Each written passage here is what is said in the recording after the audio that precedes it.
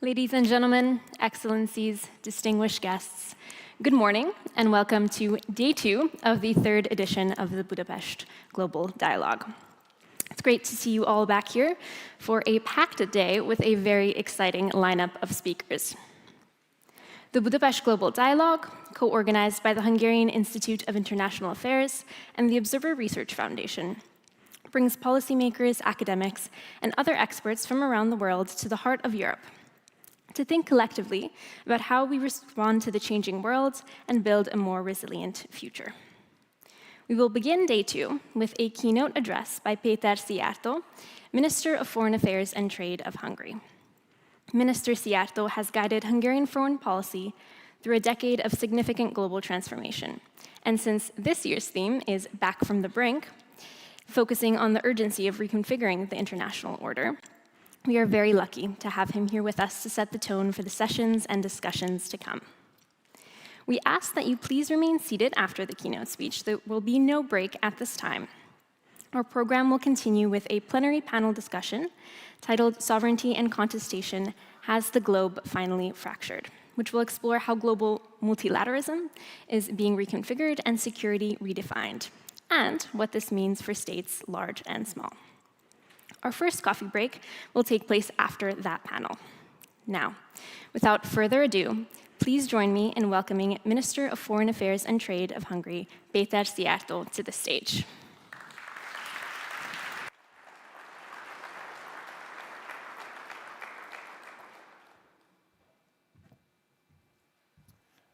Good morning to you all. Thank you so much for the kind invitation. I'm really grateful that such a conference takes place in Budapest in a Hungarian-Indian cooperation. We are very happy that the team which organizes the Rising Dialogue has teamed up with our Foreign Affairs Institute, united forces in order to organize such a very timely conference. Although I'm not quite sure that we are back from the brink, but there is a brink for sure. That's what we all know, and I hope that at the end of the conference we will be closer to be able to answer the questions which have been ahead of all of us. And it's great that the title of the conference is Dialogue. This is what we stress for. This is what diplomacy should be about. Budapest is the right place for dialogue. Budapest is the location of freedom of expressing of our own opinion. No censorship, no pressure of the liberal mainstream. Here in Budapest, you are always welcome to carry out a dialogue based on mutual respect. And I do believe that during the current crises and challenges, it is only dialogue based on mutual respect which can bring us closer to the solutions of the challenges ahead of us. I think it's not a question that putting into consideration the period from the end of the Second World War, we are now in the toughest situation when it comes to the global security. And in the meantime, a totally new world order is being shaped before our own eyes. A totally new world order which is based on changing everything to what we have been used to so far. Totally new rules and regulations, totally new methodologies. Whether it's going to be finalized at any point of time, no one knows. When this point of time will come, no one knows. But what we know for sure is nothing's going to be similar as it used to be before. And I think there is a good reason why a totally new world order is being under establishment. If you look back to the last 20 years, the world had to face four major crises. Four major crises, out of which one would be enough for an entire century. Now we have lived basically a quarter of a century, and we had four major crises. And what is in common when it comes to these four major crises is that Brussels has not been able to find and give the proper answers that led to the downgrading of the European Union, while Hungary proved to be able to find the right answers, which ended up in upgrading Hungary. And what is an impact of these four major crises and the fact that the European Union was not able to find the proper answers is that the European Union has isolated itself. And one of the major changes brought forward by the establishment of this new world order is that European Union is no more a factor, neither in global politics nor in global economy.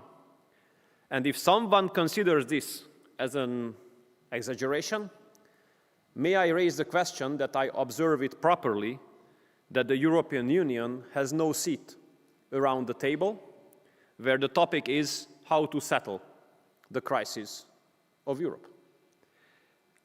So what are these four major crises? First, we all remember the collapse of the global financial system and a global economic crisis as a consequence. We all remember the liberal answer performed by Brussels: high taxes, social aid, unemployment aid, an over-ideologized policy on economy and energy. And what was the answer of Hungary? Restructuring the Hungarian economy, introduction of the lowest taxes of Europe, introducing a totally new labor regulation, establishing a very close cooperation between the education system and the economy itself, and a very pragmatic kind of economic energy policy based on the growing usage of nuclear energy. The second major crisis came forward 11 years ago, when a wave of massive illegal migration has hit into Europe. What was the answer of Europe? Wir schaffen das. Everybody was allowed and welcomed. And nowadays, if you walk along the streets of some big Western European capitals and you are not aware where you are, you might be uncertain about the continent. While here in Europe, while here in Hungary, we have stopped illegal migration. We did not agree with the Brussels approach, namely, migration must be managed. We have fought against the introduction of the obligatory redistribution quotas of illegal migration. We have not allowed a parallel society to be established. We have protected our identity. We have made it very clear that we stick to our sovereign right to decide whom we allow to enter the territory of this country and with whom we are ready to live together. This must be our sovereign right.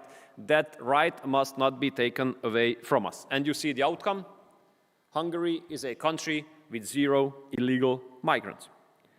Then the third major crisis came forward 6 years ago. We would have never thought that the healthcare systems of the biggest and richest countries would go on their knees because of a global pandemic. And we all remember when the President of the European Commission has ordered vaccines for billions of euros on text messages. And no one in the European Commission or in Brussels thinks that, well, this is not the right way. But those vaccines didn't arrive. The vaccination campaigns all around the world have already started, but not in Europe. And then we decided not to wait for the European Commission, but to turn to the East. And based on our tradition, which is the case, we bought vaccines from the East. And we were able to carry out the quickest vaccination campaign of Europe.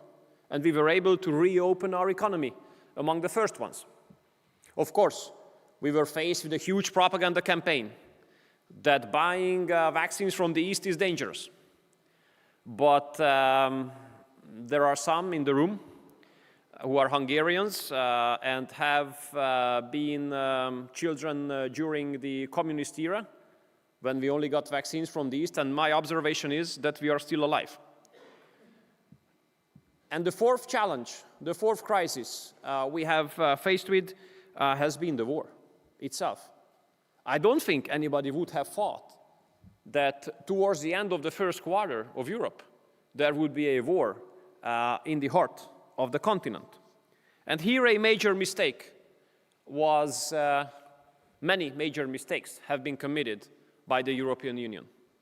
Basically, all the decisions of the European Union regarding the war contributed to the increasing risk of the escalation of this war.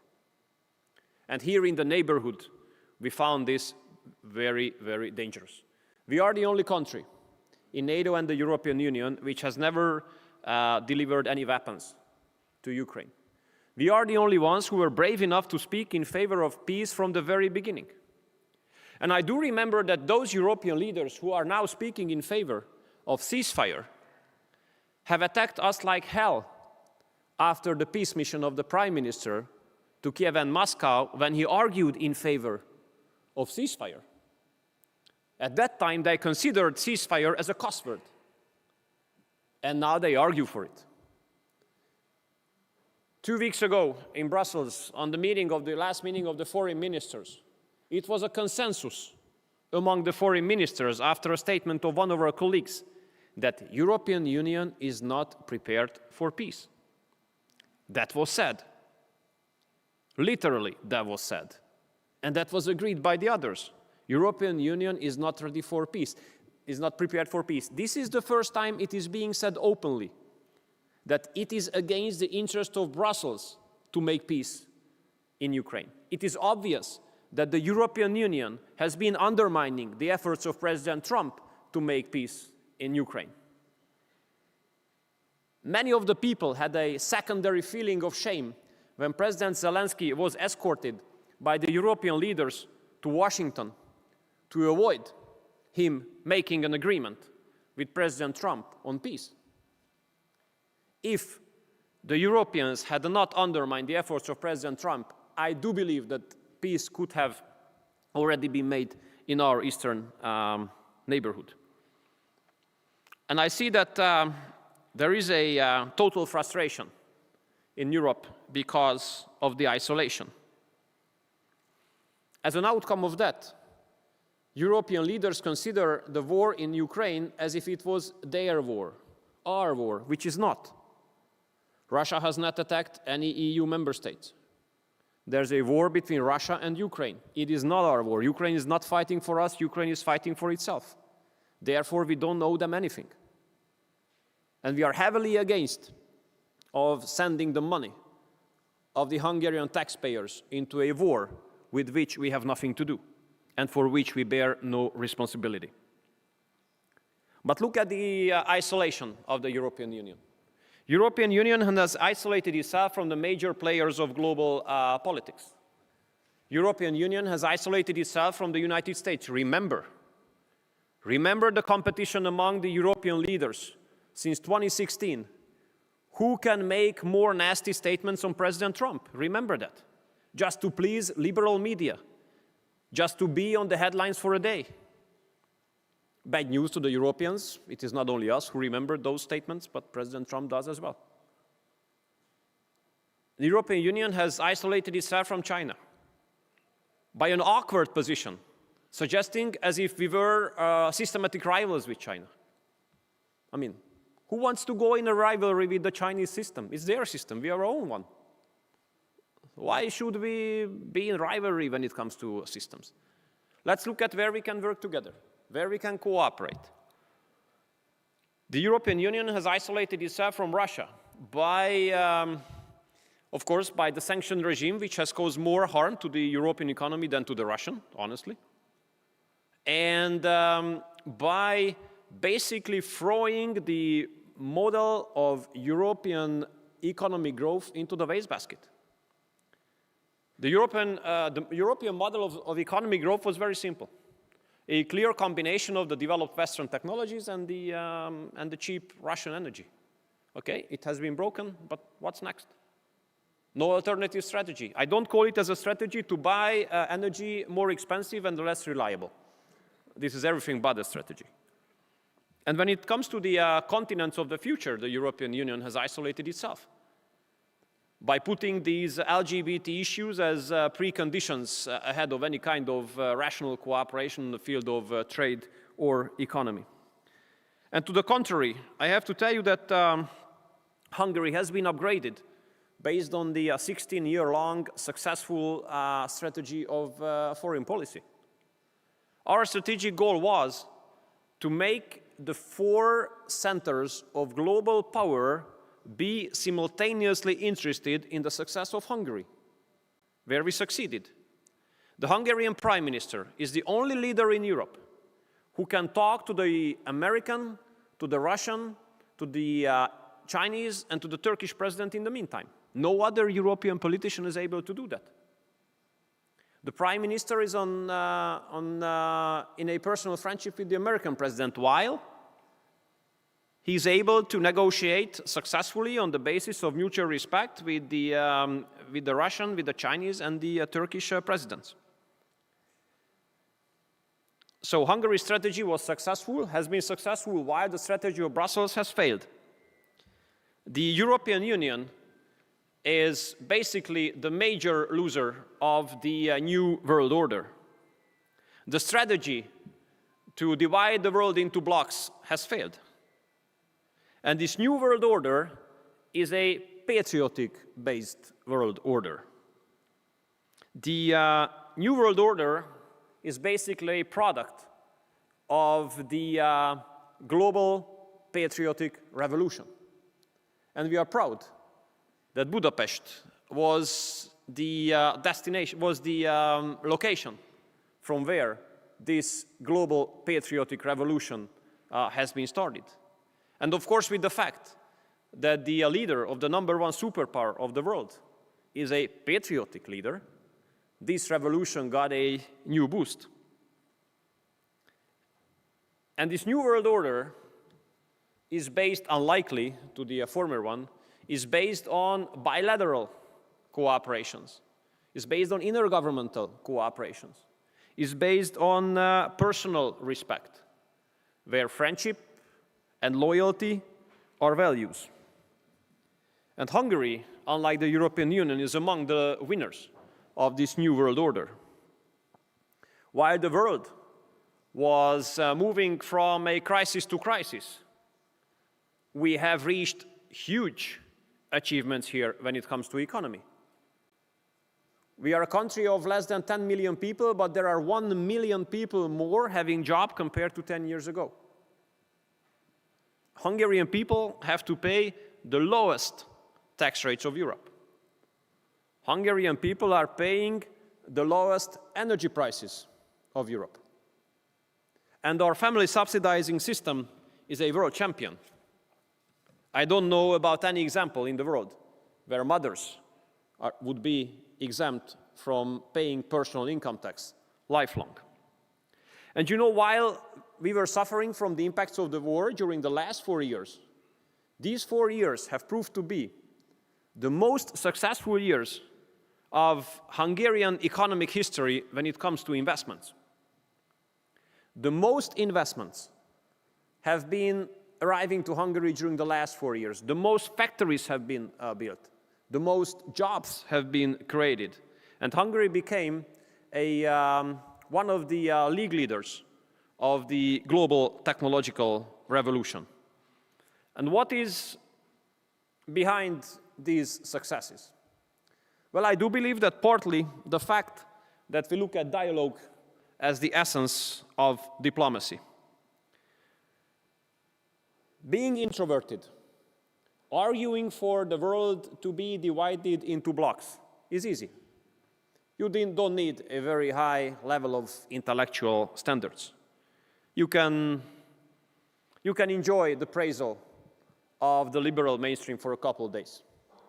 But being open to all directions, being able to build good relationships to all geographic dimensions, now that's more complicated. And there you have to be faced with tremendous attacks, not week by week, but day by day. Dirty, bloody attacks. But if you have a stable background back at home, you can resist. And the secret of the success of Hungary in the last 16 years has been a very clear public support behind the Hungarian government. And this is at stake for our elections within 2 months.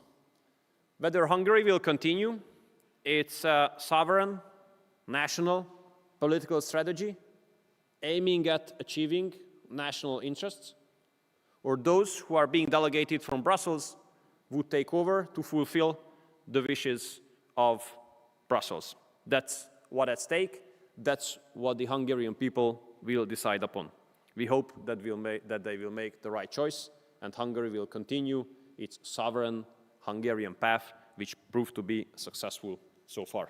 So I wish good luck to all of you to find the answers to the major question which has been put here, whether we are back from the brink. I'm very happy that you all came to Budapest.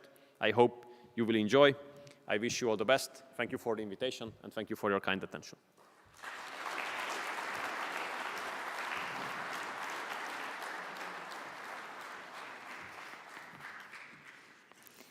Thank you again, Minister, for joining us here today and sharing your thoughts with us. Dear guests, please remain seated while the Minister exits the room. Our program will continue in just a moment with a panel discussion titled Sovereignty and Contestation: Has the Globe Finally Fractured? The discussion will explore how the old order and multilateralism have been reconfigured and what this means for nations large and small. For this discussion, we have with us Dhruva Jaishankar, Executive Director of ORF America, Gladden Papen, President of the Hungarian Institute of International Affairs, who you also heard from yesterday, Thomas Greminger, Executive Director of the Geneva Center for Security Policy, Velina Chakorova, geopolitical strategist and founder of Face for a Conscious Experience, and Ivan Krastev, Chairman of the Center for Liberal Strategies, and Albert Hirschman Permanent Fellow of the Institute for Human Sciences in Vienna. The discussion will be moderated by Márton Ugrosti, Deputy State Secretary in charge of the Office of the Prime Minister's Political Director. Ladies and gentlemen, please welcome our guests to the stage.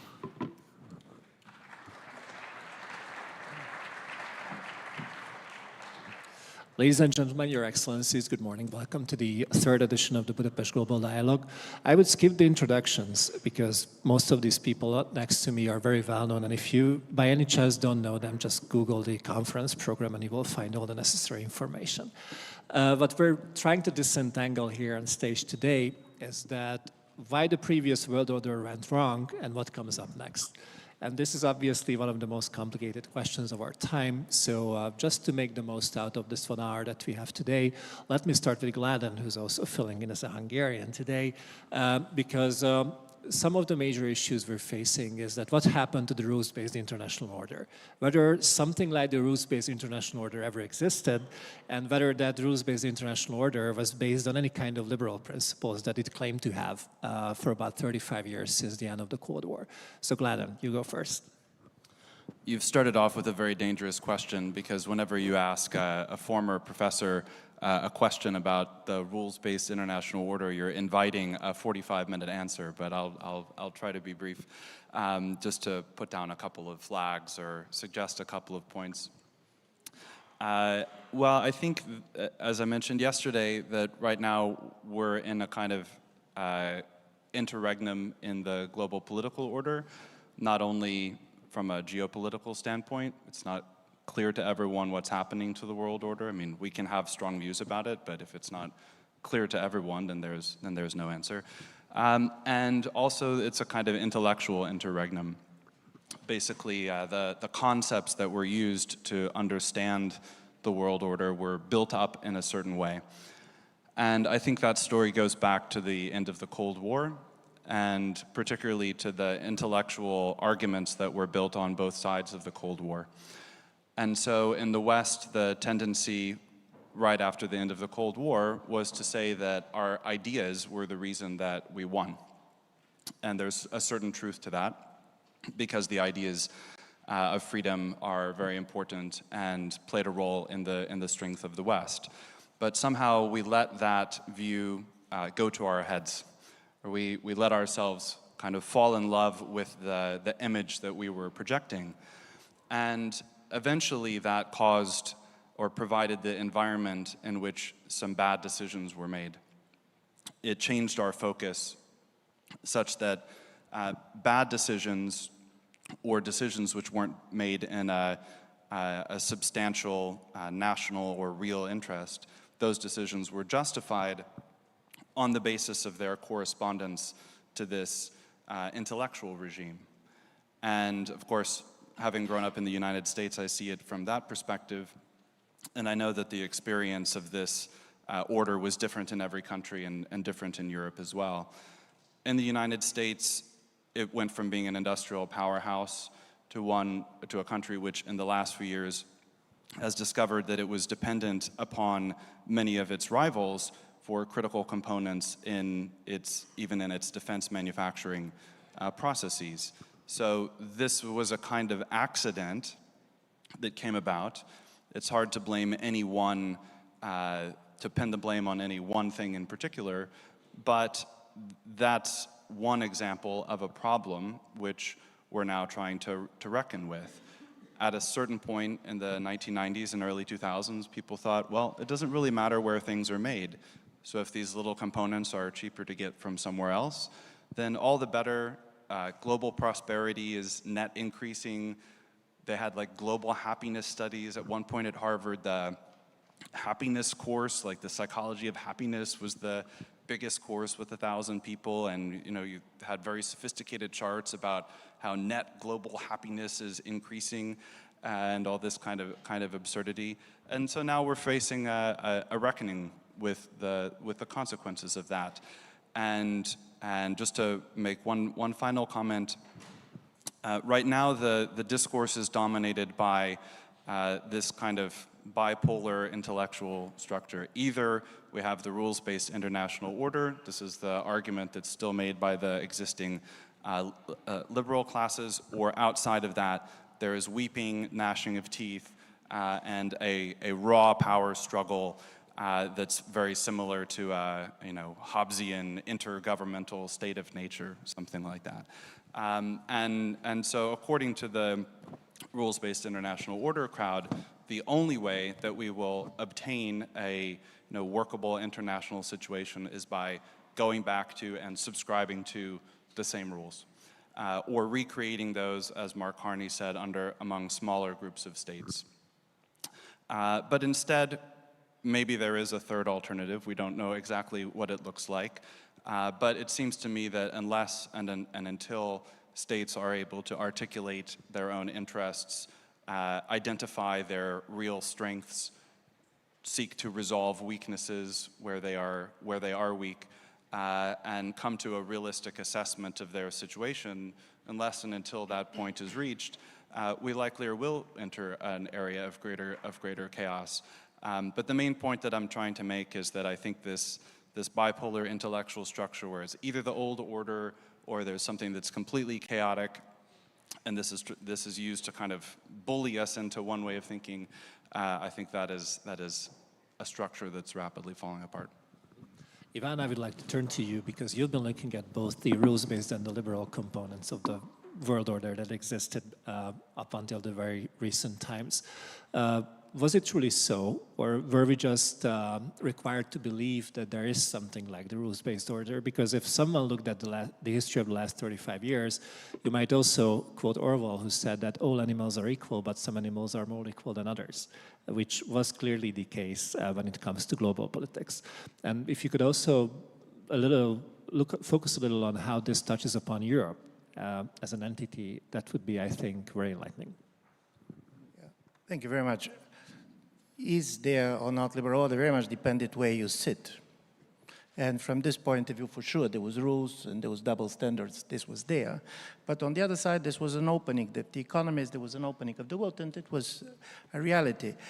What happened in Davos, and for me this is particularly important, was that there was two consensuses, and in my view, two things that probably should make us also slightly more nervous than even we are. The first was, I do believe Carney made the most important statement was, this is a rupture. This is not a transition. So we see the crisis, but it does not mean that basically we have the vision of the next world order coming. And from this point of view, if you see both President Trump and Prime Minister Carney, they're going to work on, agreed on two things. Liberal order, even if it does not exist, it's not here anymore. So from this point of view on this, there was an agreement. Secondly, by the way, for both of them, the West is not an actor in any of the next orders. President Trump was speaking about the United States as the United States, and Mr. Carney very much adopted the perspective of a non-Western middle powers. When he talked about basically the hypocrisy of the international order, this was the major criticism coming from countries like India or Brazil or others. I'm saying this because both of them believed that part of the problem of the international liberal order was that it was hypocritical. But they were seeing two different ideas of why it was hypocritical. For Carney, it was hypocritical because we pretend that all countries were equal, but they were not. For President Trump, the major hypocrisy is to claim that states are equal. His major story was there are strong states and there are weak states, and they are not equal. So from this point of view, the very claim that they are equal is the biggest hypocrisy of it all. I'm saying this because as a result of it and listening to this debate, I don't believe that the vision of the President Trump is going to work, and unfortunately I'm not very optimistic of what Mark Carney is suggesting. President Trump's doctrine, and I try to summarize, is very much the Agamemnon doctrines. It's not about sphere of influence.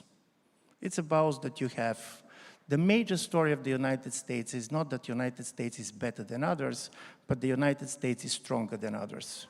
So American exceptionalism is based on the exceptionalism of the American power. So as a result of it, in the spheres of influence, you basically believe that all great powers has a sphere of influence. From the President Trump's perspective, in the way Agamemnon can basically take Achilles' slave, the United States basically have more powers than other great powers. And the biggest story from this point of view is to what extent it's true. To what extent countries like India, countries like China and others are going to allow this to happen. And to be honest, this is not sure. Because if you're listening to the President Trump when it comes domestically, part of his kind of anger with the liberal order was that the America is much weaker than it pretended to be. So paradoxically, on one level, President Trump's position is based on the exceptional power of the United States. On the other side, Trumpian revolution very much is rooted in the fear that America basically is declining power. And I'm saying this because this is a real story, and we're going to face it.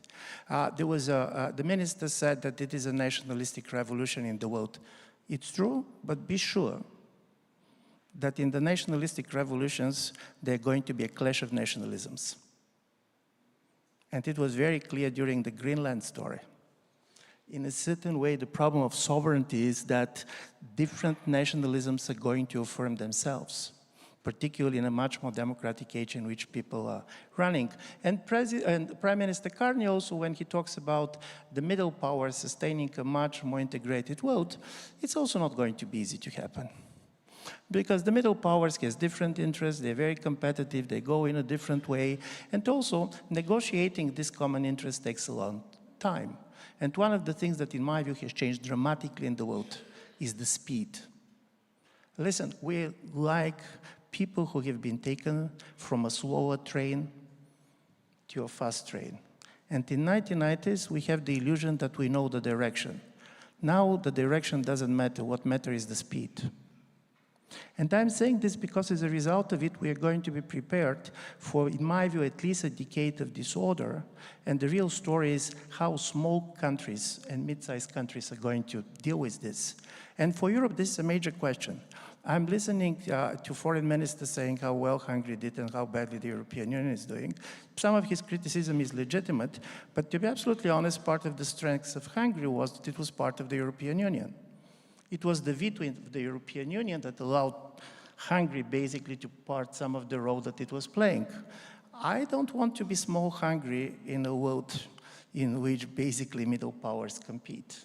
And from this point of view, the real story is about what is it going to be possible for the European Union to be reconsolidated as an autonomous sovereign power in a world which is very different. I very much agree with the world that we have been talking about, and we are not going to be back to this world. From this point of view, we don't know what's going to happen. We know what will not happen. And this is going to be an interesting question, and by the way, it's very much an open question. But European Union, in order to be a player, means that there's going to be a much more integration on the level of particularly economies. There's going to be a much more need for a certain type of defense capabilities, which Europe didn't have before. And also it means a totally different relations with everybody, with the United States, with Russia, others. And listening to the panel yesterday, listen, sovereignty means also that even the nationalistic governments in Europe are going to ask the questions, how much power you're going to allow to the American technology companies to interfere in your domestic politics. So I do believe we're going to go for a ride, and I really believe that Carney is right. It's a rupture, it's not a transition. And in that speed is certainly an issue because we're not really used to making quick decisions in any of these countries. Valina, one of your main focus of your research has been whether the world's going to become more bipolar with Russia and China on one corner and maybe everybody else on the other, or whether it's going to be something different. And if I come back to what Ivan just said about the role of the European Union, whether it will have any role at all, whether it should have any role at all, I think obviously how this new global setup takes shape is crucially important. Thank you for having me at this highly interesting panel discussion. Now I will start from where my colleagues stopped because they have already provided a lot of talking points. And your question entails two different dimensions of an answer. First, of course, related to a new phenomenon in the international relations, one that basically no one predicted, no one foresaw happening. That is the modus operandi of strategic coordination between China and Russia, meanwhile in all systemically relevant domains. And if somebody had said that 10 years ago, like I did, the person will have been more or less coined quite idealistic about certain geopolitical developments because, as we all know, China and Russia are natural rivals. They have never been close in the bilateral relationship as they are right now in 2026. So this is a new reality, and this reality is one structure of many that is actually affecting the global system and is also having an impact on all three dimensions of international relations that are relevant right now. The one being hard power in a sense of not just use but also threat, and also the statecraft behind hard power, because you not always need to use hard power for the sake of national interest. You can just extrapolate or use the function of it, as we've seen in some cases with the threat of use of hard power. The second dimension being the geoeconomics, which is the statecraft applied to, again, national interests in the field of trade, in the field of economy. We have a full plethora of, meanwhile, of measures by states, and by the way, not only actually states like, like United States right now when it comes to Russia, for instance, but also the European Union as a middle power is using this geoeconomic statecraft to bring about certain outcomes. And the third dimension, of course, is technology, because we are in the middle of a fourth industrial revolution.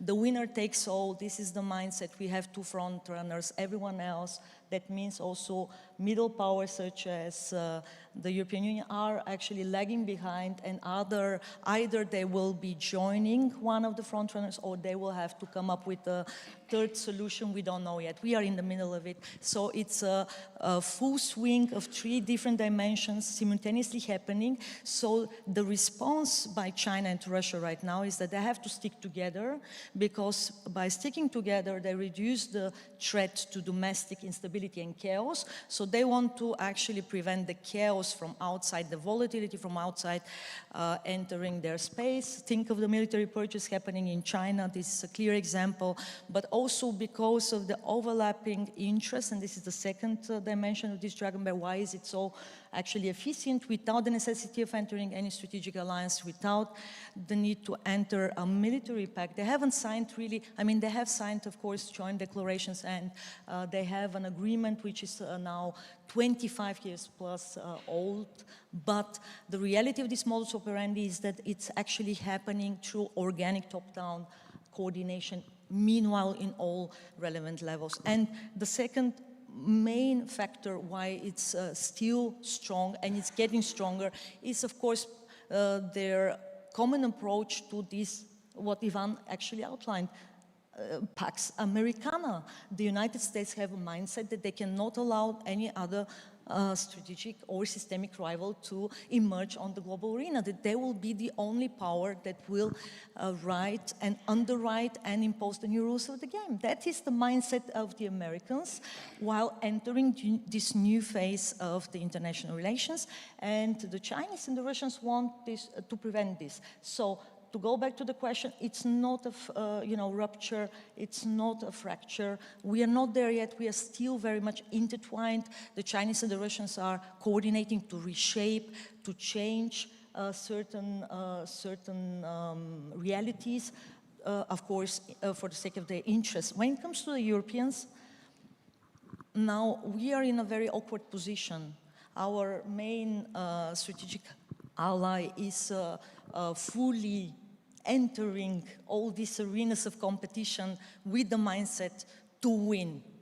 And we haven't developed a mindset to win. We don't know actually what winning means. If you've asked this question to every European capital and to Brussels, they have different answers to what winning means. Winning with whom? Who are our partners? Who are our allies? Who are our rivals?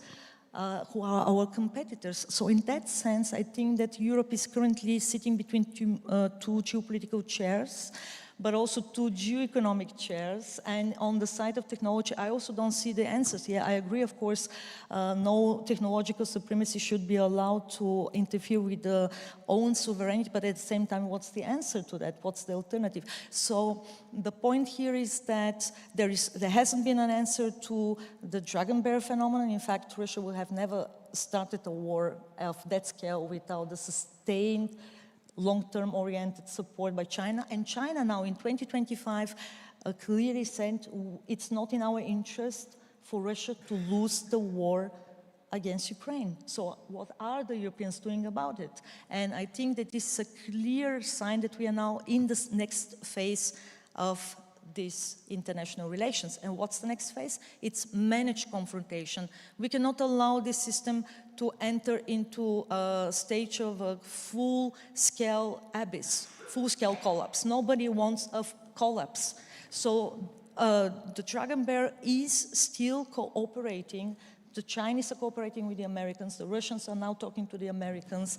Everyone is talking to everyone. And I think that for the middle powers, it's going to be much more difficult to navigate these formats of talking, because yes, behind the talking there is a lot of action happening. So you need to also provide the backing to the talking. So first, define the agenda of talking. I think this is for Europe the absolute must in 2026. And second, bring about the actions that will actually back this talking. And this is what the Chinese and the Russians are doing in 2026 in all fields, from commodities and energy to trade and economy to technological cooperation, dual use, transfer to security, defense, and space coordination. Thank you very much for this comprehensive overview. What really strikes me in these conversations that everybody talks about how the previous system is unraveling and there's something new coming up. But even if we talk about multipolarity, we end up with discussing the West and the Dragon Bear on the other hand, which are basically two poles. So enter India.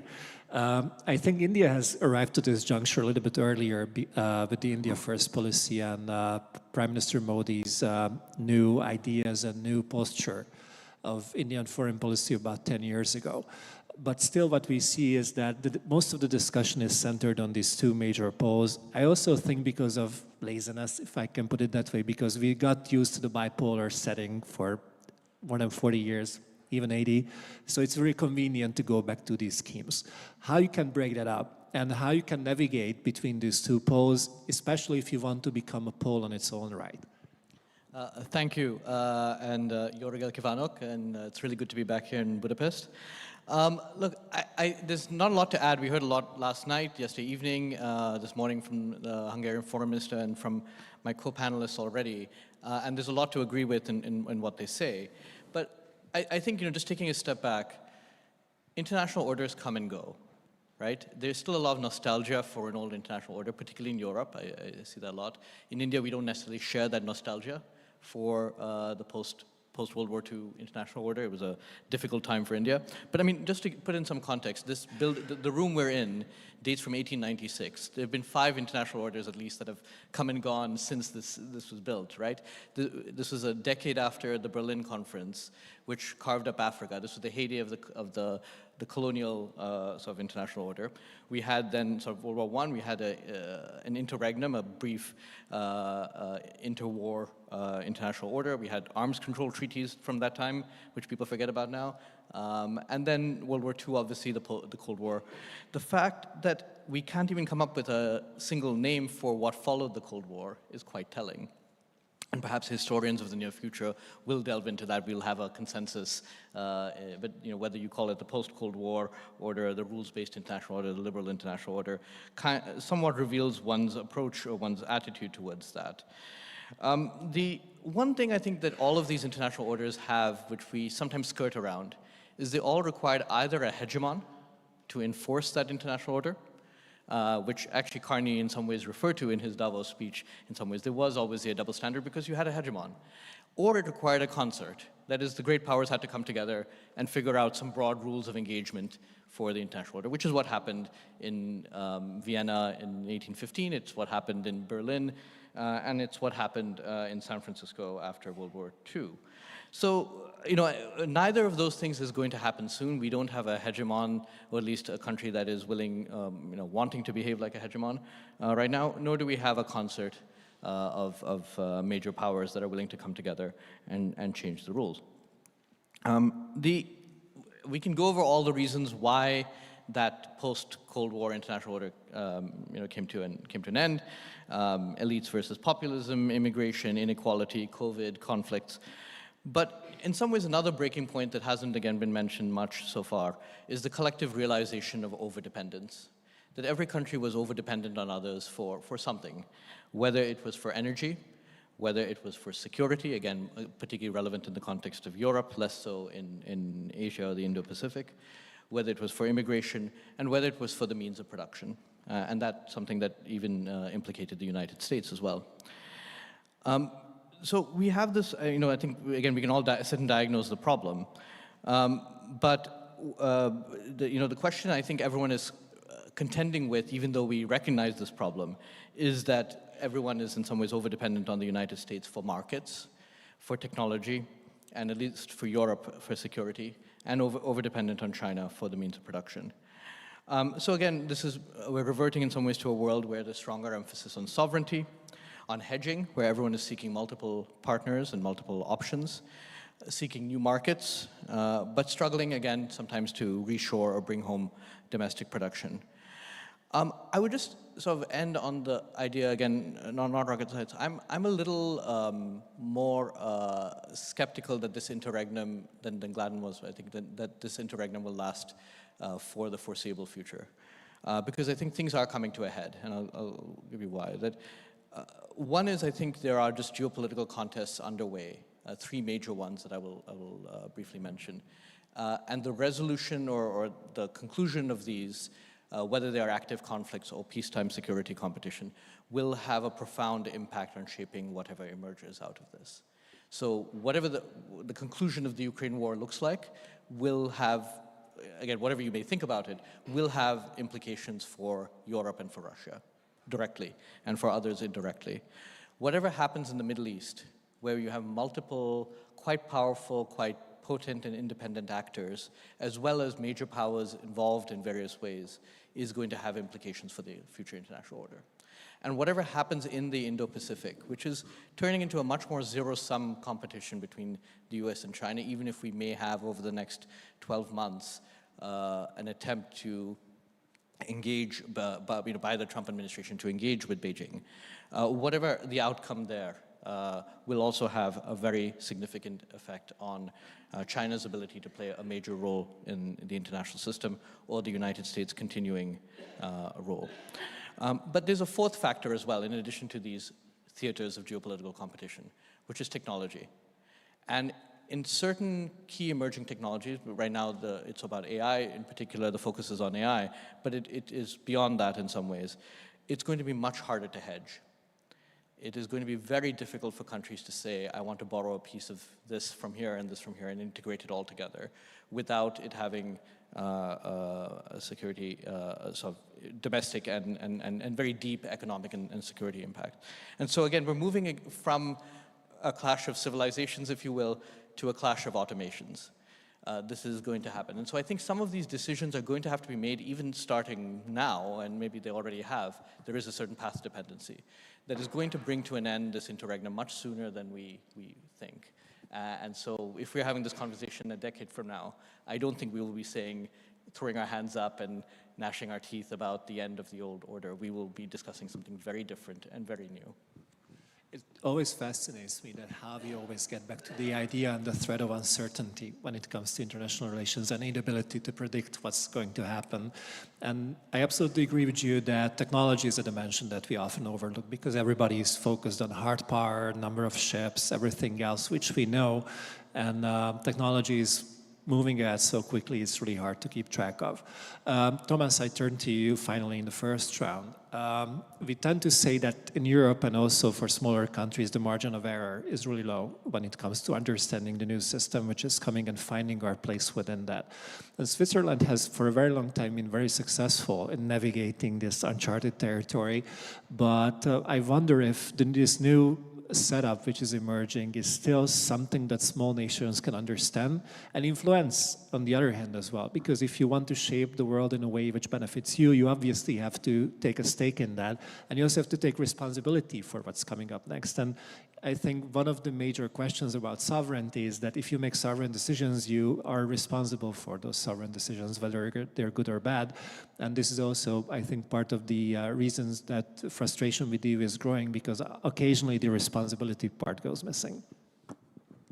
Well, thanks, Martin. Thanks for having me here in Budapest. And I will be pleased to say a few words about the potential of middle powers, and I would consider the country that I come from as a middle power, even though we Swiss would define ourselves as a small state. But I think when we look at the characteristics of our foreign and security policies, it is very much the one of a middle power. And I do share Mark Carney's assessment of the potential of middle powers in reshaping the world order, provided they act, they cooperate more systematically and more collectively. But let me first say something about this old order, or the previous order that has been referred to here last night and this morning. You know, I'm not fundamentally contesting, you know, we face the challenge of amending the order. But I would also, at the same time, remind ourselves that the world order we knew has left us with gains that will not be lost. There is still a vast majority of states that believe in the international rule of law. Despite of great powers changing borders by military means, by threatening military force on an ally, by conducting very assertive foreign policies, the vast majority still believes in international law. Second, the vast majority of states still believe that collective problems need collective solutions. So, and everybody needs to pitch in. So I think there is still a strong sense that there is a need for global cooperation. And I think, thirdly, a vast majority believes that, you know, the planet is closing in on us. We need to address climate change. We need, you know, to get our act together in producing global commons. And I think for this, we need to build these plurilateral alliances around the challenges that we face. And in that sense, I think we have to reform and strengthen the multilateral institutions, mechanisms, and I think simply relying on nationalism and national sovereignty will not do the job. Now, in all of this, I think middle powers have an important role to play. Now, let me perhaps say a couple of things of what makes a middle power. Obviously, you could kind of, you know, start out with everybody that is caught in between the three hegemons is a middle power, but I think that's not very practical. So, in my sense, there is a material capacity, how, you know, you use and project power and exert leverage. There is a willingness, a political commitment to lead on specific issues, to be a bridge builder, to be a peacemaker, to be a multilateral reformer. And then obviously, middle powers' role is very much relational. They operate they have to maneuver in a space between great powers and small ones. And I alluded to it, it's also, to an extent, a matter of self-definition. So, for instance, I ask myself, does Hungary consider itself as a middle power? I'm not sure. As I said, the country that I'm coming from has this self-identification with a small state, just like, for instance, Qatar has, Norway, Singapore. But then, if you look at these countries' behavior, it's clearly a middle power behavior. Then I think, while, you know, it's important that these countries are super agile, they also need to be predictable and reliable. I think a solid reputation is absolutely key for middle powers agency. So you cannot be totally transactional, while flexible, you know, in choosing your alliances, but there needs to be, you need to stick to a series of principles. And perhaps finally, you know, what I think is important for a middle power, it's the political commitment, I said, to, you know, act and to shape international relations, but this needs to be combined with diplomatic tradecraft. You know, I mean, you need politicians that are ready to invest political capital, but if this is not followed up by diplomatic expertise, I think the result won't be very compelling. So, now what can these middle powers do? Well, obviously they have a vested interest in a predictable system that is defined by rule of law. middle powers, they are very vulnerable in an anarchic, chaotic system, and I think they can, as I said, that they need to act collectively and cooperatively, and I think they can, be engines of reform when it comes to European security, when it comes to reforming the UN, when it comes to producing global commons. And, when I listened to Mark Carney in Davos, I felt, well, it's great, that we are now rediscovering this notion of middle powers. It's not that they haven't played an important role. 50 years ago, the Helsinki process was very much driven by what we then called the N+N, the neutral, non-aligned. Well, today we would probably call them a club of middle powers that, have allied themselves. Canada, Human Security Network, 25 years ago, they launched this network that was for like 5 to 8 years an extremely powerful driver of things, like the Ottawa Anti-Personal Mine Convention, dealing with child soldiers, creating the UN Human Rights Council. This was driven by 15, what we today would call middle powers. So, to conclude, I think there is a potential by these countries to stabilize, to shape, and to reform the international order by, using flexible, adaptive coalitions. And I think in order to be effective, they need a combination of political commitment, diplomatic skills, and a reputational capital. Thank you. Glenn and I saw you wanted to jump in, but before we go there, what keeps bothering me throughout this conversation is that everybody talks about the need of a new order, new cooperation, no zero-sum games, and so on and so forth. But in order to have that, you need to have a minimum set of principles on which everybody agrees on. And I don't see that consensus emerging for now. And we talk about sovereignty, we talk about economic statecraft, we talk about might makes right, we talk about multipolarity, all those kind of things. But we do seem to miss a final, not a final, but a common understanding of where we stand and what we are trying to achieve. And Thomas, you talked about global commons, global warming and these issues, which are obviously unresolvable on a state level. But if you're not inclined to cooperate because you have a general mistrust against the other, you're obviously not going to solve these problems either. So Glenn and I will come to you next, but could you please also reflect on what these principles could be? Because it also came across to me throughout these interventions that we still value order above chaos. And we still want to have some predictability for the future just in order to minimize the risks which all of us have to face. I'm thinking in the same direction as you now, but instead of answering on the level of principles, I think I would answer by asking what are the current agents in what we're calling the international order.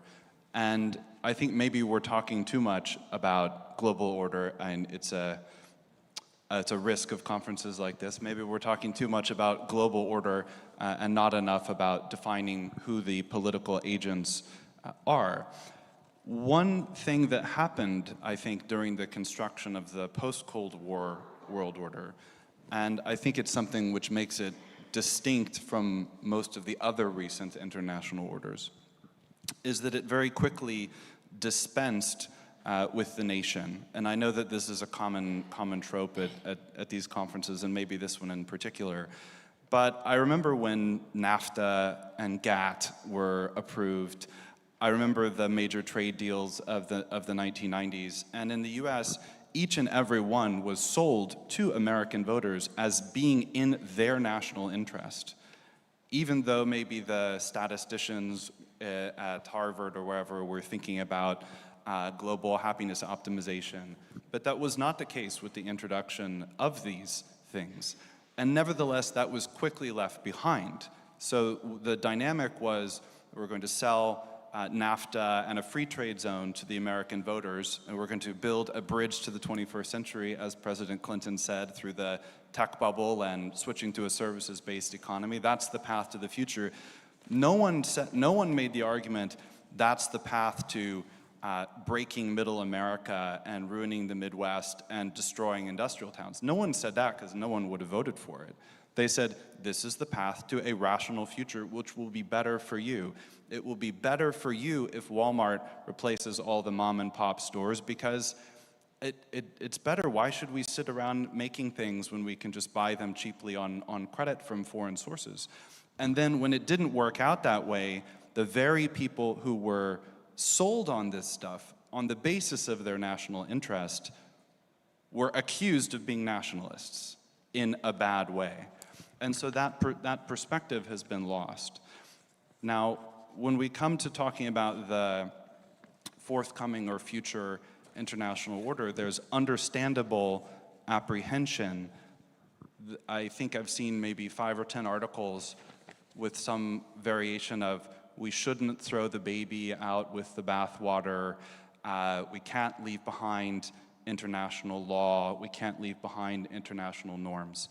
And there's an element of truth to that. Maybe the world of international law became too overgrown, but if we accept that there's a jus gentium or a right among nations, for example, that if we accept that there is a principle of just war and that there are unjust wars, then the question is what framework is going to secure them the best. This is also, leading back to this agent question, this is also the question in Europe. From the Brussels perspective, an ever closer union that is more economically rational is more rational. That will be better for everyone. But when the what I would call the natural political agent is left behind, when the actor that really functions in the international space is forgotten, ultimately worse decisions are made. So what is the situation there? I think many nations of different sizes are facing the reality that what they thought was going to be a source of their strength, like they joined the international order because it was sold as being beneficial to them. Many have recognized that it wasn't, and they have to evaluate and return to their sources of strength. That will be different for every country. It's based also on tradition and history, and there's a kind of path dependency to it. Switzerland, for example, has a very unique role in the international stage, so we can't just, compare two countries of the same size and kind of similar location and conclude that they act in the same way.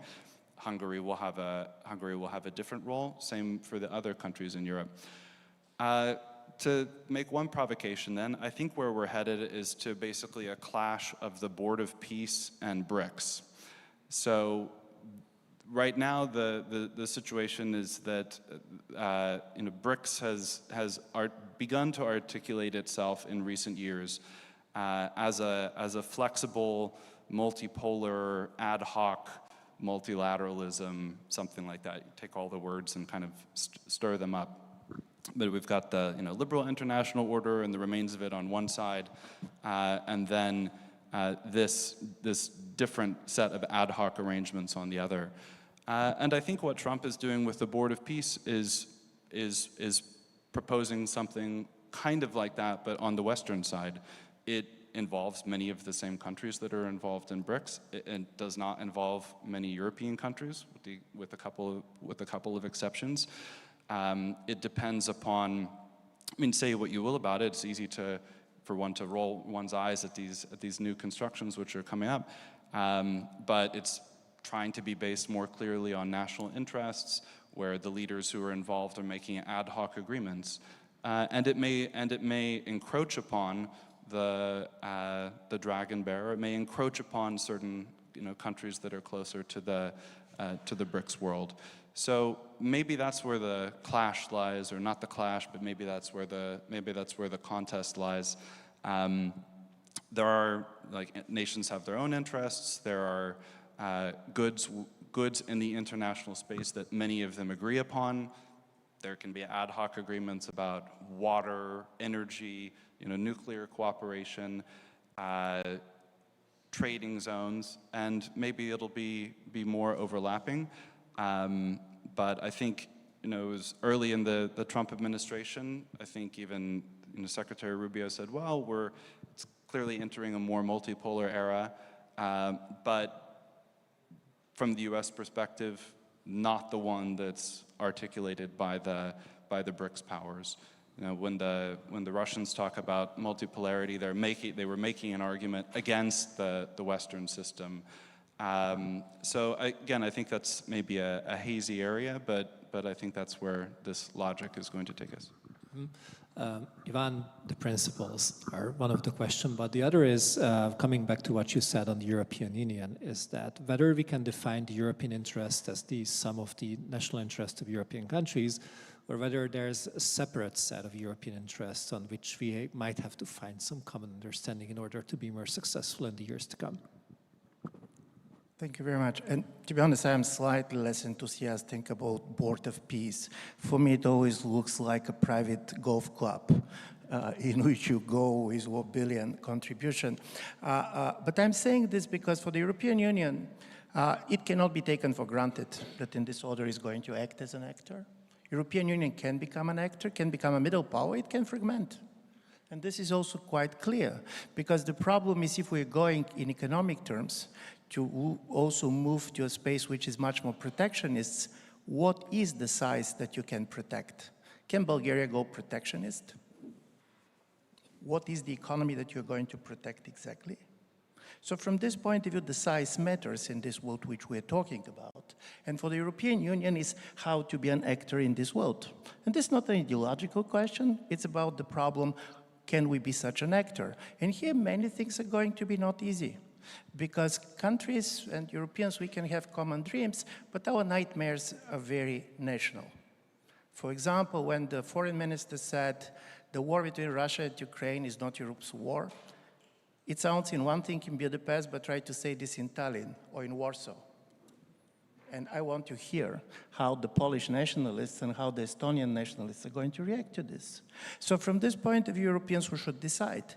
And because Europe is going to decide, in order to be an actor, Europe is going to reinvent itself. I do believe European Union in the way we know it is not going to be there.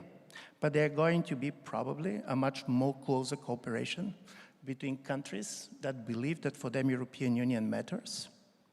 And they're going to go closer on the level of the capital market, on the level of defense. So it's going to be much more coalition of the willings. Secondly, in European Union, every small country has a veto. And by the way, countries like Bulgaria and Hungary very much benefited from this. In the Board of Peace, you don't have a veto, you have a chairman for life. And I'm saying this because we're not kind of in the first year of school. We know that states are not equal. We know that in the world politics, Bulgaria is neither United States nor China, but the fiction of equality of states was very important for any order. The moment you start to believe that sovereignty is not a right, but a privilege, then we're in a totally different world. And this is why for Europe, in my view, this is the real question. How it is going to be solved very much depends also on the talent and the capabilities of the political leaders. It's going to depend on the electoral cycles and on the politicians. And at the end of the day, it's going to depend on crisis.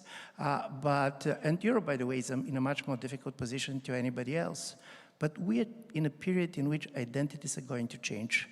All the major powers are changing their identities. It's true for the United States, it's true for Russia, to a certain extent for China. For sure it's going to be true for the European Union, but also it's true for major companies. Do you remember that 10 years ago we were saying the multinational companies do not have national passports? Do anybody believe it anymore?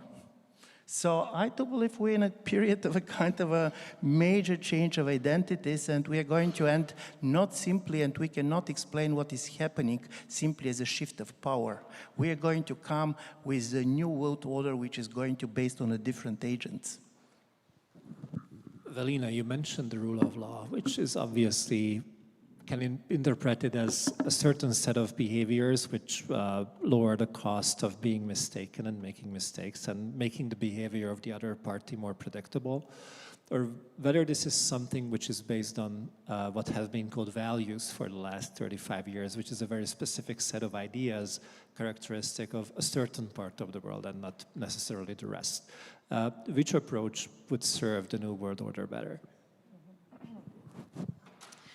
Yeah, as someone who is a practitioner in the field of geopolitics, the most hated question is actually the question about values, because I operate exactly in the field where I see state and non-state actors exercising the use of hard power whenever an interest is affected. So even if we take the values-based approach into consideration from, let's say, the last 30 years, let's just focus on the last 30 years shortly. Again, my claim is that the values-based approach coming from the so-called West was only and solely possible because of the hard power projection of one state actor who enabled this global power projection following the collapse of the Soviet Union and following actually the victory over the other superpower. So we have necessary condition, and then we have a sufficient condition. And of course, the values that followed were values derived from a Western coalition from the coalition of the free world. And I argue that once again, values will be redefined, but they will be redefined in different levels. One level will be, of course, the level of the system level, the triumvirate of great powers. There, of course, they will be projecting values inwards and outwards. But clearly, if you take a look at the Dragon Bear, this is an anti-Western, it's not non-Western, it's anti-Western coalition. So they have values. And when they come together with other partners around the globe, for instance, in the Global South, in different minilaterals, they project values that are non-Western, and it's their right to do so. So they package this, of course, not only with hard power and not only with military cooperation, but they package this also with diplomacy, with soft power-based cooperation, and so on and so forth. And that's their right. They have their own reading and understanding of the international order. And by the way, it's very important also to understand they do not want to destroy this international order. They actually want to underwrite it. They want to reshape it. They want to disrupt it and build it from within, which is a very important differentiation. Then, when we talk about the middle powers or the swing states or the kingmakers in various power equilibriums. Power is, meanwhile, as I said, not just about military strength and security related issues. Most of the issues that we will be dealing with in the next 10, 15 years will be non-security related issues. Now, these middle powers are not necessarily anti-Western. They are mostly non-Western. They have a mindset, actually, that's related to their own needs, to their own interests, and very often they are again, navigating between these two centers of powers, between these two different blocks radiating different values. Now, I argue that once again, if there would be a Pax Americana 2.0, because we don't know for a fact whether the United States will win this new competition, again, we are in a systemic competition.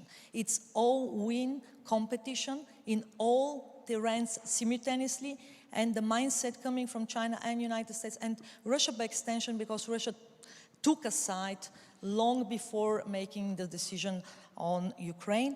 There the things are clear. So here the question, of course, is what kind of values will the United States be projecting to the world, to its partners, to the new free world coalition, because there will be one, probably with reshaped values, not the values that we know from the last liberal, rules-based order, but there will be values linked to it. Will it be the freedom? Will it be the ideological part? Again, a communist party is in charge when it comes to the systemic competition, but we don't know for a fact, but this will be decisive this time.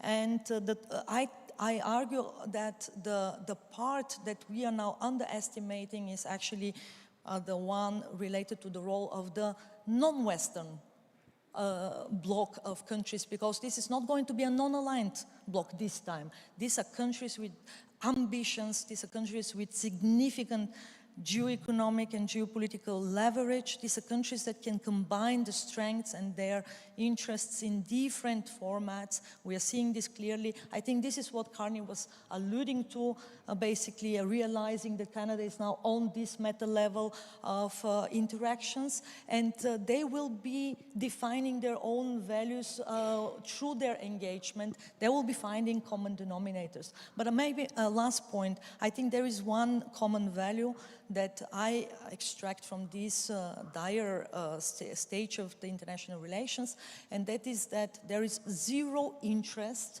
on behalf of all these competitors to engage in a direct hot confrontation, in a direct hot war.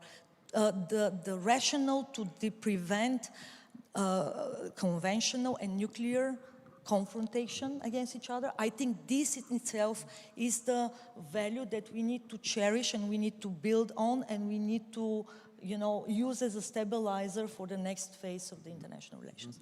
Well, let's hope that this part will become true at the end, that we're not going to enter a hot war with any of the major powers.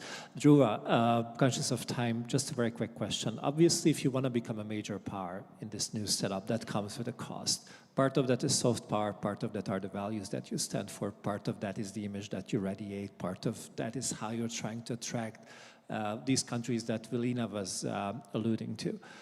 How you can make this happen with a country which has a democratic background, so you have the disadvantage of having to have elections from time to time, which brings certain uncertainty into the mix. No, of course. I mean, there are lots of challenges. I would defer, I think, with this idea that the choices between the Board of Peace and BRICS, because one is I don't think BRICS has a common agenda on a lot of things. The one commonality that the BRICS countries have is that emphasis on sovereignty. So in some ways it's almost and again, the areas that each country in BRICS emphasizes is different. We actually have some BRICS members who have joined the Board of Peace as well. So I'm not sure that that's look, any international order I think there are three ways of looking at it. There's the governance of the global commons, and that is something we're already seeing breaking. I mean, arguably space and cyberspace are no longer global commons. They're becoming sovereign, they're becoming territorialized. The Arctic is, it's only a matter of time before other aspects of the global commons break in that way.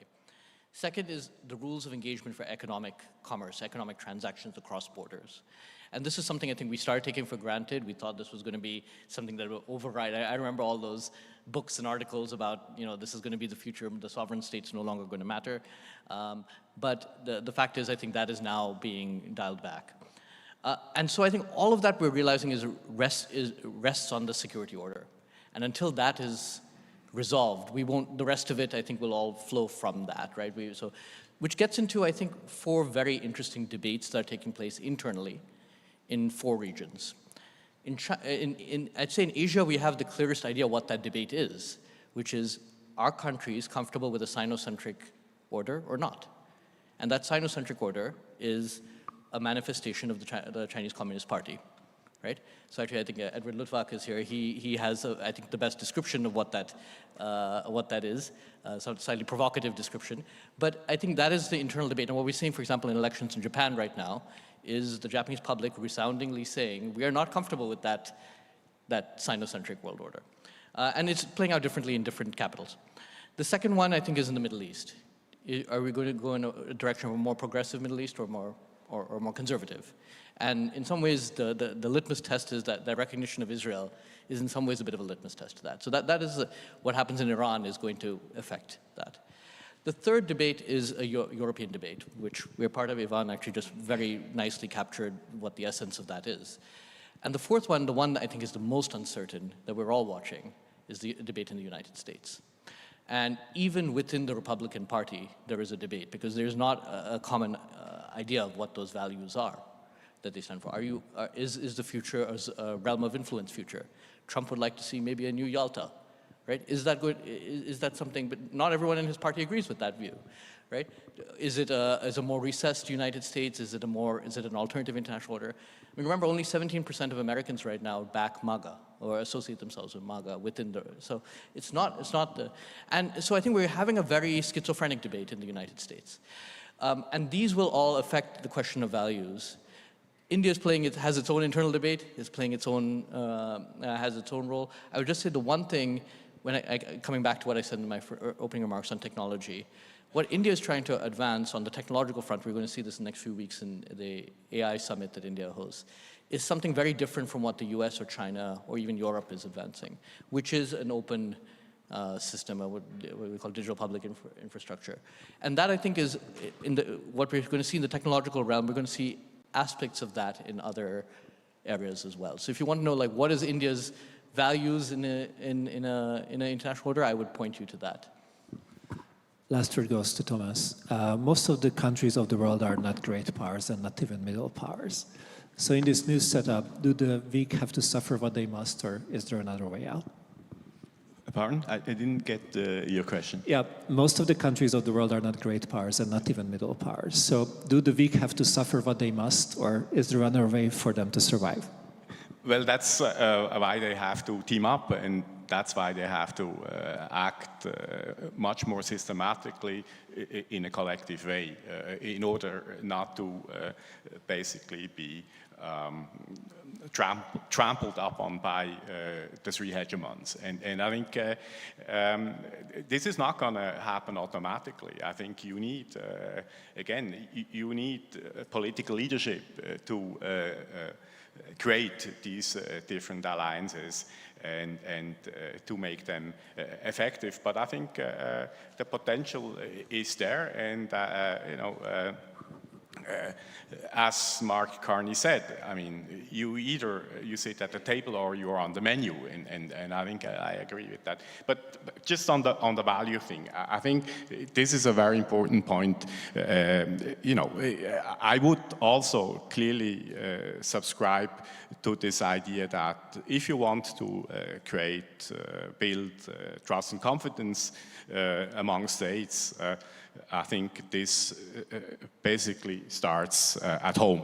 And I think it starts with strengthening trust and the interest that people take in each other, people across different socioeconomic circumstances, and it starts with hopes and fears of people. And I think social cohesion is going to be a very important value or principle when we kind of reamend or reshape a new world order.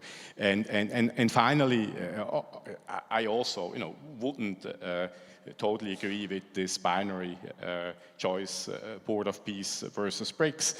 My reading of BRICS is very much a gathering of states that would not want to replace the international system, but would want to reform it to make it more supportive of their interests. And that is obviously valid for the Bretton Woods institutions, it's valid for the UN, it's valid for the UN Security Council.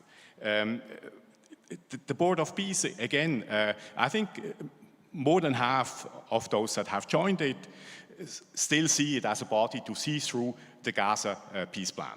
And I think they're right in joining this body, because in any peace process, you always need a group of political stakeholders that drive the process. Then underneath, you need, the technical expertise, you need the diplomats, the experts, that, make things happen on the ground. But above, you need a body that sees it through. And I think in that sense, the Board of Peace for Gaza, I think I'm fine with. The Board of Peace for other conflicts around the globe, for Ukraine, etc., I think it's a very bad idea. Thank you very much. This brings us to the end of this conversation this morning. I think we came back to the idea of sovereignty once again, that nations are responsible for themselves. And if there's one lesson that we can take home today, is that we have to think harder, which is great news, because that means that we're going to have our jobs for the foreseeable future as well. Please join me in thanking the panel for this great conversation, and hope to continue that over the coffee break.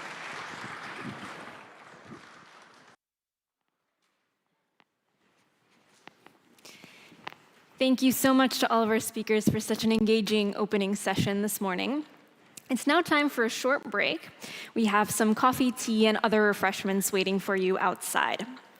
Our program will continue after the break with a keynote address by North Macedonia's Minister of Digital Transformation at 11:10. You won't want to miss it. Enjoy the break.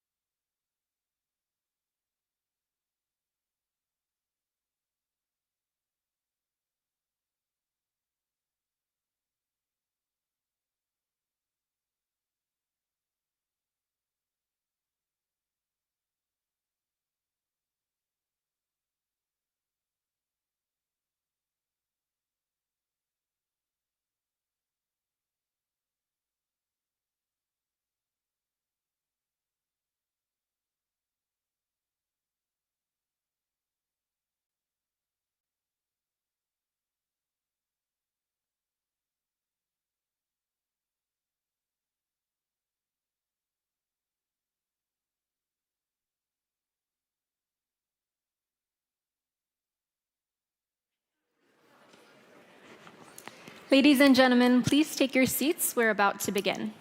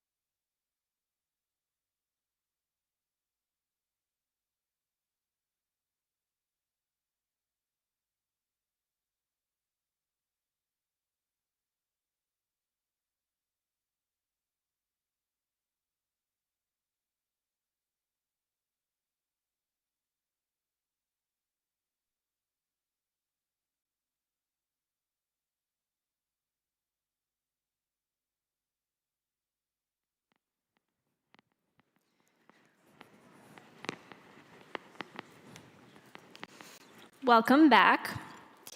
Stefan Andonovski, Minister of Digital Transformation of the Republic of North Macedonia, will deliver our next keynote address.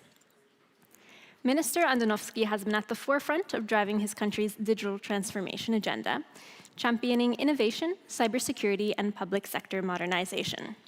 We are honored to have him with us today to share his insights on the challenges and opportunities shaping the digital future of our region. Please welcome Minister Andonovski to the stage.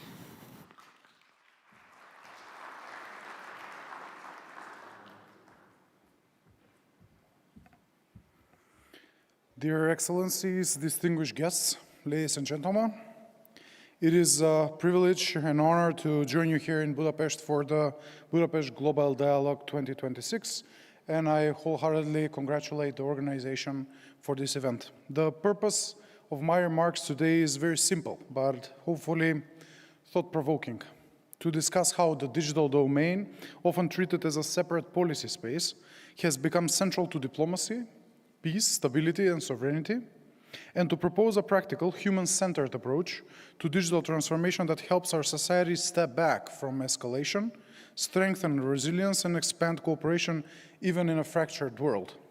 You see, we gather at a time where the international order is being tested on multiple fronts: military, financial, and demographic, and when long-standing norms feel less certain than they did only a decade ago.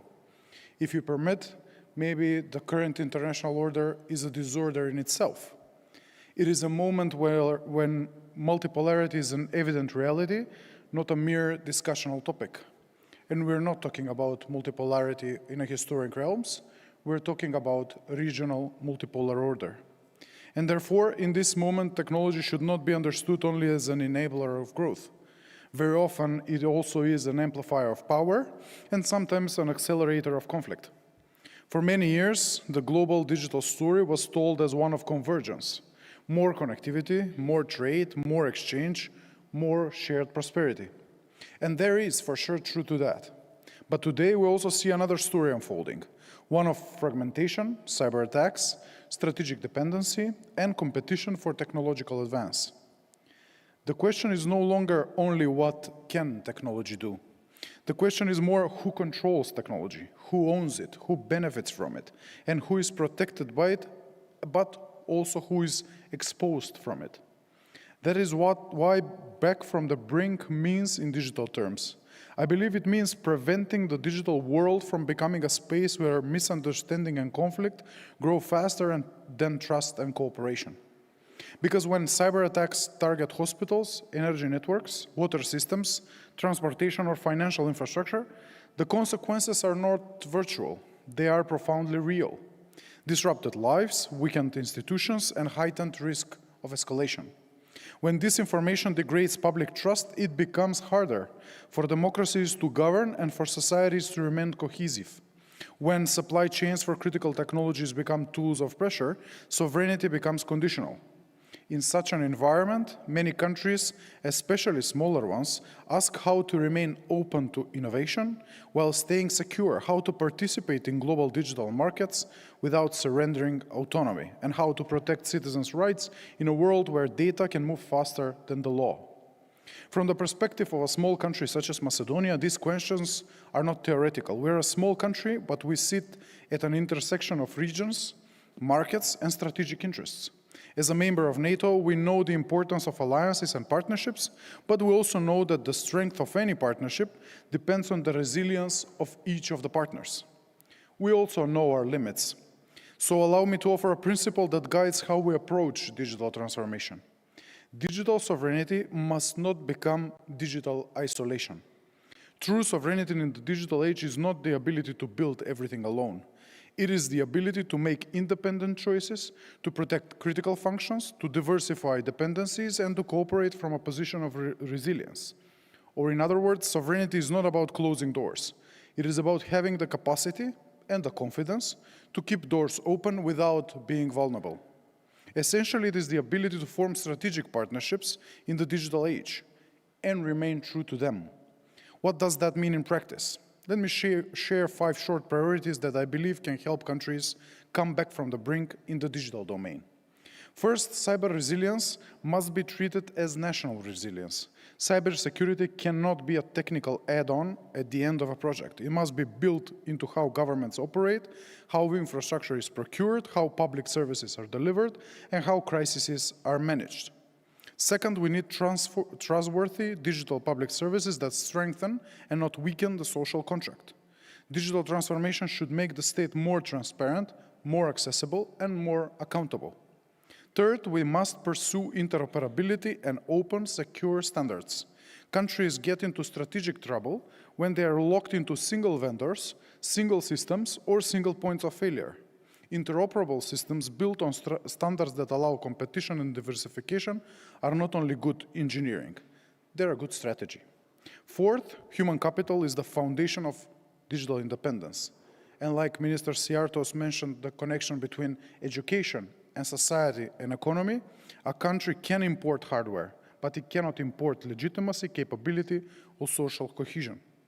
Fifth, we need responsible governance of artificial intelligence and emerging new tech. AI is driving productivity and innovation, but it also reshapes security, work, and in the information environment. We must encourage innovation while managing risk, ensuring accountability in high-impact uses, guarding against bias and discrimination, protecting personal data, and building safety and transparency into systems that will affect citizens' lives. And this brings me to the heart of why we are here today. I feel that this conference is ultimately a call for realism and restraint, for rebuilding a more resilient world order at a moment when the temptation to escalate is very strong. Strategic cooperation means something equally concrete: pursuing joint action against cybercrime, fraud, and ransomware, sharing best practices, building incident response relationships, and strengthening the norms that reduce the risk of miscalculation.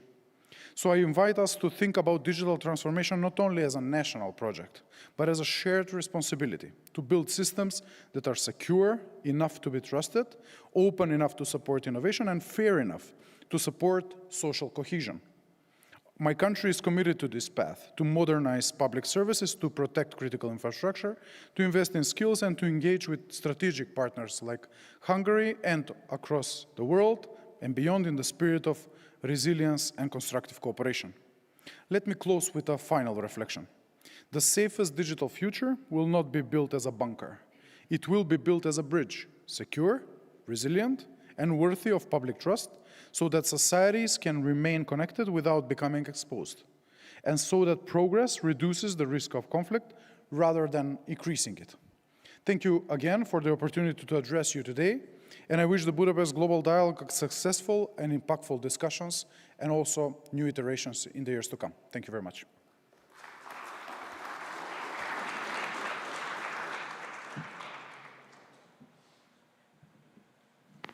Thank you very much, Minister Andonovski.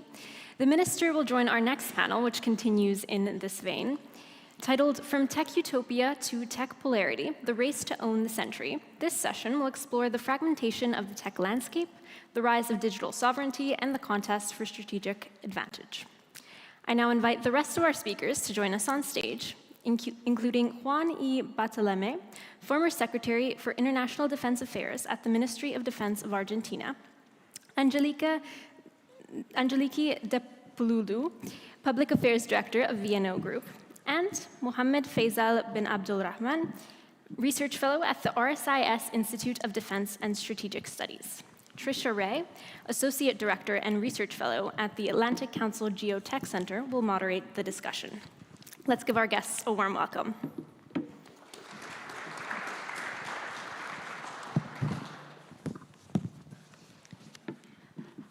Minister Andonovski, you laid out the background for this panel very well, so you actually made my job easier. Thank you so much. Good morning, or jo regelt. Thank you for joining us for this panel, titled From Tech Utopia to Tech Polarity, The Race to Own the Century. As established technology leaders, as well as emerging digital powers, move to secure a strategic advantage, the global tech landscape has entered an era of both sharper contestation and fragmentation. This panel will examine how governments, the private sector, and other players in this ecosystem are navigating this sea change, and what concrete choices they face in balancing growth, innovation, multilateralism, and tech sovereignty. We'll be focusing today on whether today's geopolitical pressures inevitably constrain collaboration, or whether new models of cooperation can emerge, even in this more competitive world. We're joined by a panel that will solve this problem for us once and for all. Already introduced, so we'll get straight to the discussion because we are a little shorter on time than we were initially. So I'll start with an opening question for all of you. Smaller states or middle powers often have to choose between quote-unquote off-the-shelf or ready-made technology and national sovereignty. How do you see this affecting nations' ability to govern itself? We'll start with Minister Andonovski and move down the line. Yes, thank you very much. This choice that you mentioned is often posed as binary choice, so either or. In reality, the issue is not whether a country buys technology, it is whether you can understand, control, and strategically position it in the way that you feel that it's comfortable for your citizens, for your institutions, and for your systems. Because when the state becomes reliant on a single external provider for cloud infrastructure, AI, identity systems, or models, or telecommunications backbone, then it becomes vulnerable in terms that is gradually losing negotiating leverage. This predominantly not with countries, other countries, but predominantly with international tech giants. And in this regard, strategically positioning yourself would mean that you build or you buy off-the-shelf technology for some systems, and then you strategically position yourself towards it. That doesn't mean that, and it's not suitable to say that any country in the world that is medium or small-sized, as my country is, can allow itself to build everything domestically or live in an autarky that is close to the international system. But to strategically plan what you actually have. I have chosen a bit of a hybrid path in my country. If you see, for example, our cloud architecture is built in such a way that it's triple hybrid. which means that some of our systems are based in the country with private vendors or domestic public institutions. Part of it is in Europe, and other part is built in the United States. So it means that we're building it in a triple sense of a system. That helps us being flexible in the same time that we are building a resilient system. I unfortunately inherited a system that was very ad hoc. We're built in diverse silos. Building it back means building it in a systemic manner. How to do it, but by not being dependent on one sole source. I would say that will be the short answer to your question. Thank you. Well, thank you. Thank you for the invitation to be part of this interesting dialogue, and also for being, I think, one of the, not only an Argentine voice, but also one Latin American voice here at the discussion, so which was quite important when you look what was discussion previously. So my point of the off-the-shelf and national sovereignty is that we are forced not to choose sides, to choose ecosystems. That is going to be my first point on that issue. And when you look tech polarity, you see an intertwined race, which is the race for breakthrough, which is the utopia part, the race about infinite possibilities. And the second race is the race for natural resources and choke points. And that is the problem of the polarities, is the race for finite resources. But when you look at the ecosystems, the important part for me is that we need to accept that at some point dependence is unavoidable. For Argentina, for Hungary, dependence is unavoidable. But as the minister stated correctly, in my point of view, that autonomy is not longer independency, it's how we will manage dependence. And that needs us to be smarter and to use exactly the same policy choices that you propose, and we in a further part of the world like Argentina, we usually did and does.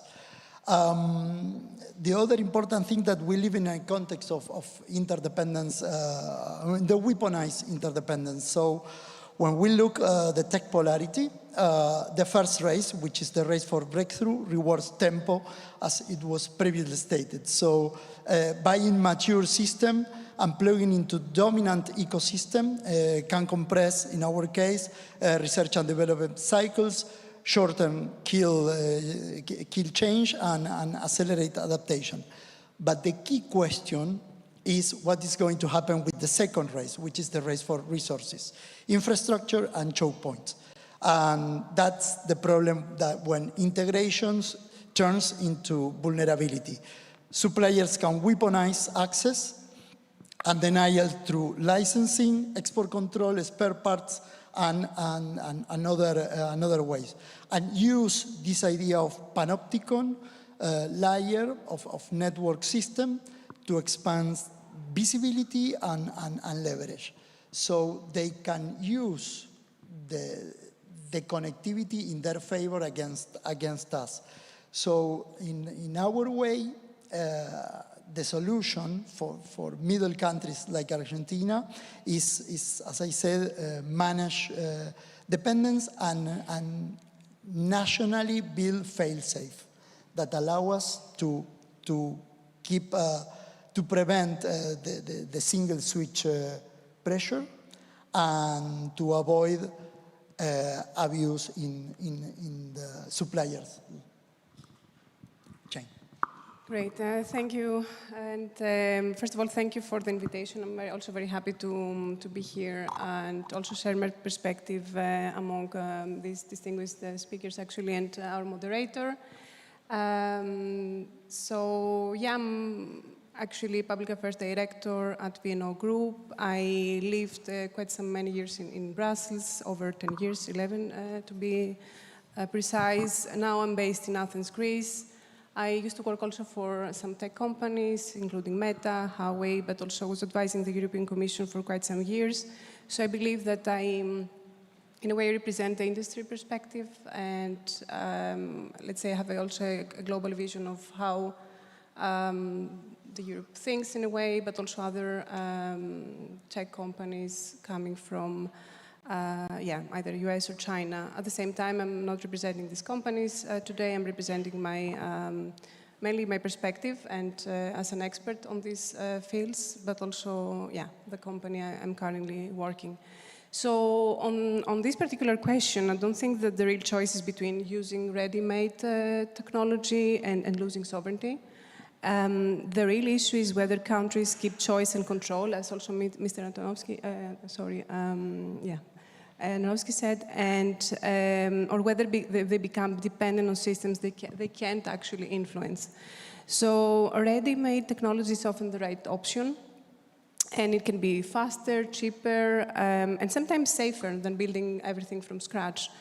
And Europe benefits a lot from global technology like cloud services, as you mentioned, cybersecurity tools, and AI, because basically it helps governments and businesses grow services, upgrade infrastructure, and at the same time innovate, which innovation, I think it's very important after all.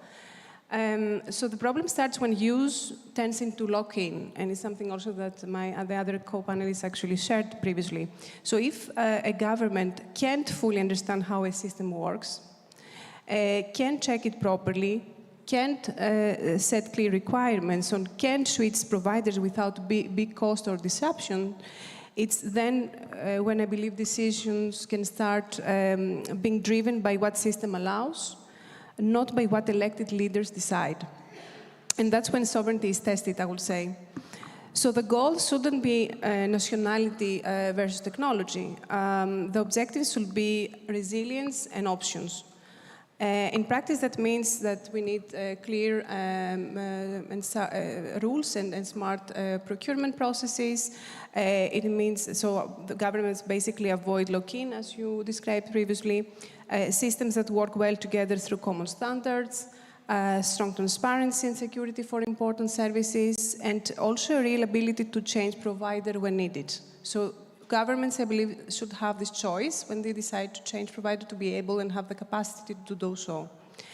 And from a European perspective, and again, this comes also from my experience in Brussels, strategic autonomy doesn't mean building everything alone or shutting others out. It means basically having the capacity to ensure trusted and secure choices, while at the same time staying open to innovation, partnerships, and global cooperation. Interoperability is also very important, but it's something that I would like to raise also as the discussion flows. Thank you. Hi, good morning, everybody. Firstly, I'd like to thank the organizers, Hungarian Institute of International Affairs and NORF, for the very kind invitation. It's a very important dialogue.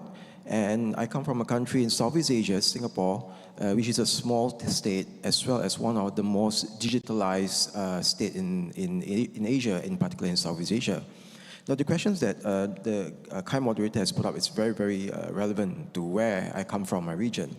I believe that when it comes to a nation's ability to govern itself amid tech governance, there are probably 4 important areas that every nation may want to address.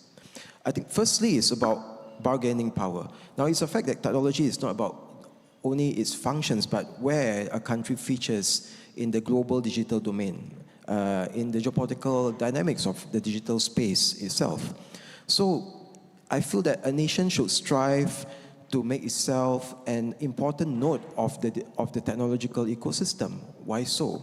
If you are an important node of the technological system, I think you will have greater bargaining power to influence or to persuade tech companies on how to develop and how to deploy technology that will, in a way that will meet your national interests, your sovereign interests, as well. If you are a very useful node to the tech ecosystem, then I feel the problem or the risk of facing coercion from tech companies or from larger powers would be better managed.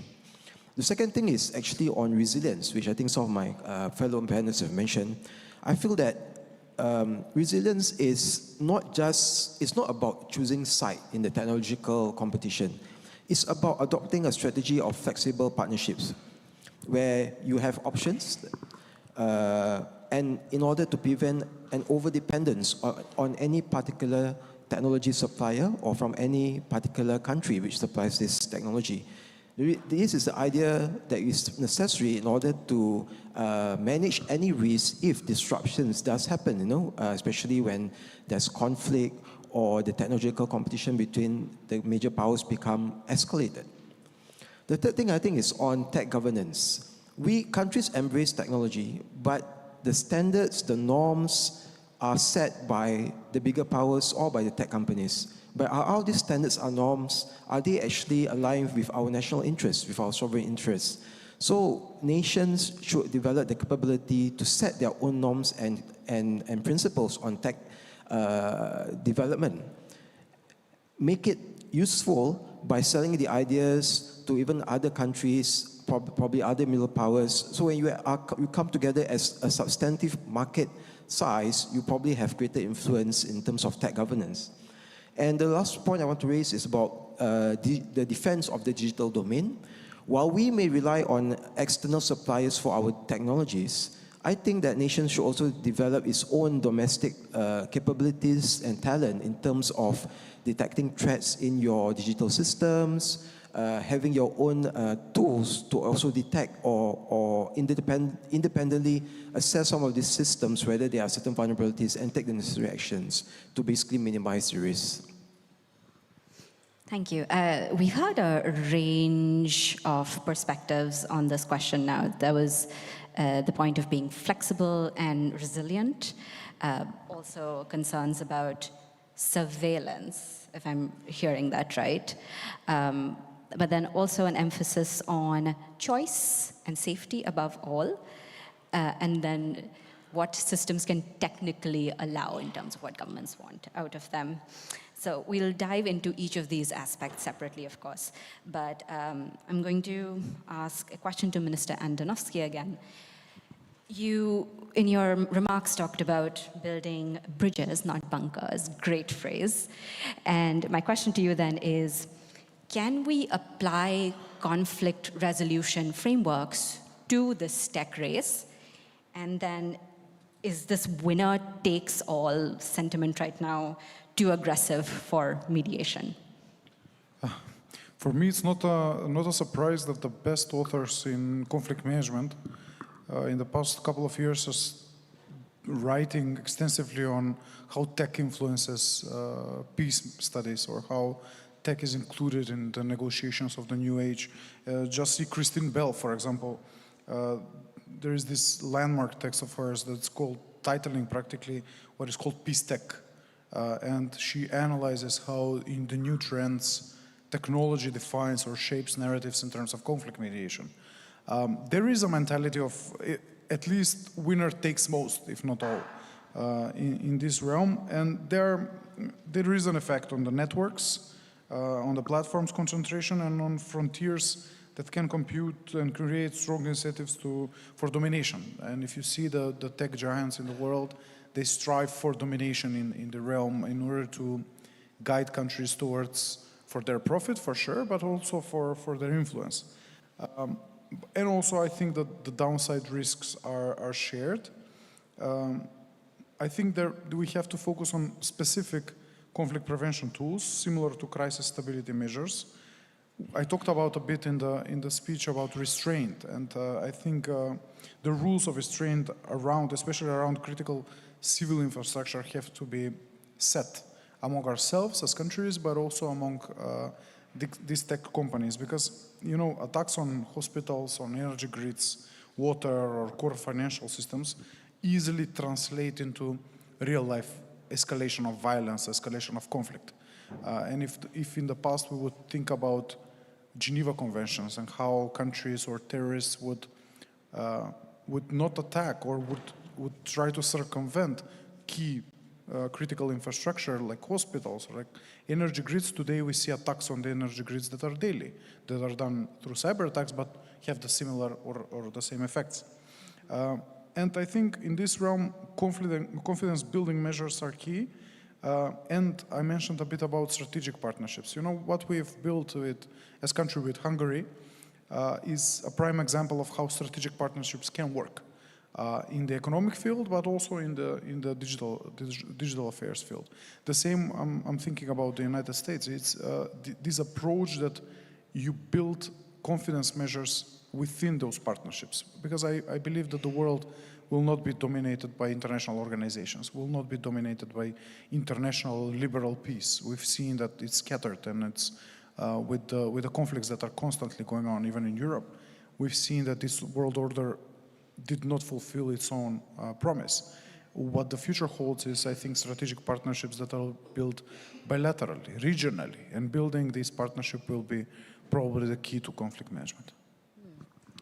So you're saying there's a shift towards trusted partnerships. And building up. Maybe you start small, you start with small steps, but building up those partnerships in this digital domain and in the cyber is a key to functioning. Information sharing platforms, step by step, trusting each other and building it up. Mm-hmm. Which actually brings me to a question I had for Angeliki, which is, in your day-to-day, is the fragmentation of the internet still a theoretical risk, or are you seeing it manifest in your work? It's a very interesting question. I think it's not just theoretical. I think it's something that companies, especially experience into day-to-day, actually working across and also across borders. So in practice, you constantly navigate different rules on things like data transfers, localization, content moderation, something that we also heard yesterday, platform responsibilities, different requirements around cybersecurity and AI. So we see, even when the underlying technology is global, the way actually that you can run a service, what data you can use, where you can store it, what you must disclose, how you handle takedowns, how you assess basically AI risks, and which is quite mainstream nowadays, can differ significantly actually from one jurisdiction to another. So the internet isn't it, let's say, fully split in a way that, let's say, into separate networks, but it has become much more region-specific in how services operate. So for companies, that means higher compliance cost, more operational complexity, and sometimes having to redesign products or processes for specific markets because of this complexity and because there is no, let's say, harmonization on all these kind of processes and rules. So for governments, it reflects legitimate priorities like privacy that you mentioned, safety, security, or cultural norms. So fragmentation isn't automatically a bad thing. The real danger isn't that the rules are different, actually. The real danger is when they become incompatible, I would say. When requirements can't be met at the same time, or when systems can't connect smoothly across borders. So again, interoperability is key here. And that's when you get real barriers to innovation, trade, and even cooperation on security, which is really fundamental for technologies like AI, for example. So the goal shouldn't be to eliminate differences, but to prevent incompatibility, I would say, by building interoperability, as I mentioned before, and we need also shared technical standards and trusted ways to work cross borders and with different jurisdictions. So this would be my 2 cents on this. And with how things are right now, do you see that interoperability happening? Not really, I'm afraid. So, because as I said, there are like different countries have different rules. So we need to find a way through perhaps global cooperation, dialogue to solve actually these challenges and make systems more compatible, as I said, and more interoperable. So, all right. Secretary Bartolome. Going off of the way that you framed your opening remarks, how do countries like Argentina avoid becoming digital vassals to the United States or China? Can sovereignty exist without total tech independence? Yeah. Well, it's interesting because yes, sovereignty exists, but in our case, we started to think that every single great power or major tech power has the possibility to spy on us, to know what we are doing, because our systems are connected to them. They have the human capability and capacities to see what we are doing. So in a way, we try to solve it, deciding who we are going to allow to spy on us in a way, and to establish the way that we are going to share data, and to know in the 90% of the situation what type of data we are sharing with them. So in a way, the trust is the solution for us. And we decided to do one thing. We are not following hedging politics with this grand strategy way of dealing with China and United States. We are more following this idea of selective engagement. For us, it's important because it allows us to be clear on China to the United States in which areas we are going to move forward. Specifically, for example, in commercial telecommunication, we are allowed to work with the Chinese and Chinese equipment, Chinese software, whatever.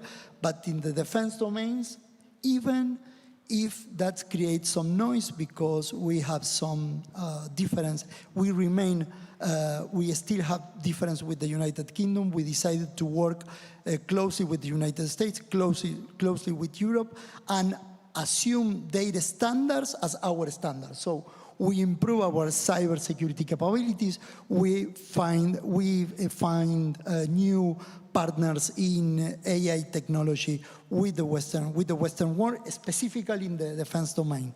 But we are open to other domains in other areas. But to do that, we need to be unambiguous in our policy, and our policy is towards the Western world. And another important issue that you bring in the conversation is space domain. For example, the previous administration worked quite closely with China in order to give us a strategic access to specific areas of our countries, of my country, that brings them a better position to look into the space and to look into tracking Western satellites. Now we decided to stop that type of agreement with China and to move closely to the United States. So in a way, selective engagement is our answer to the question that you pose. We are not going to be vassal of anyone.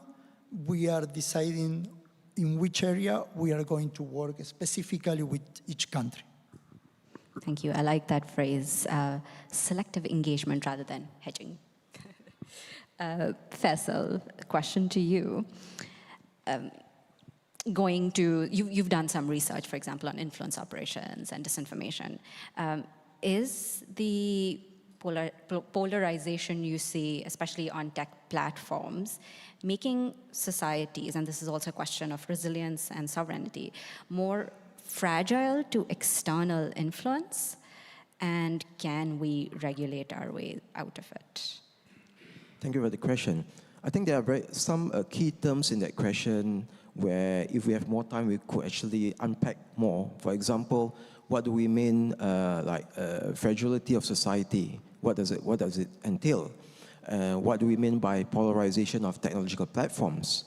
I think when it comes to polarization of technological platforms, there can be at least two issues. First is the fact that there's we're just talking about, there's many kind of platforms, but if we take a look at social media itself, there's the Western platforms, primarily American, then there's also the Chinese platforms.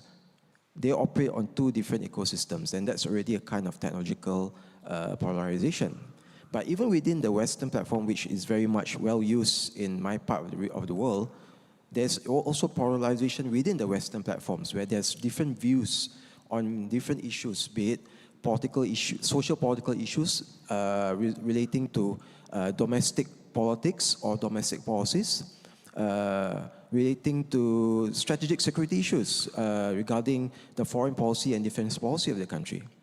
So when we take a look at how, firstly, we have Western apps, social media, Chinese social media, the conversations on each of them can be quite different. Now, if you come from a country or from a region like mine, where both Western and Chinese social media apps are very popular, and when we have a particular controversial or a very sensitive issue happening in the region, for example, the South China Sea, and how countries in Southeast Asia respond to it, the conversations on the Chinese apps and the conversations on the Western apps can be quite different. And when that happens in one country, that already creates a certain space for a kind of fragility in the society which can be exploited for external influence or external interference. But even within a particular app itself, say the Western app like Facebook or Meta, right? It's already quite polarized, different kinds of views. There's already space for external interference to come in, if need be. Because at the end of the day, one thing which we notice is that even in the area of defense and foreign policy, they are not just external looking, they're also quite domestic. And how people converse on these issues, how they are divided, translates into how they vote. And that actually affects how policies are developed. It's kind of external interference. But then again, there's also this issue of what external interference is.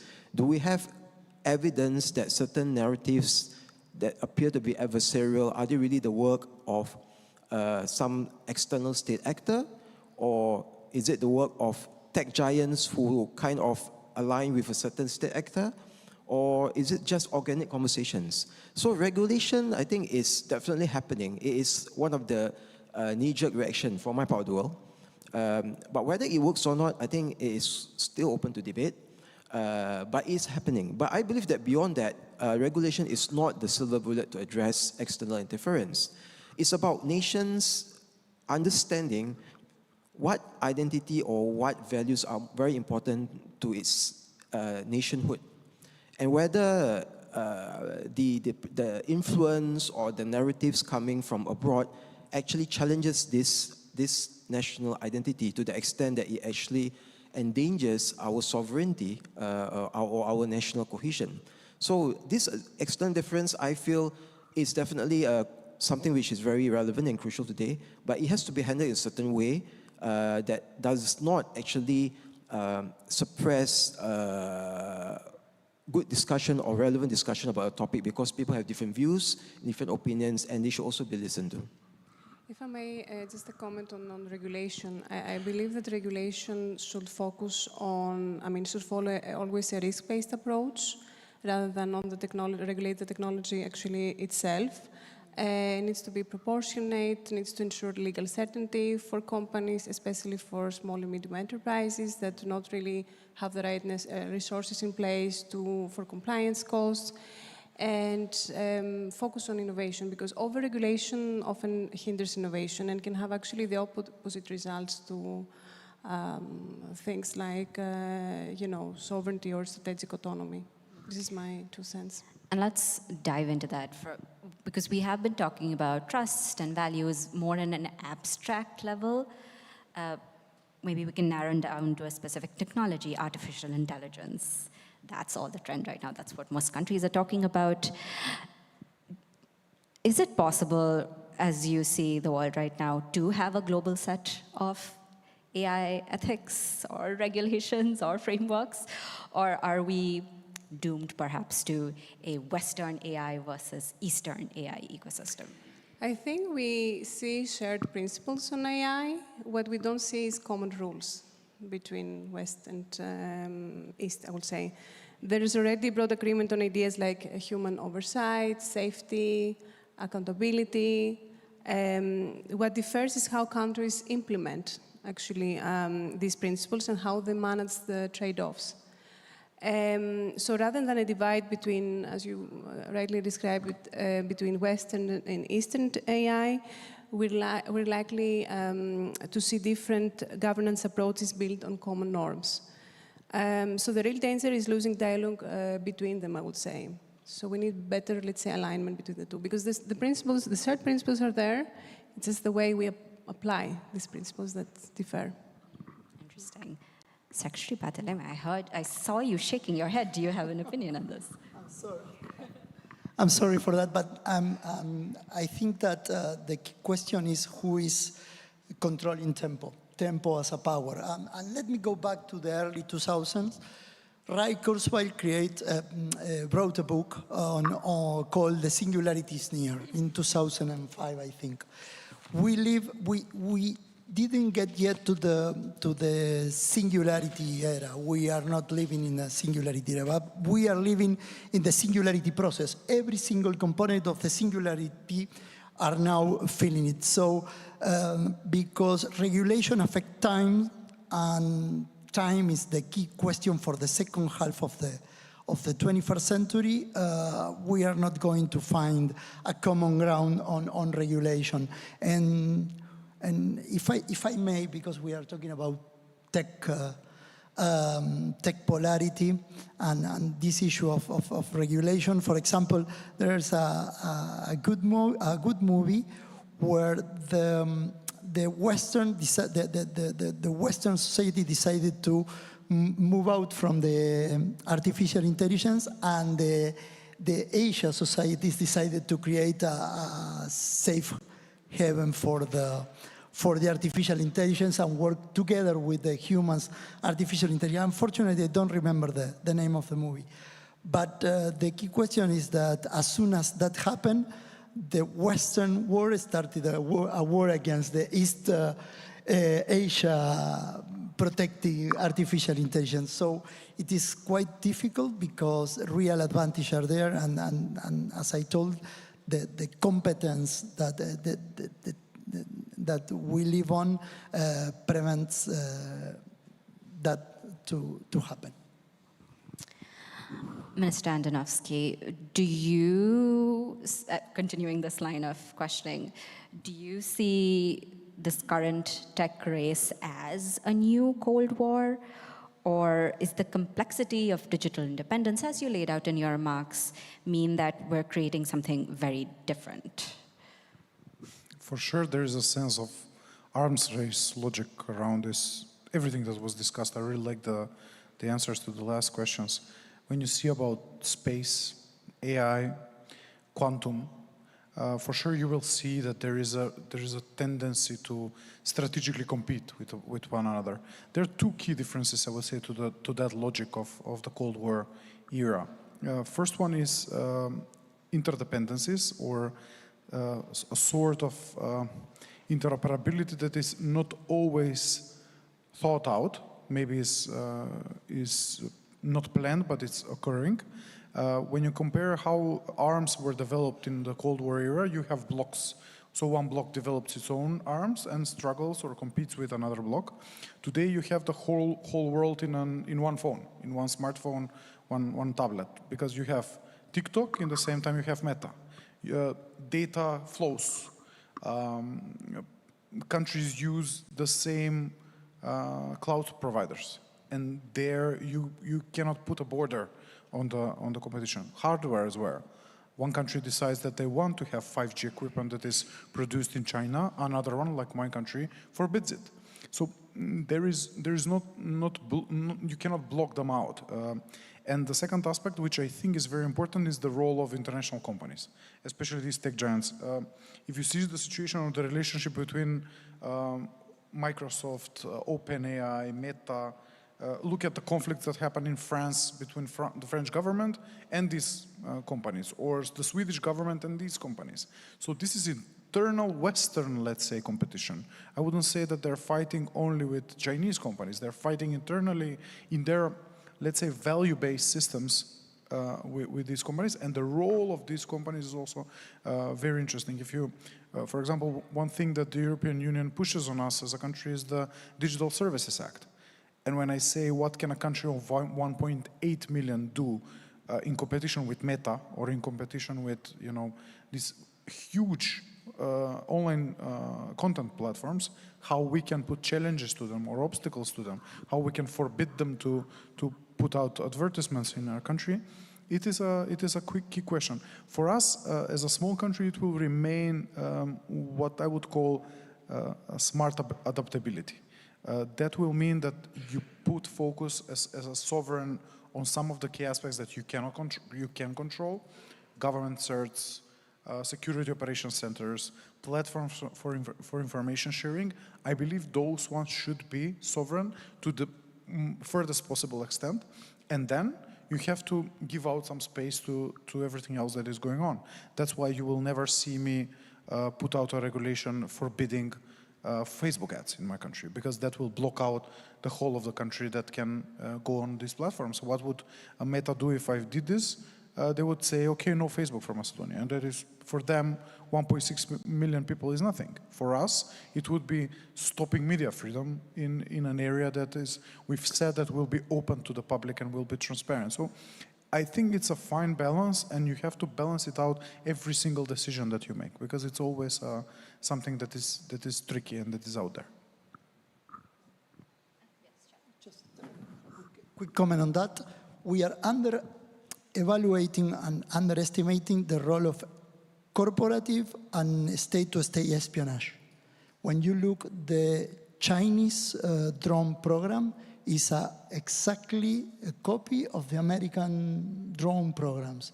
The Chinese were quite smart in order to reduce the technological gap using espionage, but not only using espionage, using American universities as a way to collect information in order to go back to China and develop their own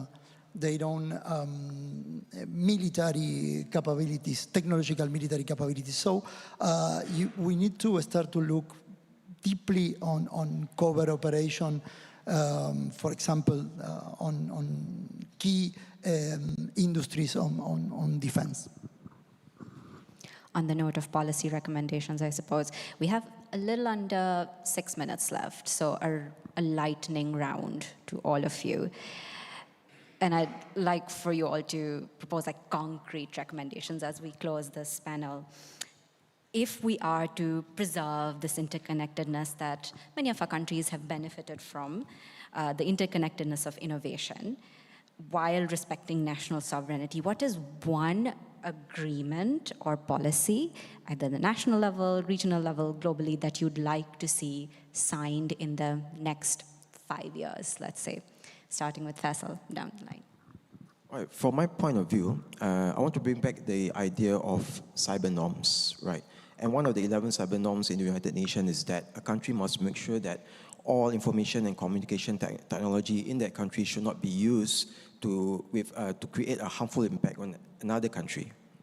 I think that should be adapted for the use of AI, because I think AI has been used to actually accelerate or making certain harmful cyber activities more dangerous. In the case, for example, in my region, we have a problem with cyber fraud, which goes around, which actually spreads across the world.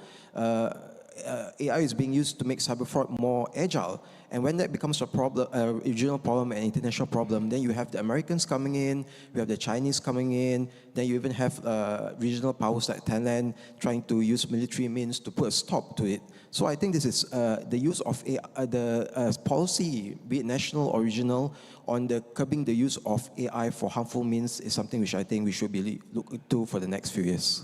Singapore, I believe, has passed a few regulatory frameworks to regulate these harms. Is there something you'd like to see signed? Something like that. The idea is that we, in Singapore, because we see ourselves as leading in terms of digitalization, so we hope for such AI norms to be somewhat adapted or embraced by our neighbors. But it also depends on whether the countries in the region have the maturity or the capacity to adapt similar principles. Sometimes it may take a longer time for them to do that. Got it. Angeliki. Yes, so if I had to put the one priority in the next 5 years, will be actually interoperability frameworks backed up by actually practical standards. And I think this requires, of course, a collaboration between governments, industry, in the private sector, obviously, and standardization bodies. Because at the end, fragmentation isn't avoided by everyone doing the same thing, but by making sure systems can work together, and interoperability there is key.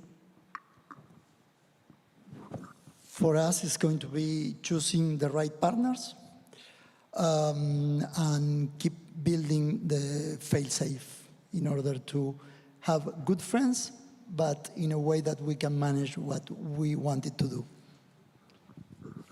Domestically speaking, it would be, I think, a boring comment that I will make, and that is consolidation of critical civil digital infrastructure. We've inherited systems that are not speaking to each other, even domestically are not interoperable. Also consolidation in data centers, and consolidation of what that hardware and software looks like in the next 5 years, because otherwise we're spending resources that we don't have. So we're not a rich country with abundant resources, especially in this domain, so we have to be mindful of how we move strategically forward, and that could be only be done if we have a consolidated domestic infrastructure. Internationally, it might sound a bit utopian, but I think we have to internationally agree what cyber war crimes are, and define that some domains are out of touch. Hospitals, energy grids, water supply systems, democracy, democratic regimes that are elected. What is the basis that we internationally in cyber domain cannot touch? Because purposefully now countries are thinking about, not about cyber defense, but about cyber offense. What does it happen when these big and important countries and powerful countries decide to go on the offensive? Now we are only defending ourselves. What will the world look like when, I don't know, the US decides to attack someone in the cyber domain? And where do we set the boundaries for that? What is out of touch is something that we should talk about and see if it can be, I don't think it can be regulated, but at least we should try to have a Geneva Convention agreement on what is out of touch in the cyber domain. Thank you. Moonshot, but we can remain hopeful. The term tech utopia is in the panel title. Thank you so much. We covered quite a range of issues: space, influence ops, AI, and so thank you for keeping us on time as well. And thank you for joining us. We'll be heading into lunch now. Thank you. Thank you. Thank you.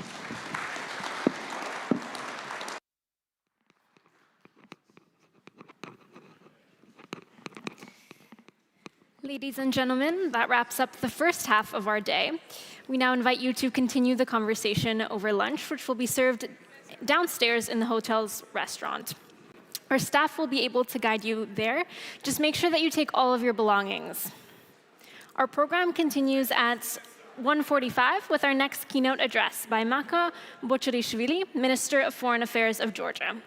As we say in Hungarian, jó étvágyat, enjoy your meal.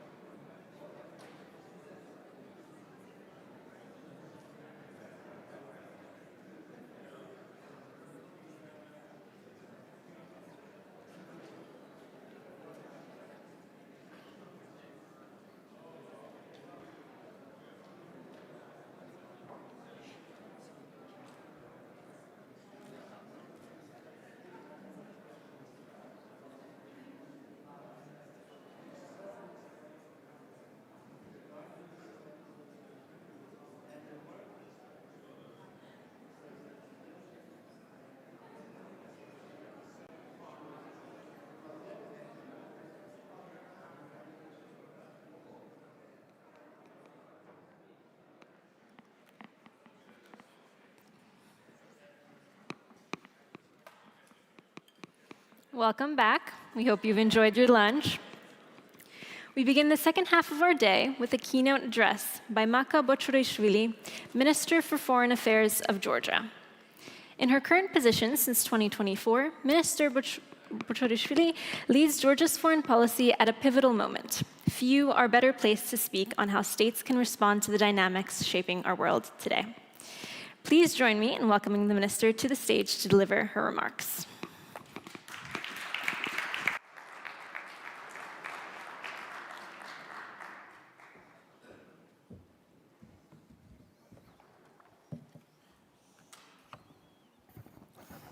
Thank you.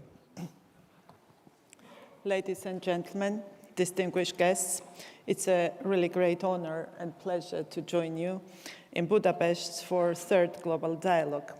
I thank our Hungarian hosts and organizers for creating this space for open conversation and strategic thinking, which is very much encouraging. The erosion of the global order and growing spread of hybrid threats have made today's security environment increasingly complex. I represent a nation that understands the true value of peace, having endured the devastating consequences of war time and again. I represent a government that, amid an exceptional challenging geopolitical landscape, has placed the defense of national sovereignty at the very heart of its policy.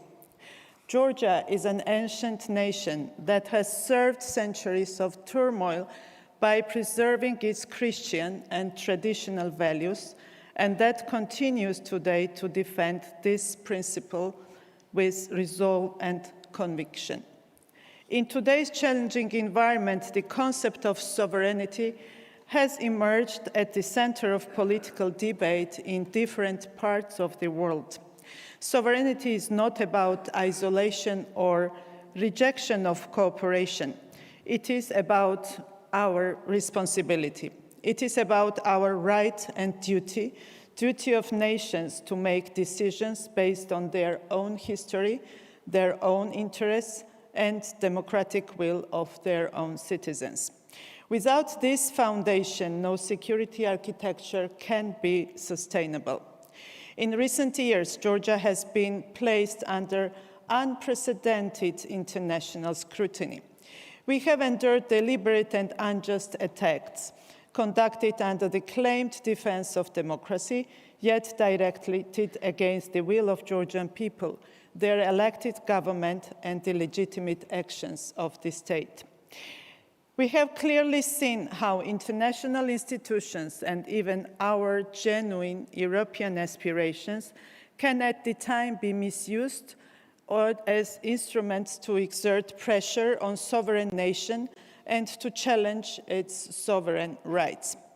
We have also witnessed the serious consequences that external interference in domestic affairs and the involvement of foreign actors in national politics can bring in any country. In such moments, resilience and maturity of society become the strongest pillar of our statehood. Despite sustained disinformation campaigns and external pressure, Georgia stood firm. Guided by a policy rooted in our national interests, we acted responsibly, defended our sovereignty, and protected the future of our state.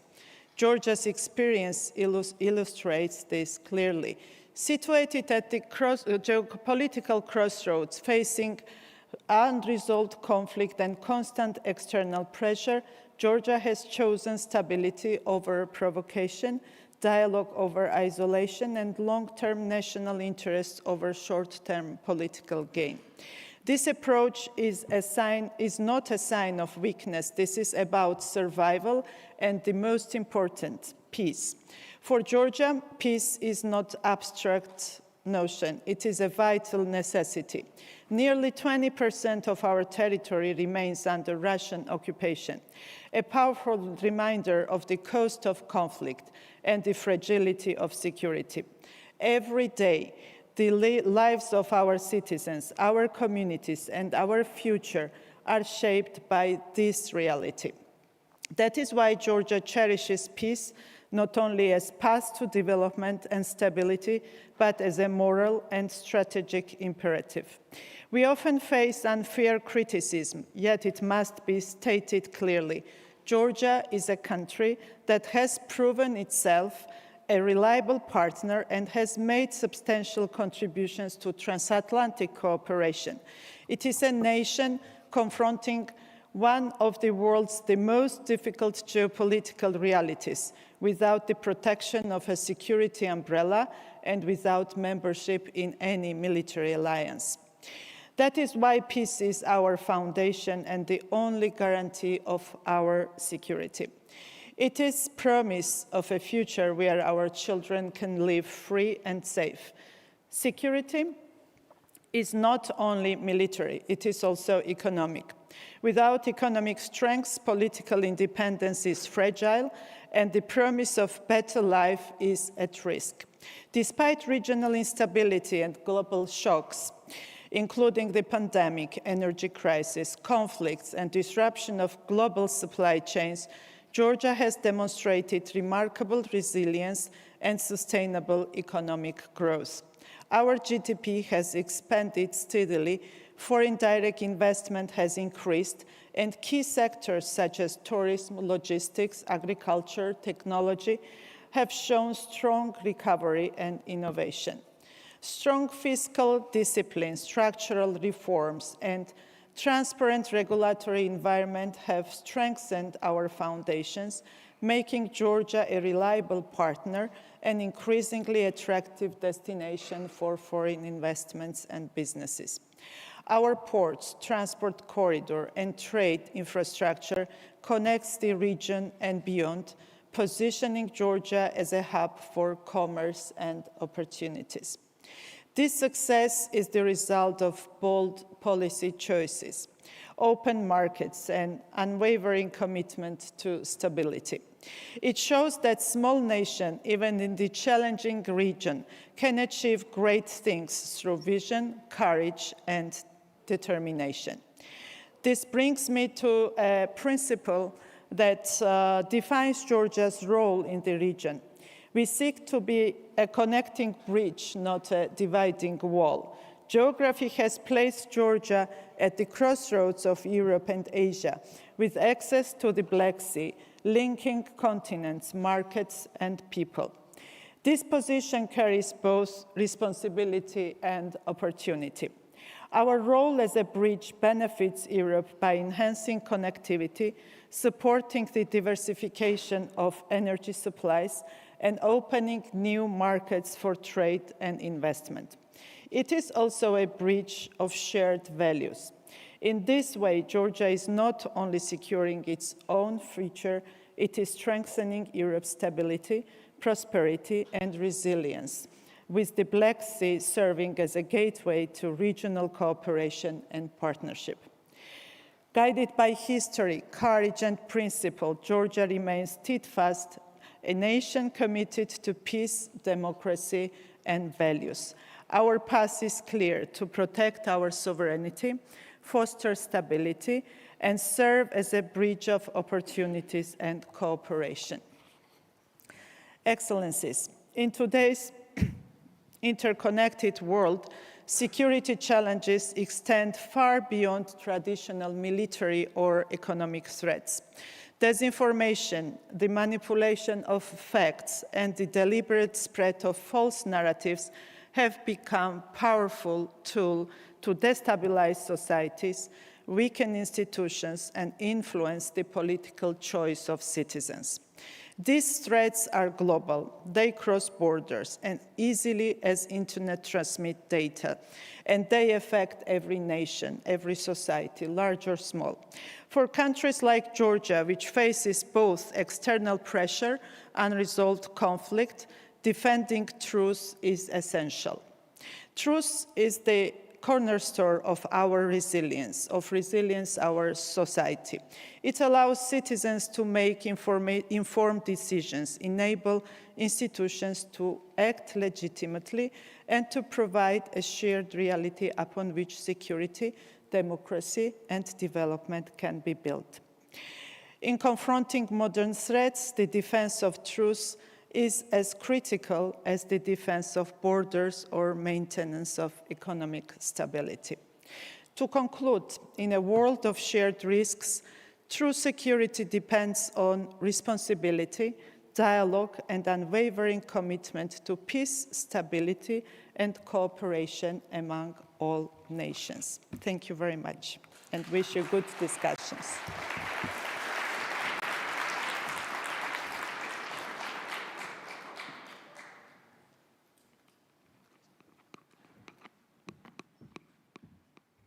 Thank you, Minister Bochorishvili.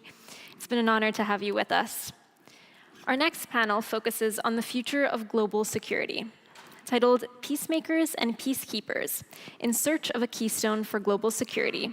This session will explore topics including deterrence, the transformation of conflicts, and the evolving role of old and new actors.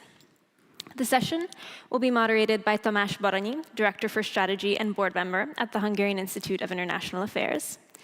And our other experts joining us on the stage include Jennifer Kavanagh, Director of Military Analysis at Defense Priorities, Alexandre Davol, Full Professor at IPAG Business School, Edward Lutovac, Contractual Strategic Advisor to the US Department of Defense, and Eli Pieps, Director of International Relations at the Israel Defense and Security Forum. Let's give our speakers a very warm welcome.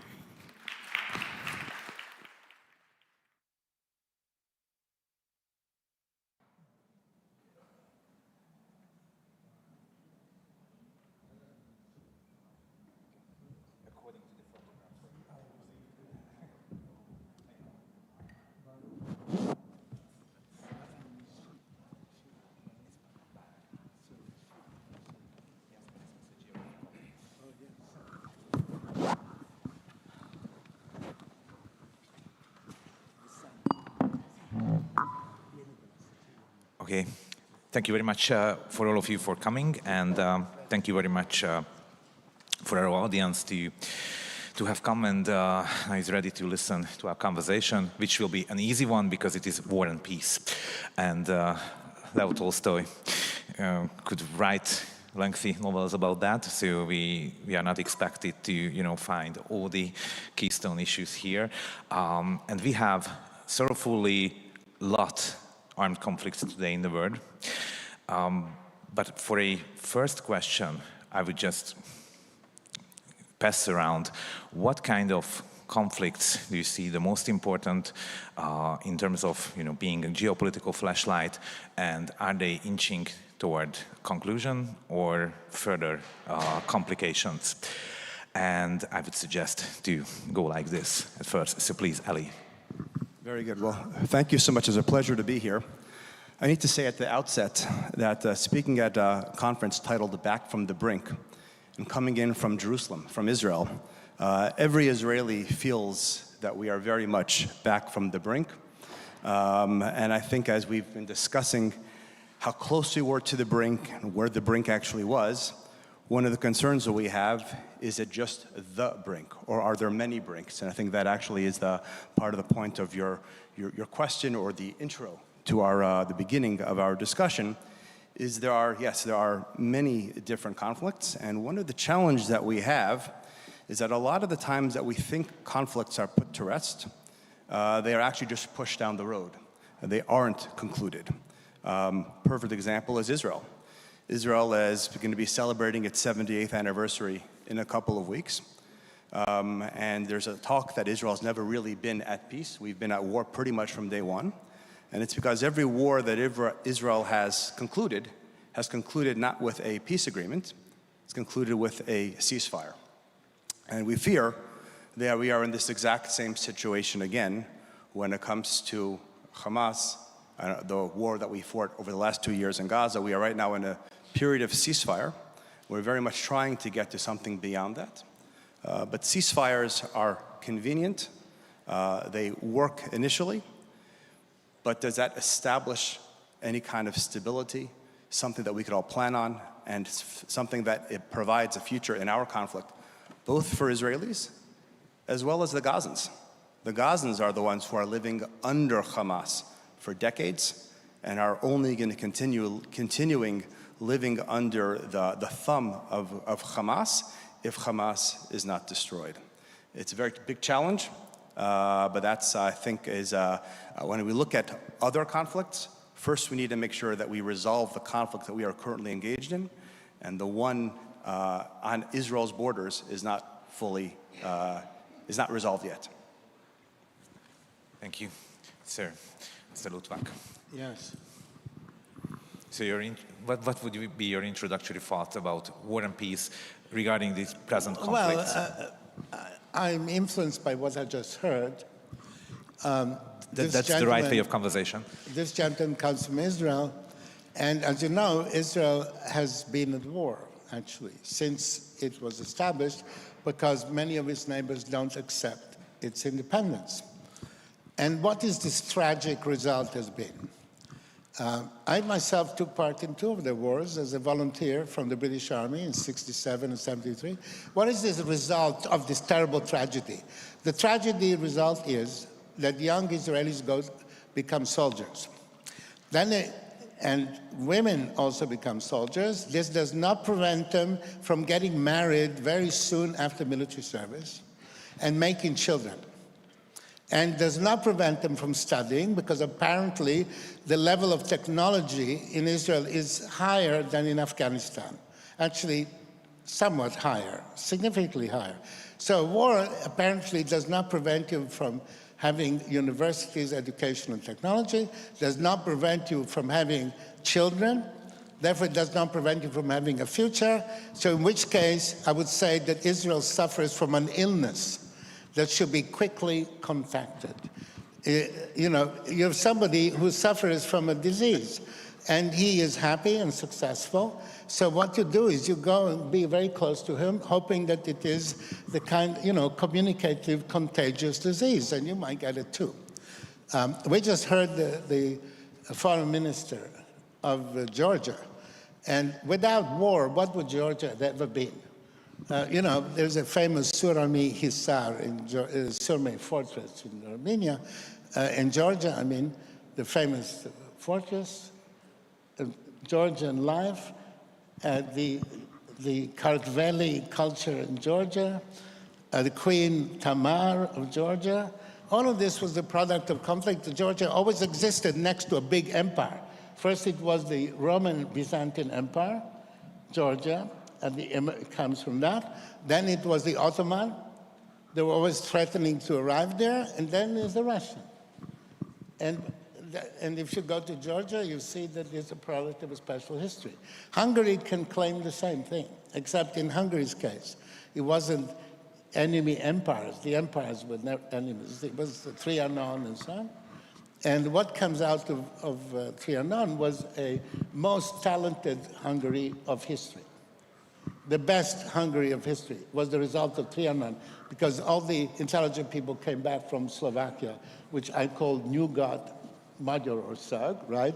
Came back from Erdély, Transylvania, and that's why the Manhattan Project would not have existed if it wasn't the Teller, Wigner, and their teacher, Johnny von Neumann.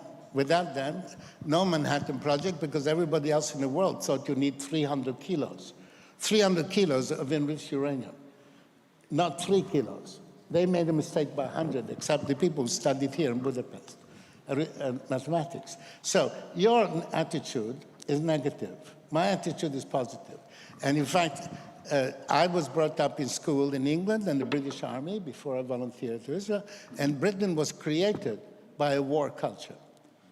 All the teachers I had in 1950 were all people who fought in the war.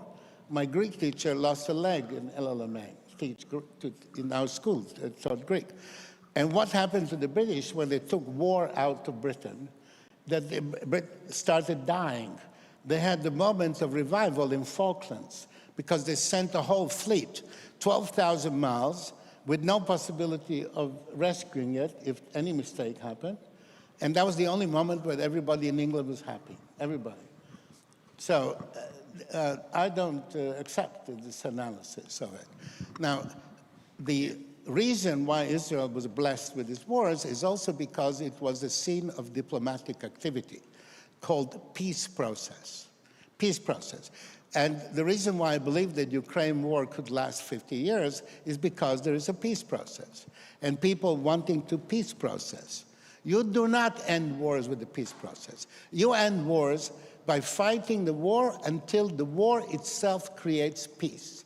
The purpose of war is to bring peace by exhaustion, by running out of resources, the will to fight, and everything else. All wars end because war brings peace.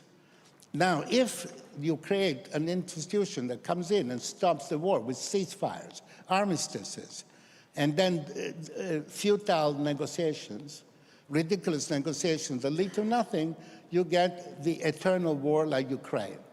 Not the European war. European wars start. Now, it's true that the Ukrainian war started in a usual way. Namely, Russia had no intelligence. They thought that they could take Kiev in 24 hours and Ukraine in 5 days. The US intelligence completely believed them, 100%. Not surprising, because CIA in Kiev did not have one person who spoke Ukrainian. So I went there physically immediately after and asked them, you do speak Ukrainian? No, we speak Russian. So let's continue in Russian. But as a matter of fact, we don't speak Russian. In other words, the Americans had no intelligence about Ukraine because they thought they would surrender. The Russians had no intelligence because they thought that they would capture in 5 days. So then it happened, and finally in the background was NATO had failed. The organization, the North Atlantic Alliance, had no deterrence, and still doesn't. So there we are. Thank you very much. I think it's well a lot for digestion as introductory thought, and we will get back to all points. Alexander, what are your introductory thoughts? Your question is very important, but if I want to answer to this question, I must define the notion of enemy. Who is the enemy? Because conflicts, wars, deals about enemy.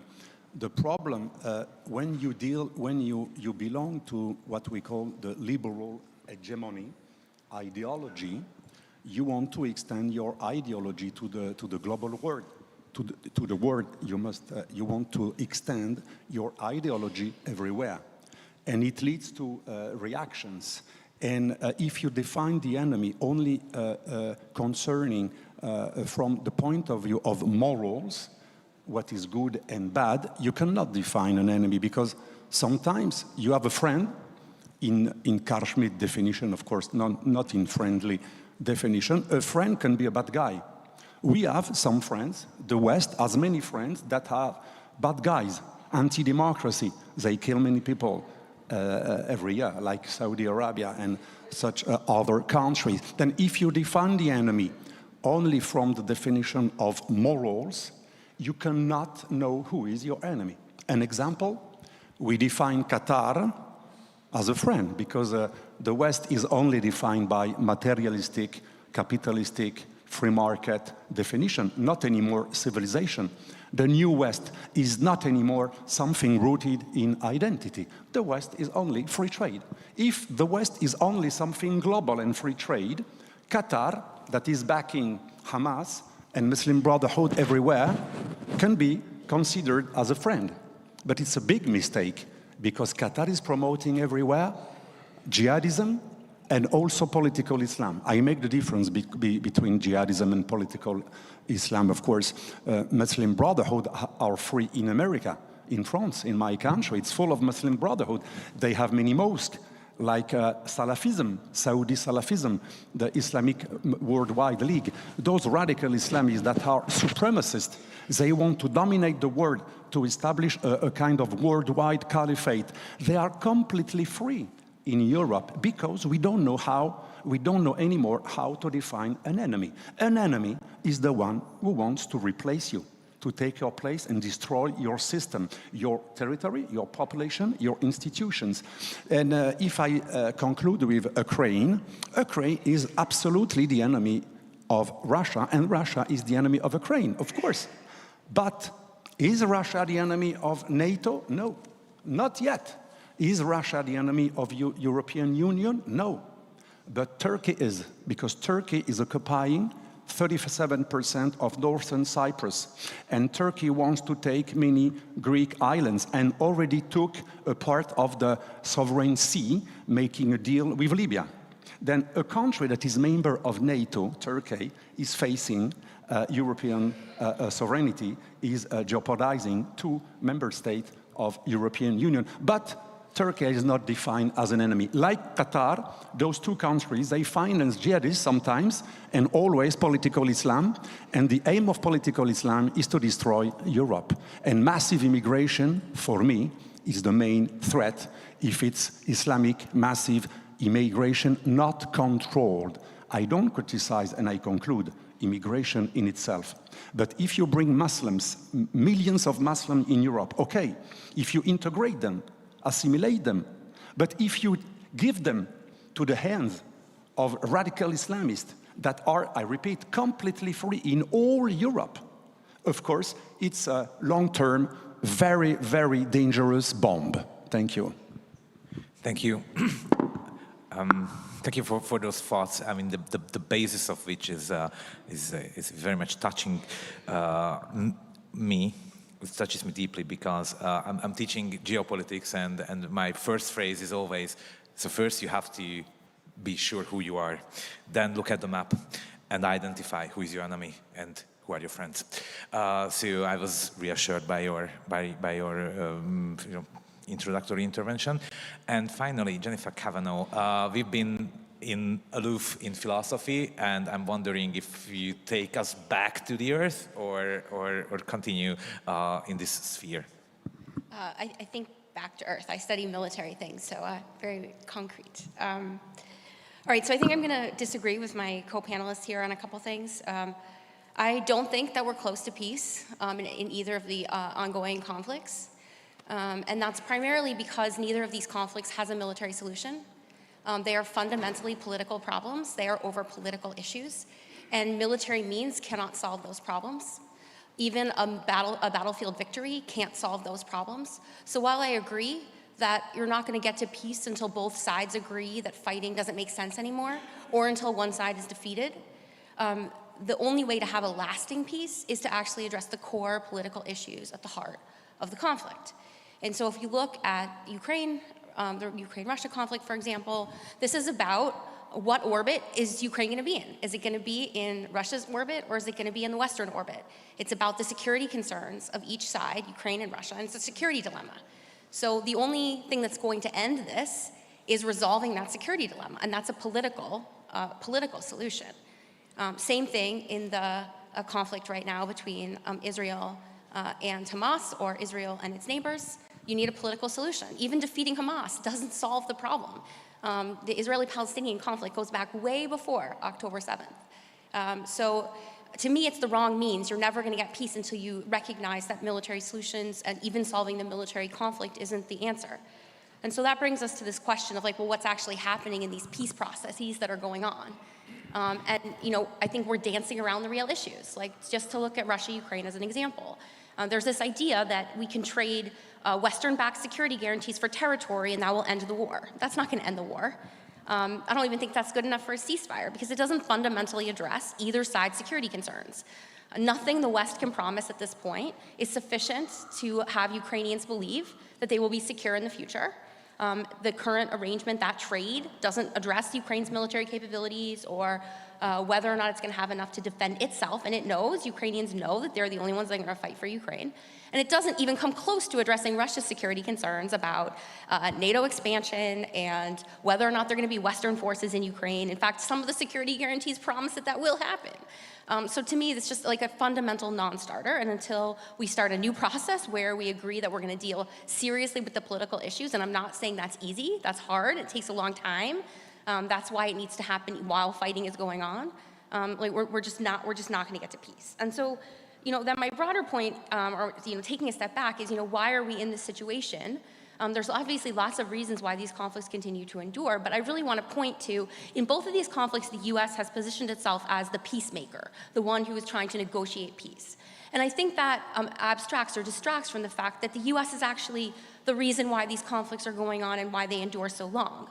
If you look at the Russia-Ukraine example, there's lots of reasons that Russia invaded Ukraine. So I'm not discounting the possibility that, Russia really does want to reconstitute the Soviet Union.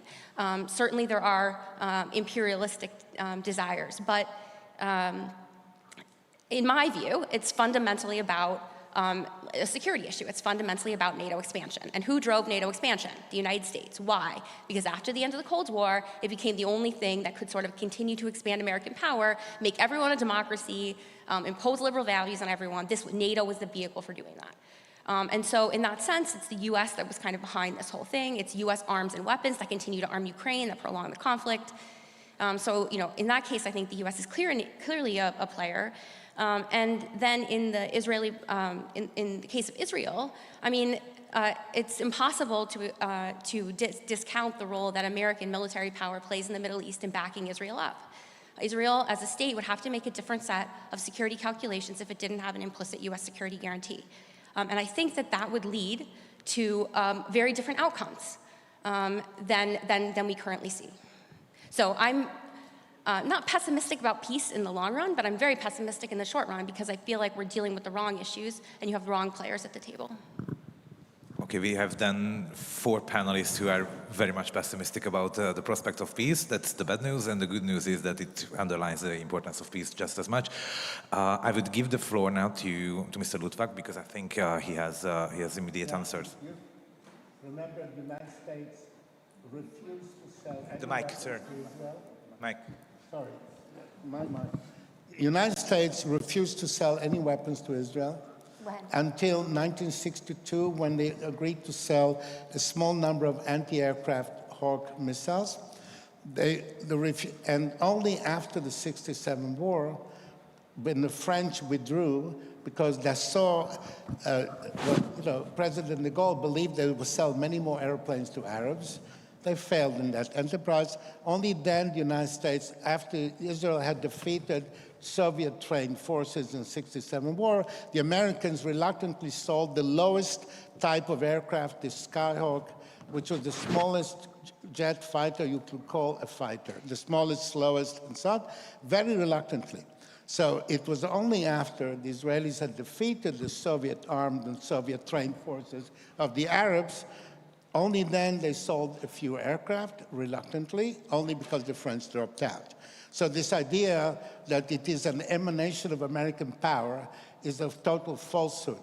The Americans tried to stop Israel developing nuclear weapons, tried very hard, they failed, and they reluctantly armed Israel, and it was only after they delivered by defeating the Soviet Union in the Middle East that they were willing to supply properly, and now it's a partnership. It's a partnership with technology. If the Americans abandon Israel, which may happen if the wrong president gets elected and so on, Israel will find others with it. And very simply, because when you have a valid... That's sort of exactly my point. If the United States wasn't there, Israel would have to make different choices. The American perception may be that. The reality is that, as I say, not only the U.S. refused to sell weapons, the U.S. intervened when Canada wanted to sell all jets to Israel. They tried to prevent other countries from selling aircraft to Israel. And I guess they must have known that with airplanes they could do a lot. It's only when they were back to the wall, the Soviet Union, all over the Middle East, and the Israelis pushed them back, only then they joined in. My first job when I came as an immigrant to the United States was as strategic advisor to the Secretary of Defense, James R. Schlesinger. And that was my first job because I needed money and I couldn't work in a bar or restaurant because I was with a student visa, to do a PhD.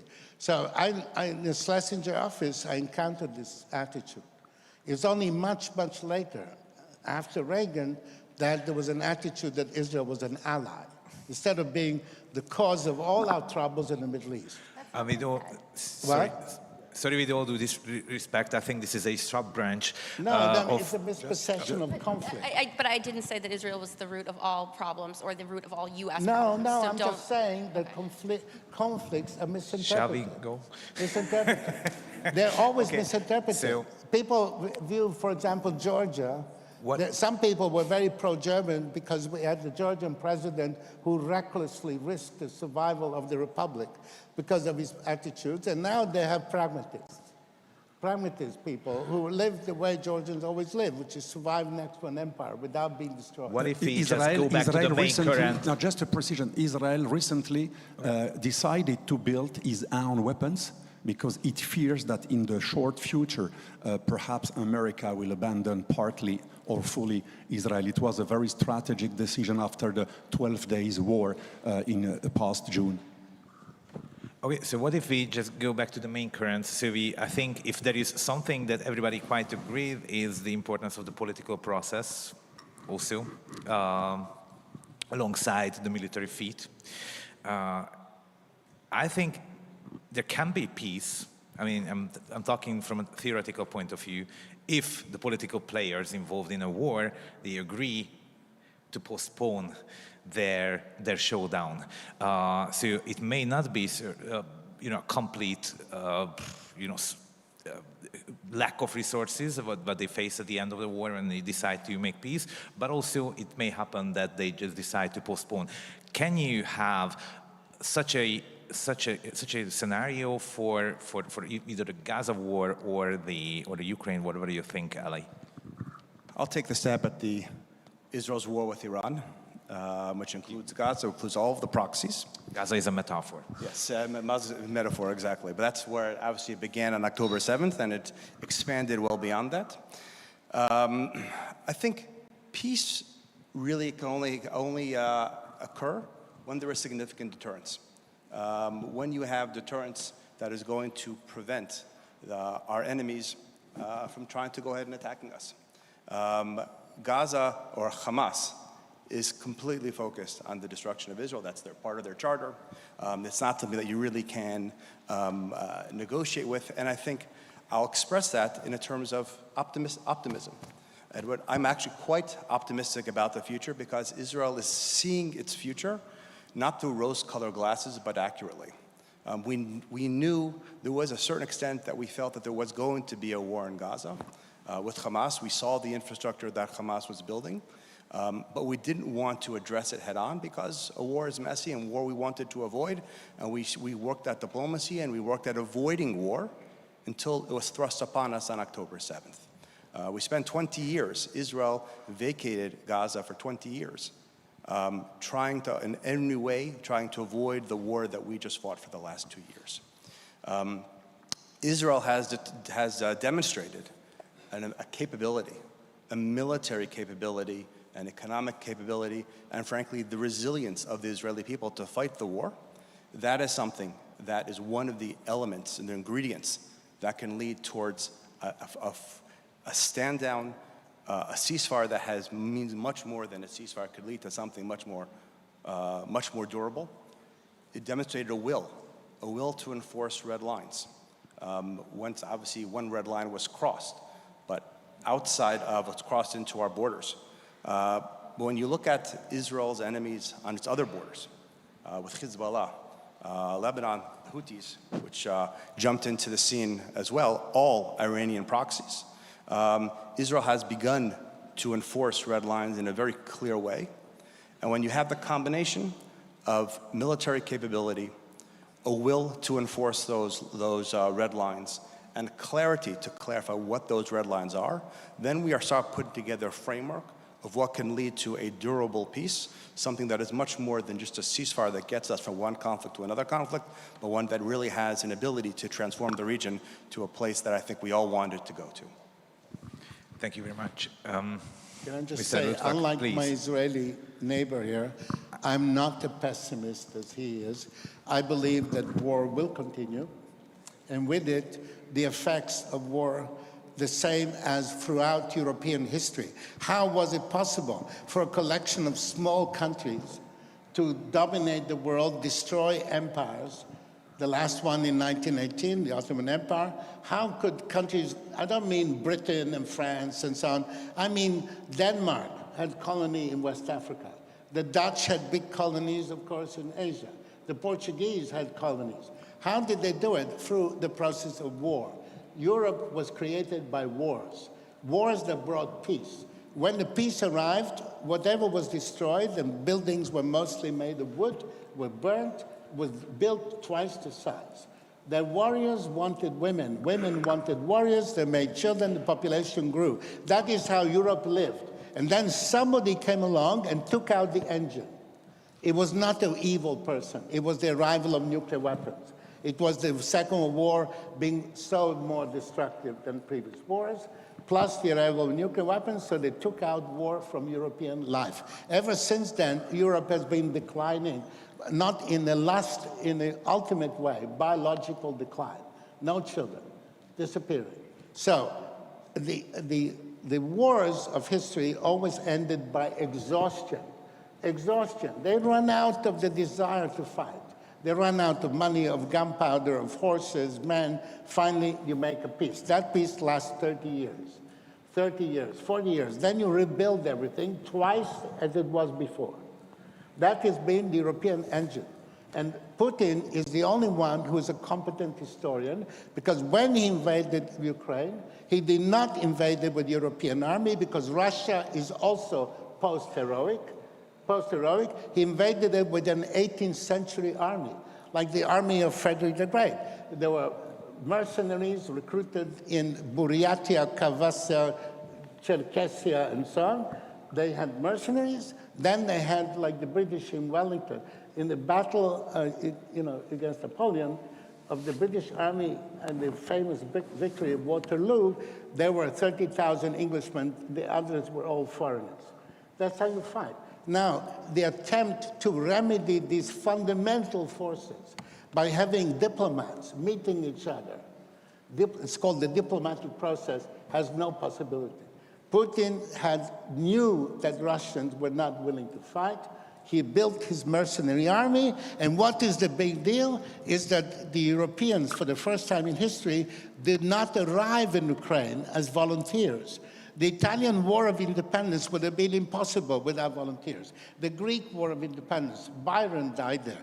It was the essence of Europe that with all the wars that each country had, it was never enough. So when there was a war of independence, volunteers would arrive. And what is the big phenomenon about Ukraine? No volunteers go to fight in Ukraine, which means the young men grew up in Europe without war. So today, there's exactly two populations that still have integrity. The Finns, who have military service because the young people want it, and the Swiss. The Swiss had 2 referenda on military service. The ones who were against military service were middle-aged people who want to save money on taxes. All the young people voted to continue it. So 2 populations, and as far as I know, the Finns and Swiss are not backward. They're not backward aboriginal people like Lapps or something. They're very successful societies. So I view war and peace in that process. Maybe that's, a question of background. I went from British boarding school, the British Army, to the Israeli Army, so maybe I had the twisted childhood. So, I don't know, but the attempt to bring peace. The best training to be here now. Through a diplomatic process is an absurdity. It implies that, Putin made a mistake, He did not realize because he didn't study quantum physics. Does anybody know about quantum physics? That the cat does not exist until you see it? Remember that, quantum physics? Ukraine did not exist until Putin tried to destroy it. By trying to destroy it, he created a Ukrainian nation. That's what happened in European history many times. Thank you. So I don't believe diplomats are going to help this problem at all. Either Europeans volunteer and fight and push them back, or they will continue for 100 years. Okay, I'm a historian by training and at heart. I do foreign policy for a living. But I don't let myself provoked into a historical deep dive as of now. So what if we just go on? And I think this idea, whether diplomacy or the political process can actually at least help end wars. Alexander, what is your take? That's what they did in the Middle East, but that's what they did in Europe. Whenever they tried to resolve the dispute between France and Germany with diplomacy, it failed. When finally they had the First World War of exhaustion, leaving The mic, sir. everybody, then they had peace. Okay, so what if we just go on with Alexander? Yes, I agree with what has been said before about the volunteers. The plan of the European Union is to continue this war, to try to help Ukrainian until the last Ukrainian. But Europe would like a moral point of view, the defeat of Russians, sending no troops. You know, the famous coalition of volunteers of Mr. Macron consists in sending in the grounds 40,000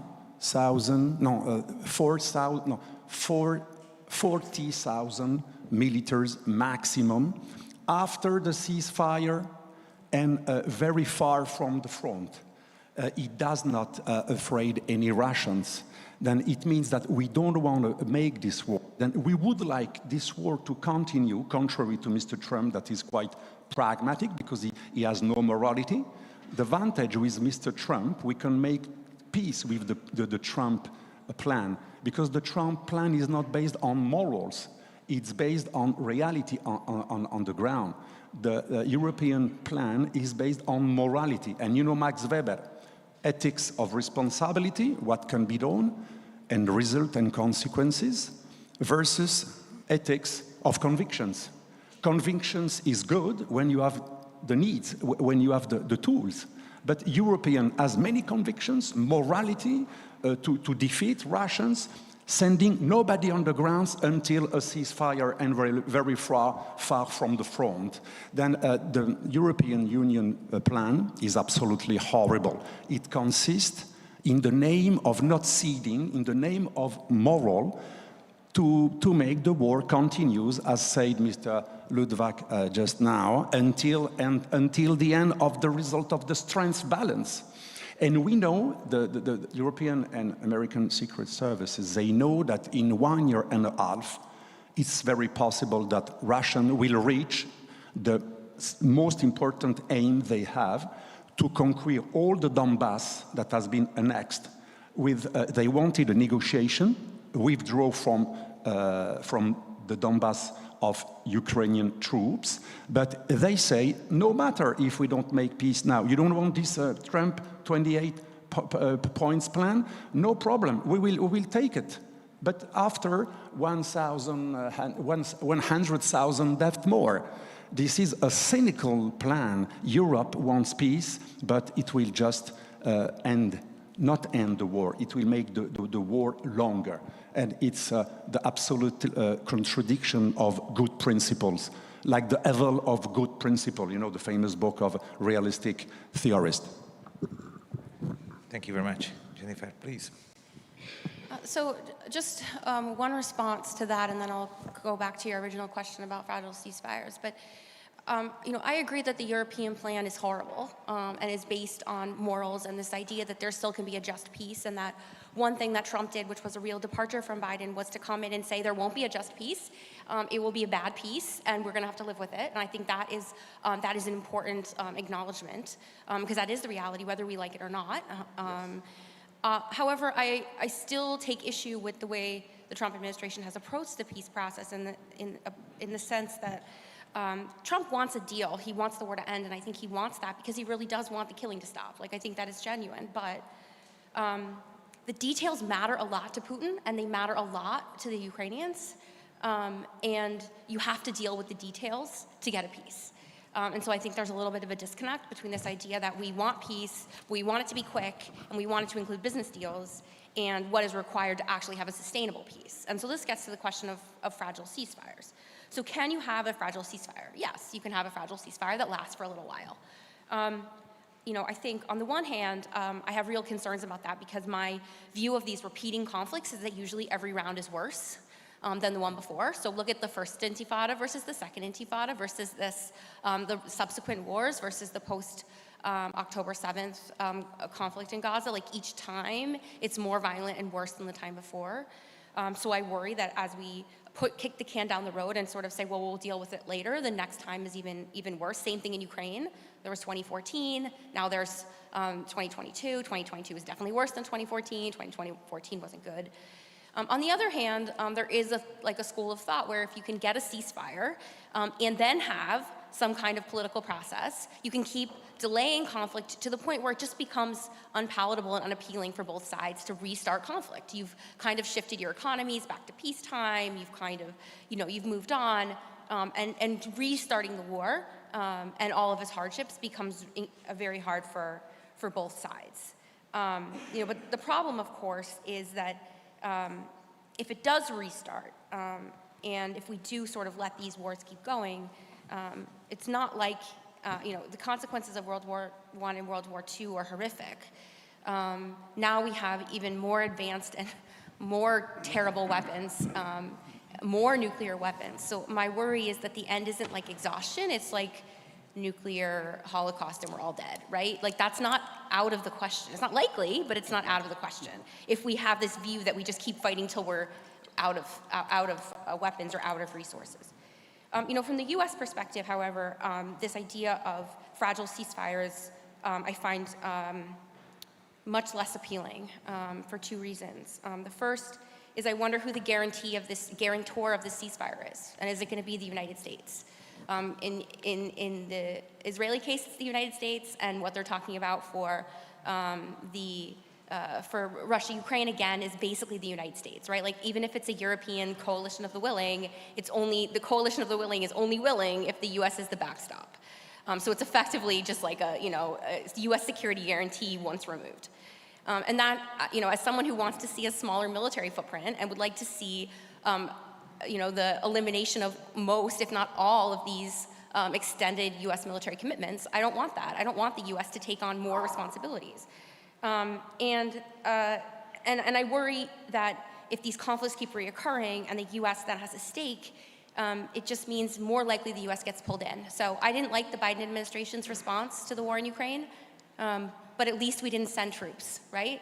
So next time, are we able to keep troops out? I don't know. If we add new security guarantees and we call them Article 5-like, that creates a political inertia. When people hear Article 5, they think automatic deployment of US forces. Now, that's not what it means. That's not what it says, but that's what people think. So if we create this idea that that's what it means, and that's what we're promising when we're not promising it, a political leader is going to face significant political pressure and credibility consequences if he or she is the one to say, no, I'm not going to do that. So that's my concern about these fragile ceasefires. I'm afraid Mr. Luttwak is dissenting. You mentioned a very important point. President Trump most definitely would like to end this war. And what he did was that he paid in advance to Putin by refusing to condemn Putin, call him a criminal and all that, and lost votes. He lost votes because of that. And having lost votes, he arrives in Anchorage to meet Putin to pay him because he had bought the ticket, paid for it, Trump did. Goes to Anchorage, and Putin was supposed to arrive in Anchorage with a deal, okay? A deal. Instead, he did his journey for nothing. Anchorage is a long way from Moscow. It's also a long way from Washington. Trump went three-quarters of the way to Tokyo to meet him. He comes there and he acts as if he was Lavrovian, the Russian foreign minister, Lavrov, who is imitating Gromyko, who used to travel the world to say niet. You don't need to travel the world to say niet. You just say niet. You prevent. Putin cheated Trump because Putin should have said, let's not meet. I cannot give it to you. I cannot pay you. And instead, he decided to cheat him. From that moment onwards, Trump's willingness to extend credit to Putin has diminished to approximately 1/10 of what it was, 5%. So in other words, if Putin comes with a proposal. Now, in regard to Macron, what was mentioned is terribly important. Macron said, actually, we have lots of soldiers in NATO. We have more soldiers than the PLA, than the Chinese Army Ground Force. We have more soldiers than the Russians by 3 times more. So we will put soldiers in Ukraine. They will not fight, they will not die, because they will replace the logistics. A lot of the Ukrainian forces are not fighting. They're in the back to recover weapons from the battlefield, clean them, and fix them, to provide logistics, 100 things. You need 4 soldiers, 1 at the front, 3 behind. Macron's idea was to do that. When he did that, the foreign minister of Italy, Mr. Tajani, defense minister Crosetto, immediately went before parliament, side by side, to say, we will never send Italian troops unless ordered by UN Security Council, where there is a Russian veto. In other words, Tajani and Crosetto were saying that we can only send troops to fight Americans, because the Americans might not use their veto to enjoy themselves fighting the Italians. So this is the government of Meloni, center-right, who came to Washington 10 times saying we will be better allies than any previous Italian government. Actually, they're the worst allies, because no Italian government said we will only send troops when the UN Security Council, which is the machine of doing nothing, right? How you do nothing is there. So President Trump really wants peace. He found no solution from Putin, and he was very willing to give him the Donetsk and Luhansk if he gives up Kherson and, of course, the Zaporozhye. He cannot have Zaporozhye or Kherson. Very willing, but Putin is not willing. Why is not willing? Because he can see the tiredness and exhaustion, and here's people like this lady here, that they're all going to leave Ukraine and abandon it, and he will succeed one day. But another guy said no to Mr. Trump. The name, and I can understand him morally speaking, is Zelensky. You know why? Because if Zelensky accepts Trump's plan, he's killed. Or he put in the Constitution that it's absolutely illegal to cede any territory. Then he is like this. Zelensky cannot say yes to the Trump plan. Have you met in the Zelensky? Constitution, he banned any cession of territory. No, it's inside the Constitution. I think I have to take back control, like the Brexiteers. It's not a disagree. It's not a disagree. It's a precision. Zelensky cannot sign nothing about the territories. Nothing. It's not an accusation. It's a fact. The failure of the Russian army to conquer the totality and the failure of American army 20 years in Afghanistan. Okay. What do you mean? That was not the failure of 20 years in Afghanistan, zero result. I cannot say that America has more result in Afghanistan. Okay. I mean, this panel is officially on fire. Even the projector. They occupied the territory with third less troops. Of course, it was impossible to occupy all Ukraine. President Macron. Okay, so what if I think there is a very important threat here, because we started to talk about President Trump and his commitment to peace. My take is that he genuinely wants peace for many reasons. Maybe I'm wrong. And that his personal diplomacy made, I think, unexpected successes in at least making ceasefires. But it's largely depending on the personality and the person of Donald Trump. Eli, how do you see this? I mean, from very close, because in Israel, I think President Trump's person was very important in crafting the ceasefire. And how do you see, without a serious institutionalization, such things can actually guarantee like normal being in your country? It's a great question, because typically, personality-driven peace initiatives are not very effective. And really aren't that durable. But what we're seeing that the personality of President Trump, who I agree with everyone here that has a complete desire, and I believe a very humanitarian, a very personal connection, desire to stop seeing killing, wants to see peace, would love to be the peacemaker, but at the core wants to see peace, wants to see the killing stop. He can only get so far. And I think a perfect example of his success was getting all of the hostages back, both those who were alive and those who were dead, something that most in Israel had given up on, and I think around the world thought was unachievable. I think when President Trump first looked at it, he saw it also as unachievable. And then without looking at the details, He didn't look at all the details, work everything out. He just threw a bomb, not a bomb. He just threw a big idea, threw it out there, and then allowed a process to develop underneath, which achieved an unbelievable success. And I think there are rare personalities, President Trump being one of them, who have this huge ability to jump, frankly, from one conflict to another, conflicts that we didn't even know were conflicts, say Greenland, and immediately, after an immediate reaction, make some sense out of it and start allowing a process to follow in his wake.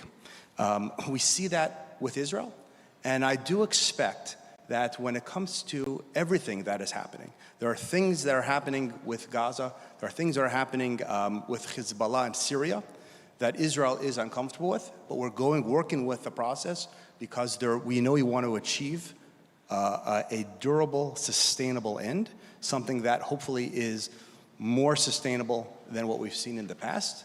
And I think it takes a combination of a huge personality like President Trump, as well as diplomacy, but also what Israel has determined, what it has demonstrated over the last 2 years, a capability to put all of its efforts, ingenuity, just ask the Hezbollah leaders, the ingenuity of the beepers and other different kind of programs like that. Israel has demonstrated an ability to be aggressive, strategic when necessary, with the goal of trying to achieve a real peace. And we're starting to see countries that are acknowledging Israel, working with Israel, even though in many ways, certainly Israel is still in a very tenuous situation internationally. Within Israel, we are extremely optimistic. We see many foreign leaders coming and wanting to adhere to Israel, seeing the effectiveness of our weapons, but also understanding one of the benefits of the 12-day war that Israel had with Iran. Actually, that was the reason why I couldn't come to the second Budapest dialogue. I was stuck, the airports were closed, I couldn't get in for it.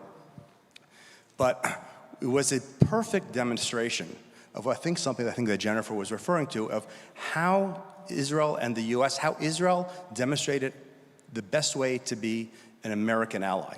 Israel did the hard work, allowed the US to come and do something that was unique, that only the US had the ability to do so. And I would say that expression, that joint ability, I would call it, and President Trump referred to the attack as Midnight Hammer. I refer to it as making American diplomacy great again. Because you can't have diplomacy unless you have a credible military threat. Every once in a while, that military threat has to be taken off the table and actually executed very limitedly and effectively and strategically. That's what happened in Iran this past June, and it has colored and impacted American diplomacy to the betterment in conflicts around the world, and I hope in the future we will see some real resolutions, partially because of this real ability to act militarily, combined with effective and strategic diplomacy. Thank you very much. I was calculating, we have time for maybe one major battle. So what if we go from the other way around, and then Jennifer, and then Alexander, and then Mr. Lutvak, and see if we can have a good fight? Sure. So, I think this is a really great question. You know, in his second inaugural address, sorry. In his second inaugural address, President Trump said that he wanted his legacy to be that of a peacemaker, and that he wanted to be known not for the wars that he won, but the wars that the United States never got into. And I think that the first year of his term has been a kind of a complicated story in that respect. Yes, there have been lots of efforts towards peace and ceasefires achieved, but there's also been a heavy use of military force. I agree that you need to have a credible military deterrent to have effective diplomacy, and I think one of the lessons of the past few years is that for countries that do not have self-sufficient military power risk geopolitical irrelevance. I think it was said earlier today that Europe doesn't have a seat at the table about Europe's future security architecture. I think that is something that all countries should and regions should try to avoid. That said, my view is that that President Trump has pushed for peace, but also been very willing to threaten and use military force, much more willing than I personally would have liked to have seen. I agree, military force has to be taken out some of the time, but I think the United States bombed 7 countries in the first year of President Trump's term, and that doesn't include the bombs in the international waters and threatened war on several others. So to me, this question of, is Trump a peacemaker is a complicated one. Yes, but also no. I think going back to your question about, whether or not this personalist approach can work, I think, yes, it can work, but I don't think it's like a sustainable solution to the challenges that we face as the, rules-based order is now clearly dead and we're thinking about what comes next. Because, President Trump won't be around forever. Even if the Board of Peace lasts past the end of his term, he won't be around forever. And so what replaces that? All of it can't depend on having a big personality. And in that sense, I think we come back to the to this need for like new security architectures and what they look like. And I don't think that has to be a new rules-based order. In fact, I hope it's not. But it does have to be a security architecture, in my view, that is based on the geopolitical realities of each region and not on US and military power as sort of the backbone of the security architecture. So in Europe, that means having a strong Europe that's able to defend itself, but a security architecture that probably includes Russia. And I know for Europeans, especially if you move west, that is very unpalatable right now. But the reality is that if after the end of the Cold War, instead of expanding NATO, there had been an effort to really build a security architecture that integrated Russia, I think the world would look a lot different now. In the Middle East, that means having a security architecture that doesn't have the US at the center, but rather has Israel and its neighbors somehow coming to some kind of modus vivendi. And that requires compromise on all sides, in my view. So, I think that's sort of like what the long-term view is. I mean, I do give President Trump a lot of credit, though, for the ability that he has to push countries towards peace. And I think actually one of the biggest positive things has been this move away from this great power competition narrative. I think that helps to remove the sense in which the world is always zero-sum. And having a more stable relationship with Russia and China, I think, is very important to global stability. It may not be like a rules-based order, but to me, that's a really positive development. If you had asked me a year ago if the region that I felt best about the US position in would be Asia, I would have laughed. But it's true because the United States, under Trump's leadership, has taken the tension down with China by recognizing that China has legitimate security concerns. So I don't see Trump's advances towards China or even his willingness to talk to Putin as somehow weakness or selling out. I see it as a recognition that the world is a better place when major nuclear powers are on stable terms. I absolutely agree about what was said by you, Accord after the Soviet Union. And we can read the very interesting writings of Mr. Richard Sakwa. It's a famous academic, English academic. He said it was a self-fulfilled prophecy. NATO was justified as an expansion to protect us against a threat after the 90s that the same NATO has contributed to increase. Something very paradoxical, and it's why I agree. According to Gaza conflict, I'm more optimistic. I am more optimistic for many reasons. We spoke about that with Eli yesterday, Gamzo Letova, for a bad, a good. First, the proxies are weakened. Hezbollah now is hiding himself in Beirut airport. Hezbollah is not anymore jeopardizing a Christian in Beirut, and they don't threaten nobody in Beirut. They are still strong in the south, but less strong than before and much weaker. Muslim brotherhoods that are backing Hamas ideology are banned in nearly all Arab countries. I repeat, in nearly all Arab countries, Muslim brotherhood are banned or fighted or very, very, very weak. Strangely, the most important places for Muslim brotherhood is Turkey, London, Sweden, Belgium, France, Switzerland, Europe. Now, the worldwide organization of Muslim Brotherhood is stronger in Europe than in Arab countries. But it's a good news because the cancer begins with a tumor. The tumor is reducing in his heart. Saudi Arabia does not back Muslim Brotherhood since 20 years. Only Qatar now is backing, in terms of money, Muslim Brotherhood. And Muslim Brotherhood, they created the invention of Al-Quds, Jerusalem, as the third Islamic holy city. And it's not true. And it's why some Salafi are against Muslim Brotherhood, because there are only two holy places, cities in Sunni Islam, Medina and Mecca. Al-Quds, Jerusalem, never was the third. But it was an invention of Iran, but thanks to Muslim Brotherhood influence in Ayatollah Khomeini. And now all this is reducing because MBS, Mohammed bin Salman from Saudi Arabia, and his former colleague from Emirates, MBZ, both, they are fighting this centrality of Al-Quds. And if Al-Quds is not anymore the center of the conflict between Israel and Palestinians, we can reduce the difficulty to make peace, because it will not be anymore a religious ontologic fight. It will be a classical geopolitical territory fight. And we can develop Gaza and make many projects like the Trump plan. Then this is some good news. And last thing, in Gaza, the real families, inhabitants of Gaza, are completely against Hamas and radical Islam.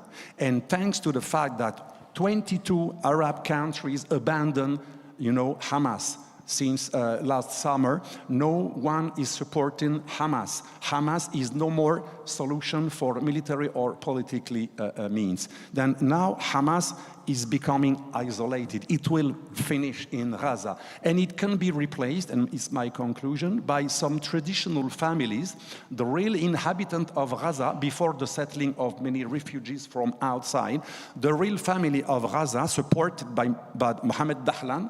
Everybody knows Mohammed Dahlan, the famous advisor of Emirate leader. He is selling a lot of money. Emirates can be part of the solution because Emirates, they completely condemn Hamas ideology.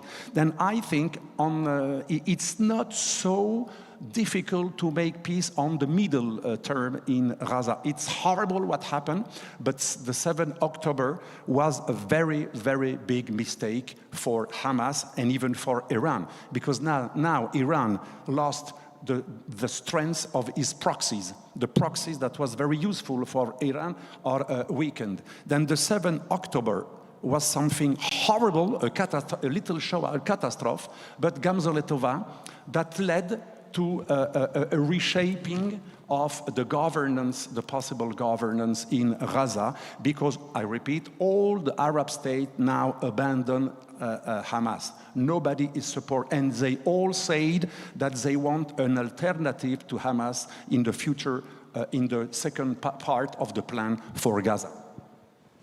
Thank you very much. Mr. Luttwak, reflections? I heard the word nuclear here, nuclear. I wrote 20 years ago an article called The Emerging Post-Nuclear Era. And it was parallel to the post-heroic era. A political community that is not willing to risk 10 soldiers is absolutely not believable when it promises to destroy the whole nation, to risk the whole nation.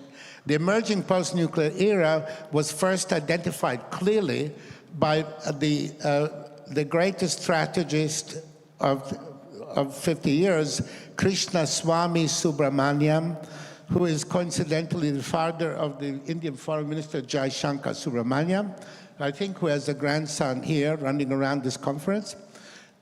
They all have different names because they're Tamils, Brahmins from Tamil. They were disguised because they were persecuted, too intelligent, and so on.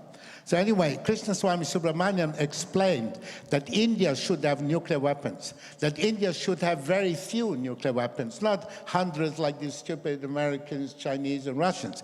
Secondly, that India should have a strict no first use policy, declaredly, and be willing to fight entire wars without even mentioning nuclear weapons. Secondly, he said, privately, secretly, Pakistan should have nuclear weapons, because the aim is to reduce the fighting between Indians and Pakistanis from divisional level, from 20,000 troops, 100,000 troops, the last was 370,000 troops, to reduce it to just 30 or 40. And not 6 months of war, just a few days of war. That was his plan. So nuclear weapons were born too powerful to be useful. Too powerful to be useful, then the only use is strike back. Strike back. After you've been burned, you strike back. And Mr. Putin, when the Russian war went badly in Ukraine, because the Russian army is post-heroic and all that and so on, when it went bad, some idiots in Russia started saying we should have tactical nuclear weapons, tactical nuclear weapons. Immediately, journalists all over Europe, that is people who are completely ignorant and understand nothing about war, they started echoing this, tactical nuclear weapons in Western Europe. They said tactical, you say the word tactical, it means it's not nuclear anymore. It's not nuclear, it's just a little toy rather. That is a fantasy. It was born as a fantasy. The nuclear weapon was born too powerful to be useful.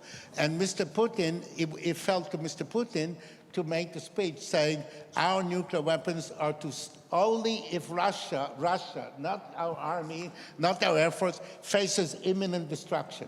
Therefore, the nuclear disarmament processors are just as useful as the Middle East peace processors, the Oslo, all these Norwegians and so on and so forth. It's just useless. Nuclear weapons required a passionate religious belief that it's better to be dead than to be red. To be better to be dead than to be communist. If you lose that belief, you will never use nuclear weapons. Now, President Trump knows he has no nuclear weapons. His interest in negotiation is purely symbolic, but he also knows he has no troops, because America is also post-heroic. The lineages of the British Army, 74,000 British soldiers, are so few that they can all be children and grandchildren of military families. In America, they exist also, but they're very small.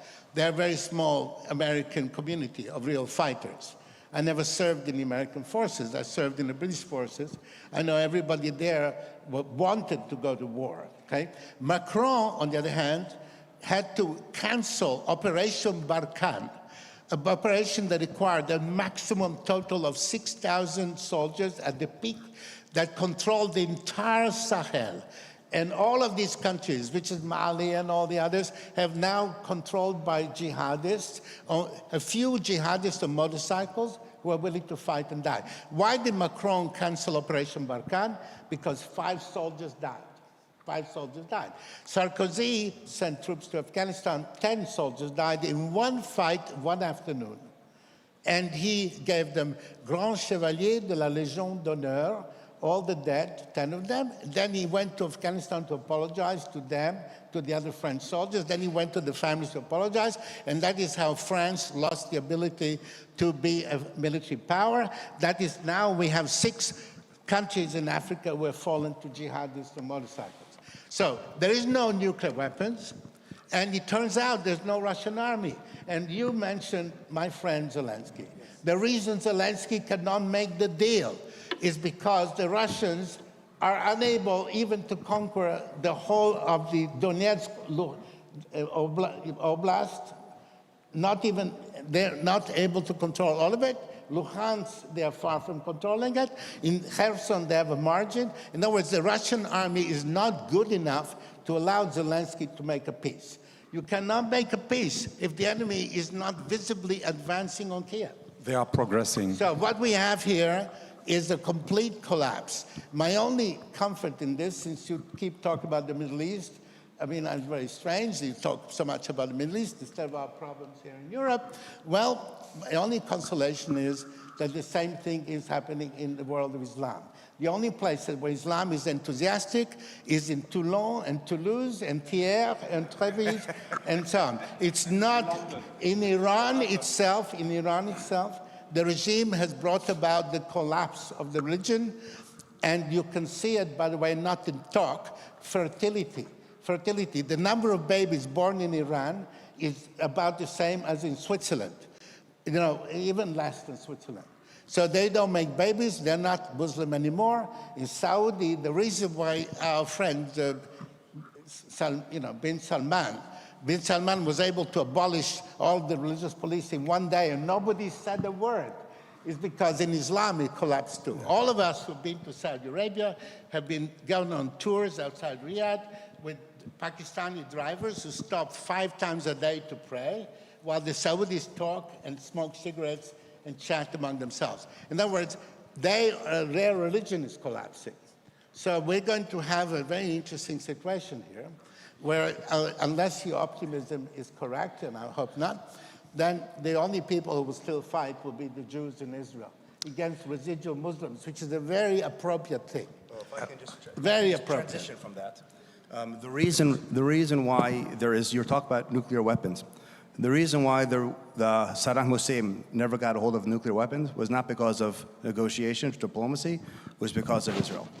The reason why Bashar al-Assad did not get nuclear weapons was not because of negotiations, it was because of Israel. The reason why Iran is not going to get nuclear weapons is not because of negotiations, it's going to be because of Israel and the US. And I think it's, and a lot of Iranians. and I think what I think is key. They don't pray to Muhammad. They pray. Okay, what I think is key, and I just want to transition to my final statement as we're now a little bit over time, is I think when you look at October 7th, how did that happen? How did it happen that Israel had a $1 billion border fence and it was penetrated by a bunch of guys on Toyota pickup trucks and drones they could have gotten off Amazon? How did it happen? And I think when you look at it at a physical level, you're forgetting that there's one critical component, and that is a potent and toxic ideology.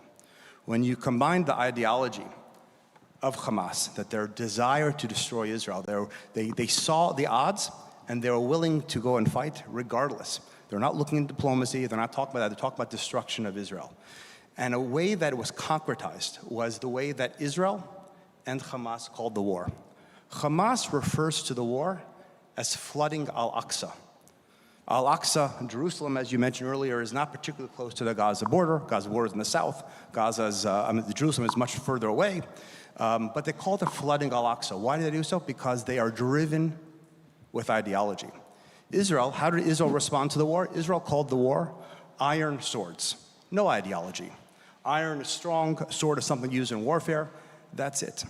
At the beginning, on October 8th, that's how Israel responded to this war. Responded very, very simply, very basically. This is just going to be tactically. By the end of the war, Israel understands that this is a war of ideology, a war that is based on who we are as people, our values. And I think because Israel's recognition, I remain optimistic that we will achieve a durable, sustaining peace, because Israel and the free world supporting Israel will be able to enforce a free peace. And hopefully with that, we will be able to end this conflict and hopefully others as well. Thank you. Jennifer, try not to spark Yes, I will just make less than 60 seconds. So first of all, I don't think Hamas is unique. Like, wars are always fought over ideology. You can go back in history and look at all the different ideologies. You could say that U.S. primacy is an ideology that has driven even more conflicts probably than Hamas. So I don't think it's unique in that sense. Ideologies are the root of a lot of conflicts. And the second point is, I guess I just take issue with this idea that Israel didn't respond with ideology. Like all wars, all sides have their own ideology. You only have to look at the statements of Israel's leaders to see that they have their own ideology, even disagreeing amongst themselves about what that appropriate approach is. So I just think we have to acknowledge that all conflicts have two sides.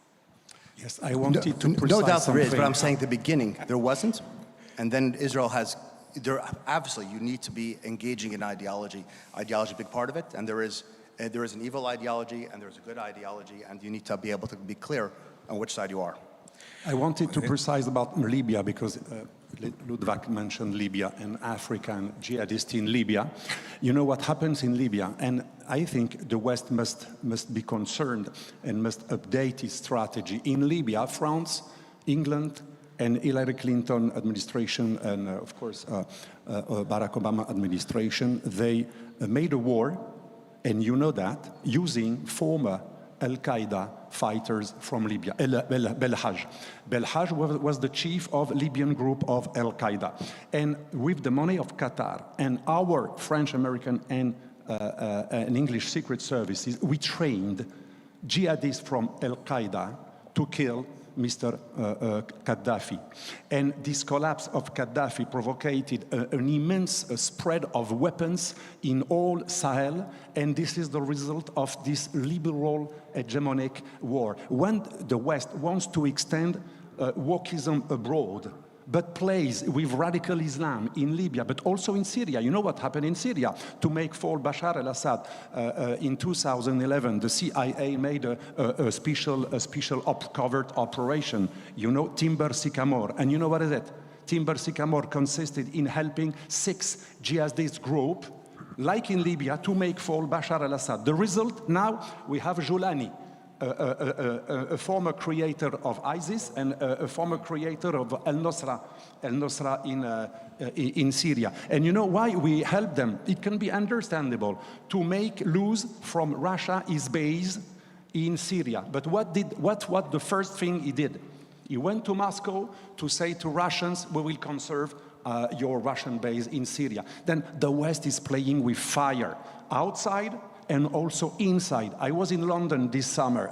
You said that the paradise is France and Belgium, but also London, and also Washington. The next time I was in Washington, I saw a demonstration of radical jihadists crying, saying death to Jews, and fight misbelievers. I mean, we shouldn't get started on this point because we really have to wrap up. We play with the fire. Okay, so how to wrap this up? Really? I want to say how can one close a panel like this? CIA played with the fire. I also hate Qatar. I'm completely out of control here. Excuse me, 1 second. I was in Qatar, perfectly willing to accept a bribe from the Qataris. I was invited to a strategic conference, and they never offered me a bribe. So it means that they thought I was zero, and so I became Qatarophobic. On the other hand, I remember that Qatar was the first country that invited Mossad to have a full-scale mission and base. It's been from which they were able to operate Alexander, please, both. mercy. The mistake of Mossad and have CIA mercy on me, come on. Really, ceasefire. Ceasefire, yeah. It's been an honor moderating this panel, really. Sometimes I had the feeling that it's 4 or maybe 8 conversation along. I think we should really announce a ceasefire and continue fighting over a cafe. Thank you very much for coming.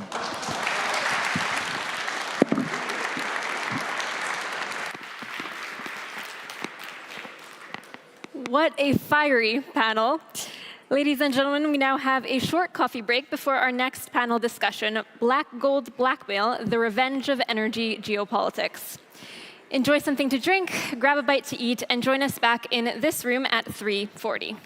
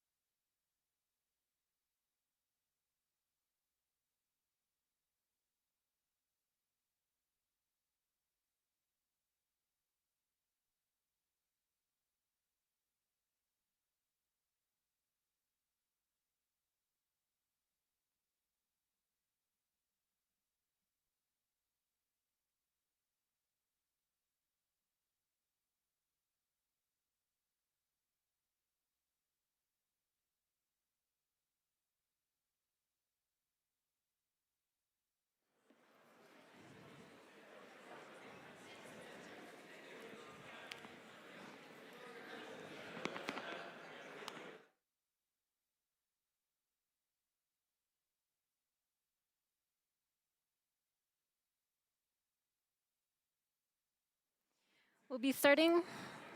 Hello? Okay. We'll be starting in just a few moments, so please take your seats.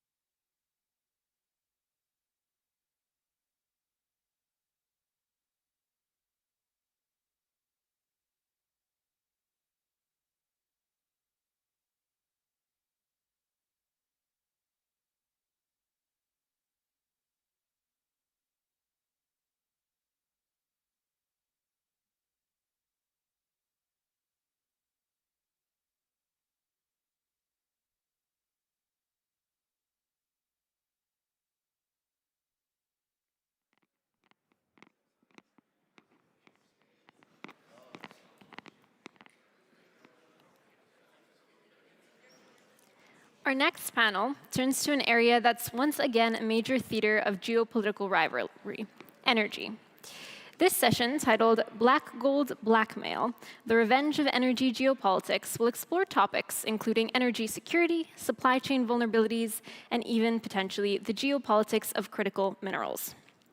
Our panelists include Carlos Roa, Director of the Keystone Initiative at the Danube Institute, David Kőhegyi, Partner and Head of Compliance and Investigations at DLA Piper Hungary, Ornella Ciucci, Head of the Research Center at the Western Balkan University, and Tian Huifang, Senior Research Fellow at the Institute of World Economics and Politics within the Chinese Academy of Social Sciences. The conversation will be moderated by Stefan Antic, Visiting Fellow at the Hungarian Institute of International Affairs and Managing Editor of Horizons. Let's welcome our guests to the stage.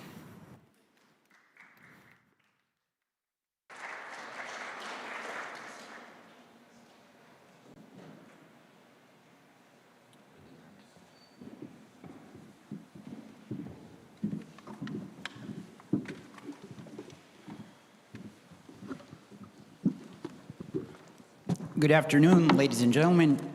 Welcome to Black Gold Blackmail, a panel that is going to be all about energy and its utilization for geopolitical leverage, which is a good topic to bring up here at the heart of Europe, a continent that has been through quite a lot over the past couple of years, especially since 2022, when diversification efforts and energy diversification have been at the forefront of most discussions that revolved around energy.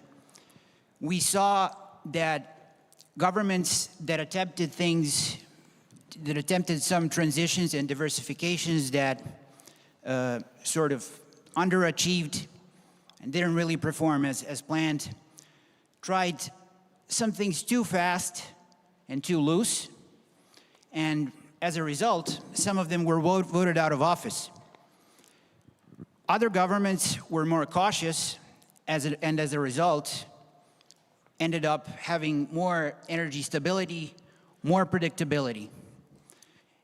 Those who championed green transition, even though green transition as we know it today, as we think about it today, isn't truly possible, and only the green renewable sources of energy cover only about 40% of the global demand. These wouldn't be able to power the planet for longer than 24 hours. Still, some countries, smaller countries especially, are being pressurized by the wealthier states to go this way, to go down this path of green transition. And today, we're going to hear from our panelists how countries, big or small, in this newly found energy geopolitical competition, great power competition, how small countries especially can navigate well in such an environment, and what they can do to avoid becoming collateral damage in such a battle of the elephants, if you will. So my first question today goes to Dr. Nella Ciucci.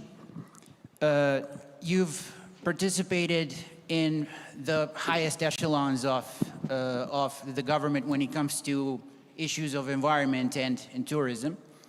So my question to you is, how can small states redesign their energy strategies to avoid becoming collateral damage, as I've put it? Oh, thank you. Thank you so much, and thank you for having us here and giving us the opportunity to ask the small countries to talk in these big events and being next to big countries.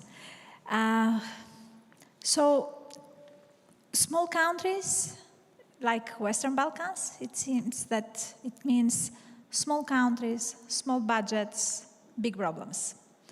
And when I'm talking about energy, I'm talking about energy security. It's not just having energy, having light, but energy, it's energy security, almost. And I want to bring here two cases. The first thing, two cases.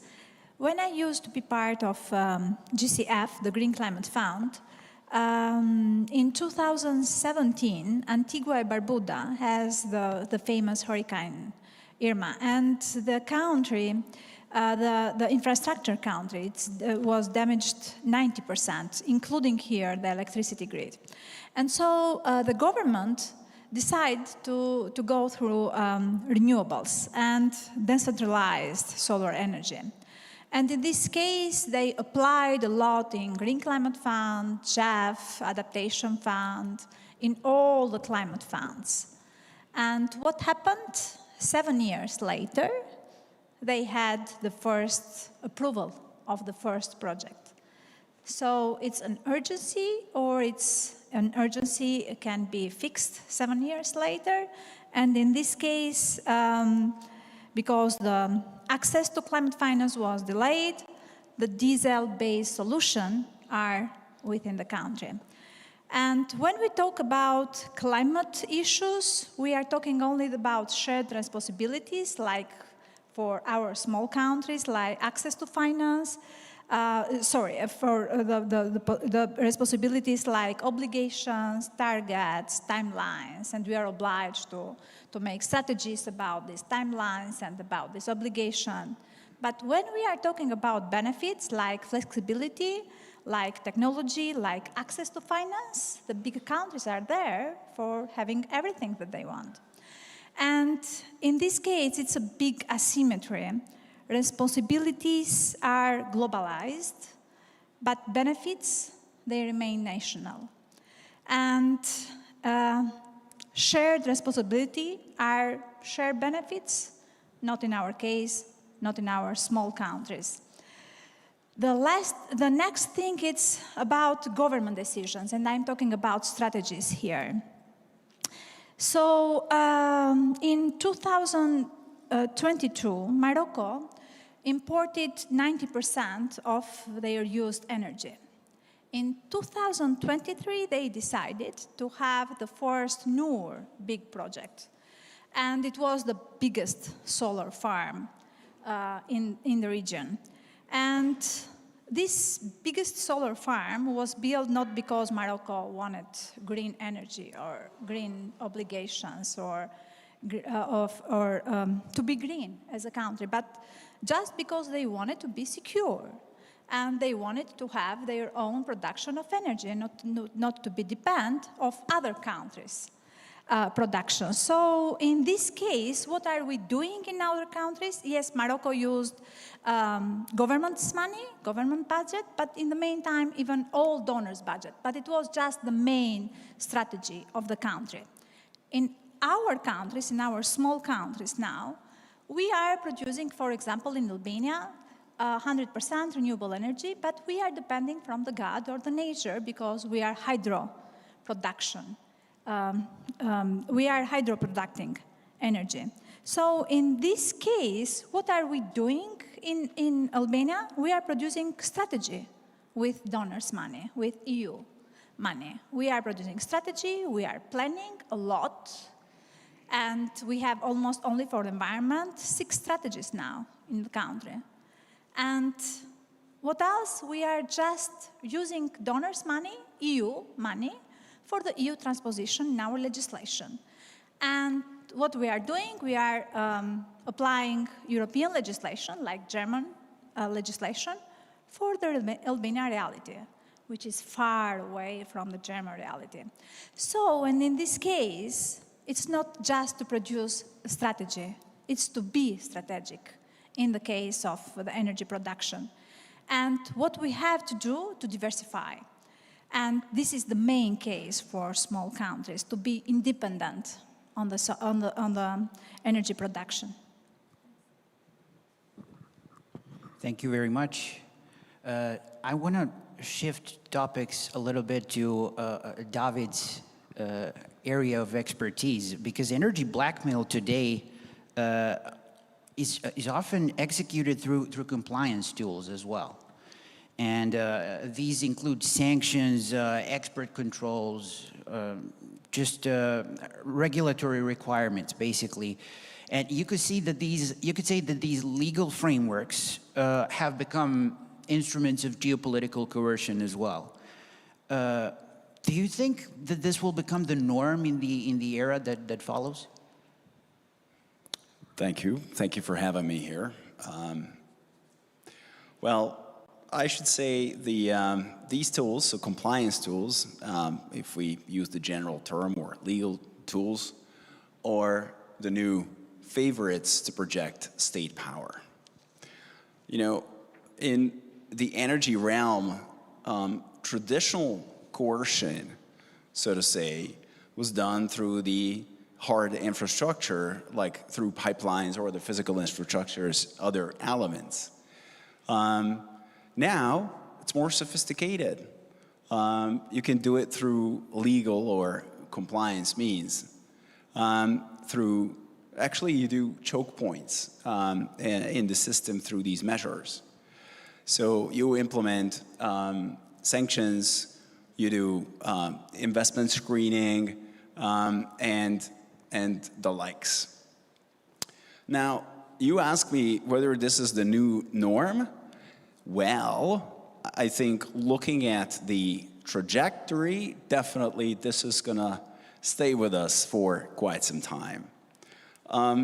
In a multipolar world that we're looking at right now, actually this morning, some of the speakers alluded to this, that everybody's talking to everyone, the conflicts are sort of managed. Well, yes. And the energy system itself is inseparable from national security interests. So it's going to be at the heart of the conflicts, because every single component of the system, whether it's chips, whether it's the hardware, whether it's the LNG or whatever you put into it, is going to be a part of this game. And you can actually use your regulatory or compliance regime to control it or make the flow difficult or more difficult or divert it. Now, what is very interesting is that we're actually seeing competing regulatory and compliance regimes, because we have China, we have the United States, we have the EU, and each has its special set of rules and special expectations and views on how they wish to regulate things. I mean, if you look at sanctions, sanctions are peaceful tools, but they're tools of foreign policy. They're not like administrative actions for which, or against which you can go to courts. You have no remedies against them. So they make the life of everyone difficult. But when you have competing regimes, competing sanctions regimes, or sanctions and counter-sanctions, that makes your life a lot more difficult. And in the intersection of these measures, you have companies that have to comply. So they become tools of compliance, because a company is not going to do business with you if it turns out that you're not compliant. So that's, I think that's a very interesting component of this. But even more so, there's a new dynamic. Companies do exploit this. So some of them actually try to exploit the system through gaining unfair advantage against their competitors by, for example, tipping authorities off in order to put someone on a sanctions list, or use black PR instruments to do this. So, well, yes, we're in a new age, and you have to get used to this, I think, for the next years to come. So just as a follow-up, to what extent does black PR work in shaping state behavior? Because when we talk about energy, we tend to sort of, out of inertia, I guess, think about state actors rather than companies more often. And how does this black PR shape the state behavior? Let me go back a little bit. For those who are not familiar with how sanctions work and everything. Sanctions are, very useful tools of foreign policy and exerting pressure that you would normally do through other coercive means. And in the multilateral system that was designed after the Second World War, they fit quite well. The United States actually has a very eloquent practice of using sanctions. They have the OFAC, which is a agency that actually ensures that sanctions are being kept, and they have a lot of literature and frequently asked questions on their website how to interpret them, guidance for everyone. But then a little bit later to the game, the sanctions regimes were a little bit alien to the European Union, but this of course changed in 2014 after Crimea hit, and then gradually and quite sharply in 2022 when the Ukraine war started. And then the practice of European sanctions was vastly different, or is vastly different than what the United States does. Normally, and I'm making generalizations here, so apologies for those if it may offend, but what is important is that in the US, to make it to an SDN list, a sanctioned list, it takes a lot more than right now, because of certain political means in the European Union, it does. So what actually happens is that one of the elements of information that those who compile these lists consider are what is in the press. And we all know that the press nowadays can easily be manipulated, but using the press as evidence for making such a determination is quite dangerous. And companies actually learned to exploit this. So they can spread information about a competitor, and then that can make it to the press. And of course, state security services are not unfamiliar to this practice as well. Or immune. Yeah. Immune, yeah. Another crucial aspect of the energy race and the race to dominate energy sources over the next in the future in general is critical minerals, and critical minerals processing also is a big part of that. China dominates critical minerals processing, and I want to ask Ms. Tian, does Beijing view this as a defensive necessity, as an economic strategy? Is it a geopolitical instrument? How do you see it? Thanks for moderator's question. This is very interesting, but it's also very hard. From my point of view, like David said just right now, actually this is not a new story.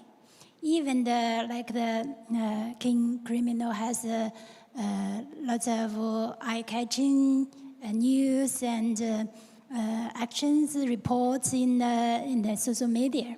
But it is totally not new, because sanctions start from the US or European country in the history.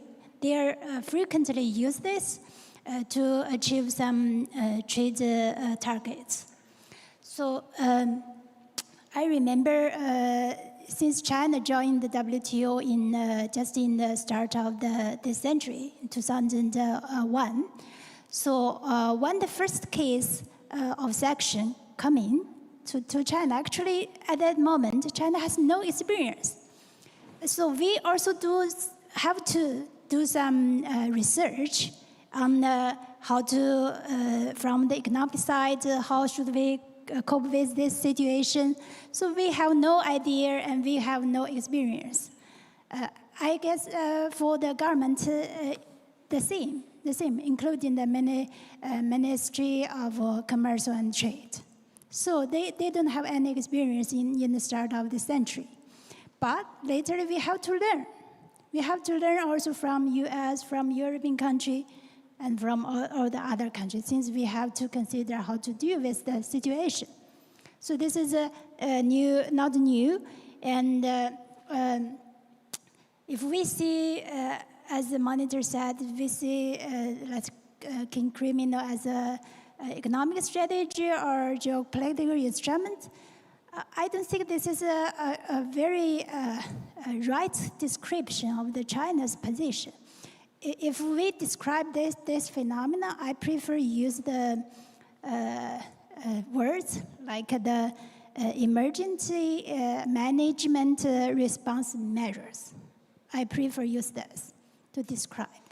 Since this is a temporary measure that China can use to deal with some emergency or urgent situation.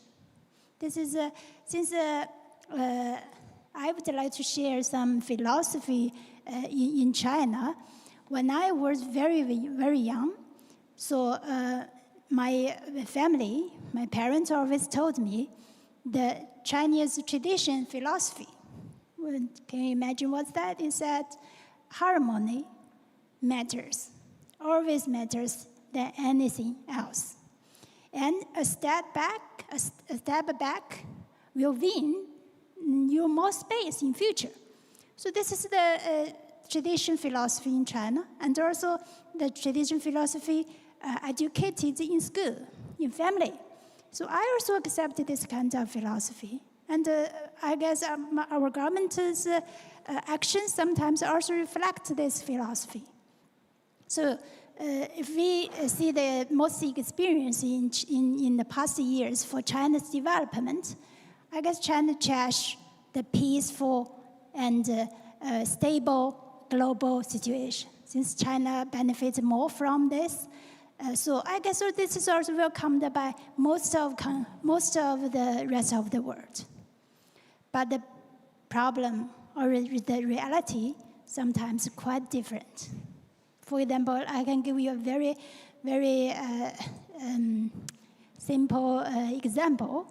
For example, a schoolgirl, high school or middle school girl, was clapped by the classmates just because that she is much more pretty than her. So what this girl should do? I guess most action that the girl will take is fight back or endure. So if the girl fight back, so how do we define this kind of collapse? I think that there's a very obvious distinction between these two collapse. One is intended, active bullying. One is forced feedback or forced response.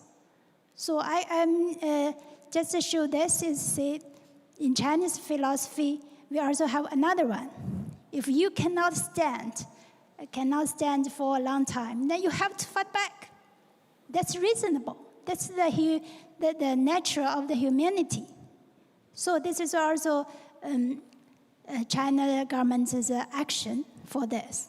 And as for the king mineral,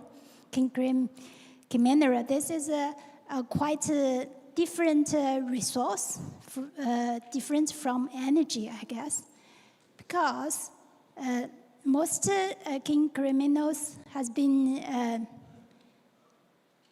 gathered or concentrated in quite a different country or region. So this is the gift from the God.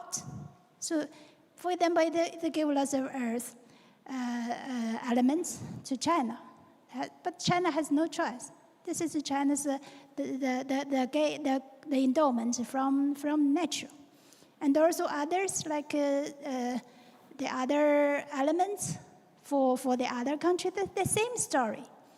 So, but I have to say that the one is the natural endowment, one is the capacity or the ability that proceed this kind of elements. So if we recall the history, actually China's ability of processing this kind of criminal technology or criminal elements is from Europe. Since 2028, I guess this is the first phase of Kyoto Protocol. So one of the important mechanism in the Kyoto Protocol is CDM. You see, there are lots of CDM projects given to China, to India, and this helps China to enhance its basis for the environmental technology development and clean energy development, and also China's lots of processing technology. So if we recall the history, I said that I have to say that China wants to use this kind of instruments or threaten. This is not China's style. This is not the Chinese people's style. We prefer use, like what I said, emergency management response measure. Thank you. Thank you very much. Actually, the philosophy of harmony versus fighting back brings me quite fittingly to my next question and to Carlos, who has written extensively about the return of hard geopolitics. So in the context of energy and energy transition, is this accelerating this return of hard geopolitics, or was this something that was always there? What's the role that energy transition plays in all of this? Well, first of all, thank you for having me here, and I apologize. I'm having a weird moment since Stefan and I were together a decade ago when we were young men, and oh God, when we were young men, we're old now. I can't be getting old yet. I need to use more Zoomer slang. So in that spirit, Zoomers have come up with great slang. Instead of saying maximization, they say maxing. So there's this lovely term called energy maxing. We have to have as much energy as possible. And that, I think, is the current mood in geopolitics. Because once you have great power competition and so forth, states have to react to that in certain ways. Saying, for example, we now have to reindustrialize. We produce more weapons. This means rebuilding factories, building supply chains, and so on and so forth, which requires energy just to build the stuff and then energy to maintain. And this is all inflationary since you're spending a lot of money in order to make all these things happen. So then you have a crisis of, oh, now everything's more expensive. How to bring down the prices? Well, energy fits into the cost of everything. So if we have even more energy, then we bring down the price of everything. This is the logic of the U.S. Energy Dominance Council and policy thereafter. At the same time, also, it's, well, if we need to pursue maximum energy, then we need to use what's available. You won't have any problem convincing me that wind and solar is good. I'm half Costa Rican, so I love the environment. But it won't feed the demand necessary to meet all these things. So it's saying, well, actually we do need more oil and gas and restart nuclear power and so on and so forth. So to answer your question, the geopolitics drives the changes in economics and energy, and this leads to various weird shifts that people are still grappling with. For example, when it comes to oil, the oil majors are they're used to, after a good decade of oil and gas and with shale oil and gas, of saying, well, we have this lovely thing where we invest and we get the returns on this within a few years. And what's that? Now we need to reinvest the long term and put in money to build a new refinery and so forth. We're not comfortable doing that.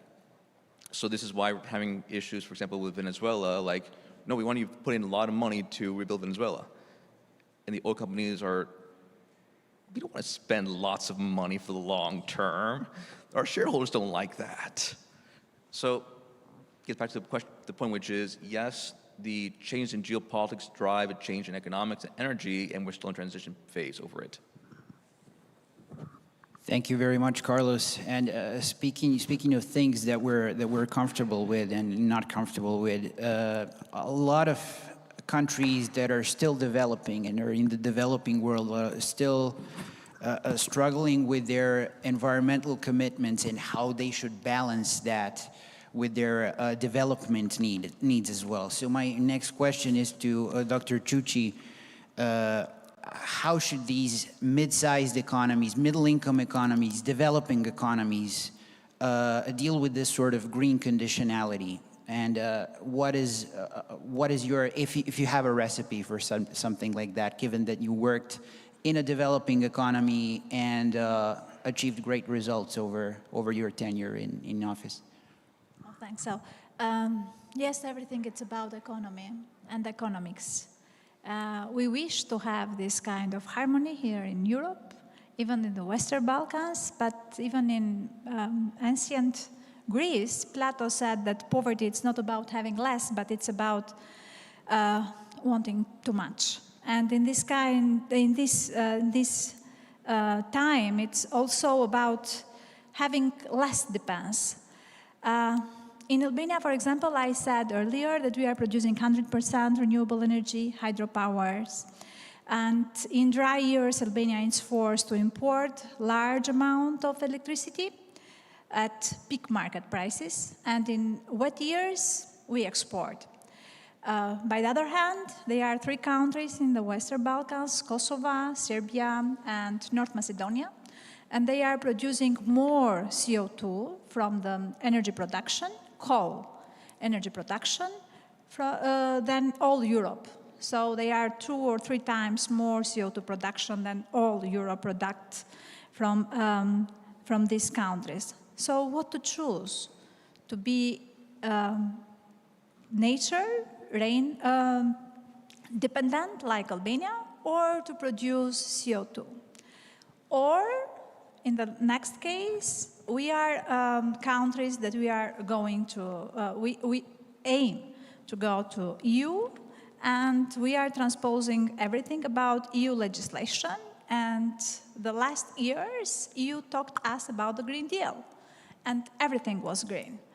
We talked about green energy, we talked about the green transport, everything was green. And we tried to do everything green in our countries, but now Europe changed strategy. And no one is talking anymore about green.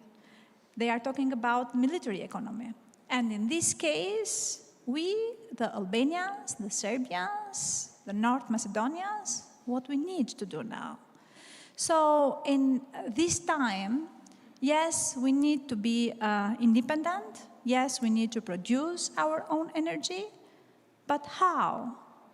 Europe has a vision, or it has a vision only for us, the small countries, being green, and then they will be only military economies.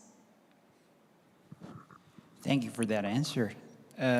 I want to return to Ms. Tian briefly, because when you talk about Europe, we often talk about de-risking, diversification, relying on as many different sources as possible. And to put it in other words, in Western Europe, that usually means moving away from Russia, moving away from Russian energy.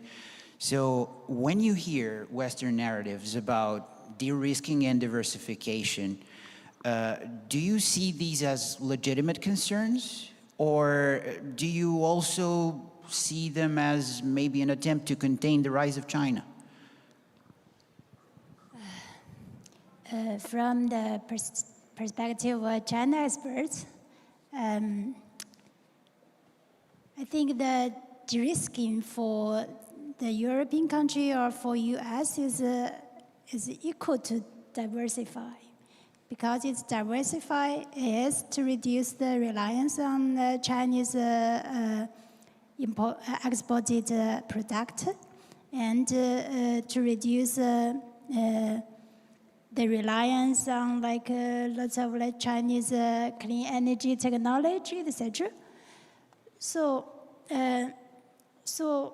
from my point of view, maybe Europeans de-risking is mostly prefer to reduce the China's percentage, maybe in Europe, in lots of key area that defined by European committee. But from the point of view of China, our diversify is also a kind of de-risking, but our risking is not targeted at a certain country. It's just targeted to a certain area or certain industry, like energy.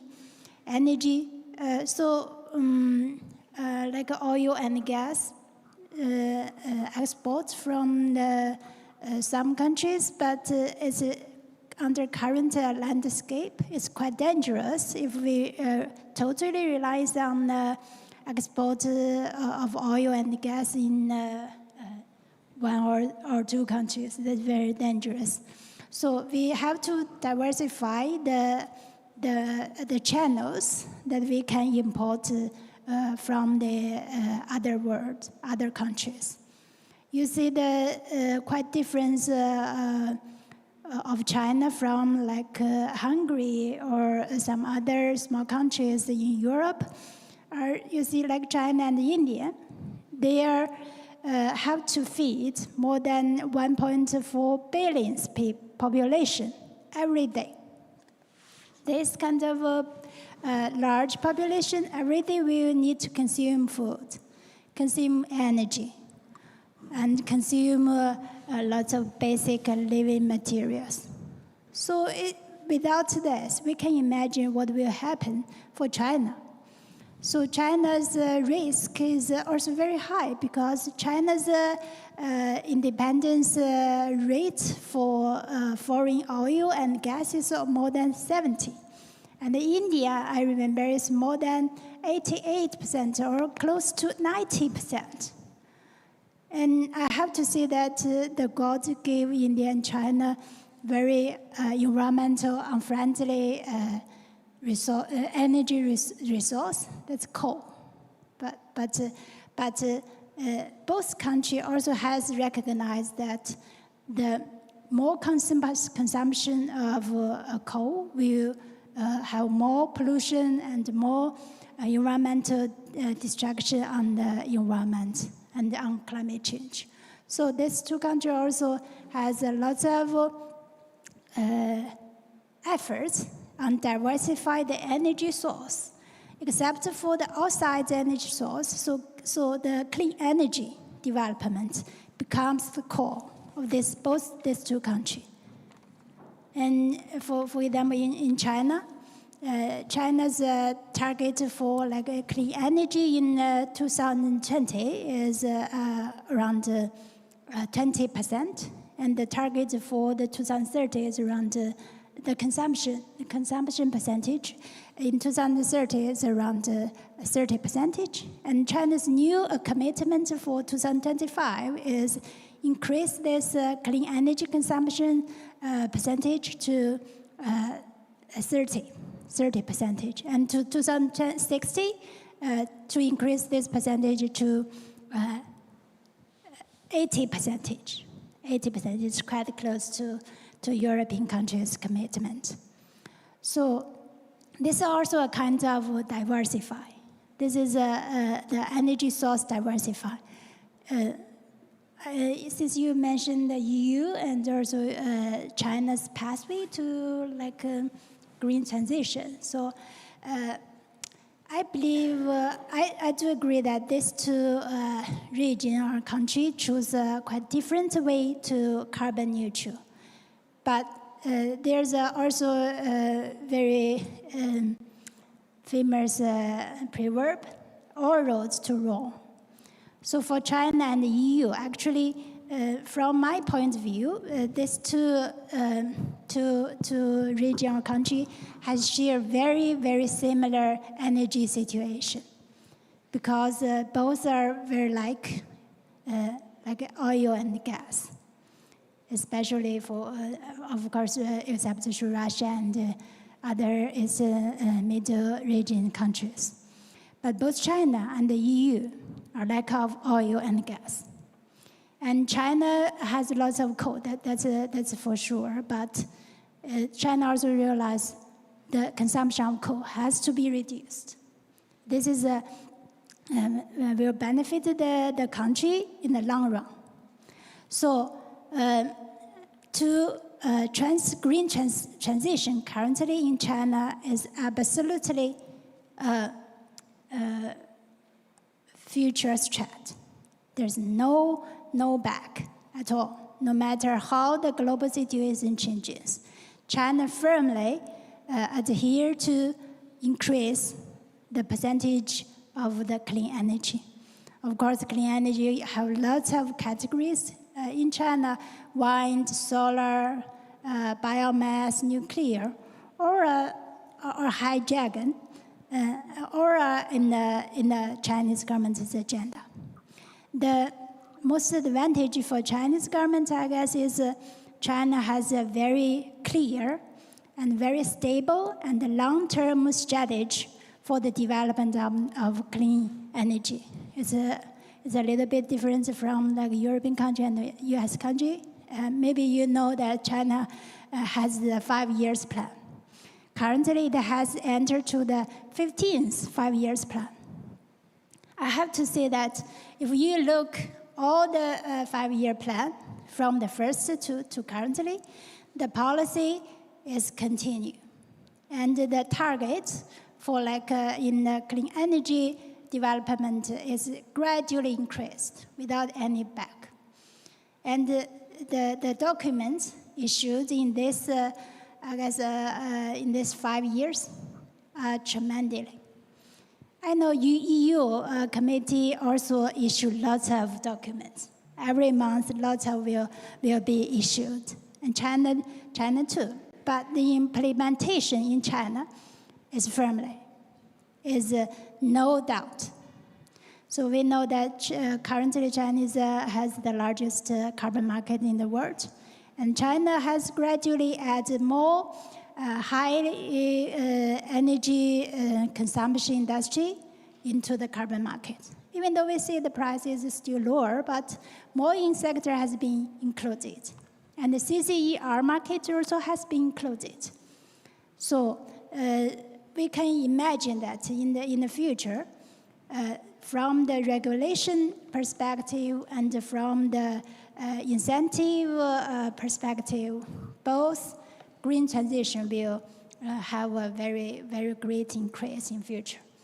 And the EU, I think, since EU's green transition development very fast, very fast.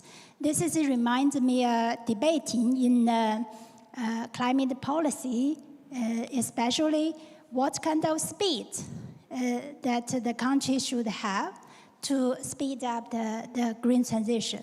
This is quite a famous debating in climate change economics.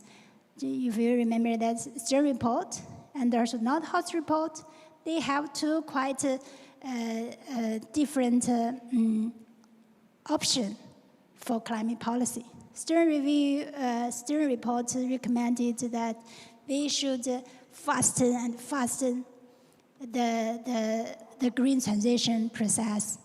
The faster, the better. But Nordhaus didn't agree with this. He recommended a slope way to achieve the green transition. I don't think they have the very opposite way, because all of the debating, the target of the debating is to achieve a green transition in the future. Now, so I said all roads to Rome, just a different way for different countries. Thank you. Thank you very much. David, you and I just spent a couple of minutes before this panel talking about regulatory risk and how we may face a world when it may become more dangerous than the market risk. What is the way for companies dealing with energy and critical minerals to navigate this environment, to prepare for this? Well, what's new is the level and frequency of intervention. So you have to factor that in to business decisions. It's a cliche, but what we see is that a lot of companies failed to build regulatory intelligence into the core of their design process and their strategy. So you have to anticipate these changes and make sure you don't start to address them when they happen, but you actually build it into your system even before you start projects. The second thing, and I think this is what causes a lot of trouble to companies nowadays, is that they fail to confront the new reality that traditional legal safety nets are actually weakening. What does that mean? We have a particular example, a recent example here in the EU with respect to the Energy Charter Treaty. The treaty was modernized, but even now the modernized version has certain issues, and probably those from amongst the member states, EU member states who signed up to it, are going to have to back out of it. But what does that mean? Does that mean that when there is regulatory intervention, how do you bring this to a neutral forum? What are your options to deal with it and maybe get damages against it or for it? That means that there is a growing gap between the level of regulatory intervention and your exposure as a company and the legal protections that are afforded on the other end. And that's something companies really have to face. So the best ones are the ones that actually build geopolitical optionality and the legal strategy into their planning early on.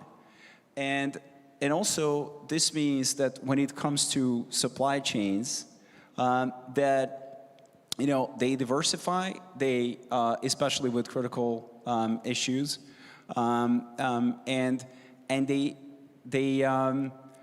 they make sure that they treat their regulatory risk as a strategic option. Thank you very much. Carlos, I move back to you for the question that I think has been the elephant in the room, so to say, which is the development of new technologies, particularly AI, and particularly the building of data centers that will need to power this progress in the time ahead. It looks like, from an observer's perspective, that this will require an insane amount of energy that will only further make great powers who are leading this race on AI more assertive in an attempt to get that energy, to acquire it by whatever means necessary. And domestically as well, countries around the world, it seems like they will be competing for basic needs like electricity with the consumer base, that is the population. So do you think that in this race, these companies that are driving the AI race, will they win out? Do you have a more optimistic take on this? What's your view on this whole thing? Look, kind of a brief crash course on AI. AI, building up AI. You need 4 things if you want to do AI at scale in a serious capacity. One, you need land, because these data centers are big. We're talking, the server racks themselves, the building to house them, the cooling systems, transformers, generators if need be, road infrastructure, and so on and so forth. Second, you need capital, both the actual lots and lots and lots of money in order to build the stuff, and human capital in terms of the various engineers, data scientists, et cetera, to keep this thing going. 3, compute, which is a nice slang these days for saying computing power, so the various chips and so forth. And 4, the topic of the moment, the energy, which is this stuff is very power hungry. Not megawatts, gigawatts. So not that many states can get all 4 together to make this stuff happen. And the reality is, this is what we're seeing in parts of the West, which is the available infrastructure to make this stuff work isn't there. The United States, it's either the grid's not modernized enough, or local power supply is not there, so on and so forth. There's political reactions. There's Florida saying we want any data centers because we don't want to raise consumer electricity prices and so forth. So we're seeing an interesting dynamic where the majors can make this happen, and some of the smaller, richer middle powers who have either the land, capacity, money, whatever to make this happen. And it's the interest of the majors to partner up to ensure this. For example, in the UAE, I was there now 4 months ago as part of a fact-finding mission with the Middle East Institute. The Emirate of Abu Dhabi is committed to building a massive gigawatt campus, about 5 gigawatt campus. It's around 9 times the size of Monaco. And you tell me who else has land. Massive. You tell me who else has the money, the scale, and can produce the energy in order to meet that. Not many states.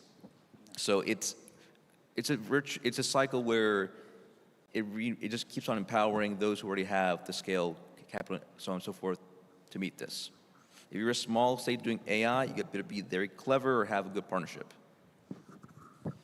Given that we're rapidly running out of time, I just have one final question for all of you to sort of ponder on, and it's about the misconceptions of this race. So the energy race, if you will. So, what do you think is the most dangerous misconception that policymakers around the world, whether Western or non-Western, European, American, Asian, African, have about the energy race? Carlos, we'll start with you, and we'll move this way. I take the very long-term historical view, which is that, in my view, the absurd wealth, started seeing generated in the 20th century was kind of a one-off, because that was, the easily accessible oil and gas near the surface, et cetera. As more time goes on, we'll spend more money, more energy in order to get, relatively decreasing energy. So if we want to get more oil and gas, You either dig deeper or in the ocean and so forth. When you go with nuclear, which is very energy dense, but you build the plant and so on and so forth. So the cost will keep on going up over time. And I'm not sure policymakers have really internalized that. Just to follow up on that, if I may, sustainability. Of course. That drives the next step to that logic is sustainability on both ends, on money-wise and like asset-wise, and of course global and environment-wise. So I will bring here the Paris Agreement. So China, 21% of the global production of CO2, it's out of the Paris Agreement. US, 14% of the global production of CO2, it's in and out. And so we are talking about being together on the environmental issues. We are talking on having the best way to be together and to love the planet like no other planet B. This is happening only on cards. When we are talking about decisions and governments, the biggest polluters are out of the environmental protection of our planet. My last point is that we cannot just look energy as energy itself. The energy security issue is just the tip of iceberg of global crisis. I remember the UN issued its latest UN Society report, 2025. It shows that currently inequality, insecurity, and deep trust crises have spread globally. So to overcome this challenge, the fundamental change has to be made, not only in political system, in economic system, but also in social norms and also thinking patterns. So if we avoid any of this disturbance, I think the first most important thing for from the global level is how do we change our thinking patterns and to rebuild the trust between countries. This is much important than any other cooperation. Thank you.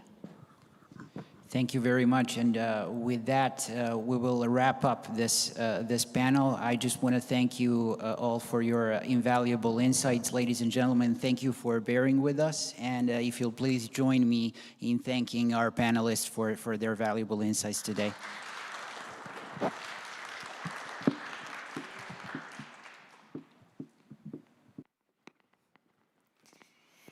Ladies and gentlemen, we now have one more coffee break, so stretch your legs, grab some refreshments, and join us back here at 5:15 for a keynote address by leading IR scholar Graham Allison. You won't want to miss it.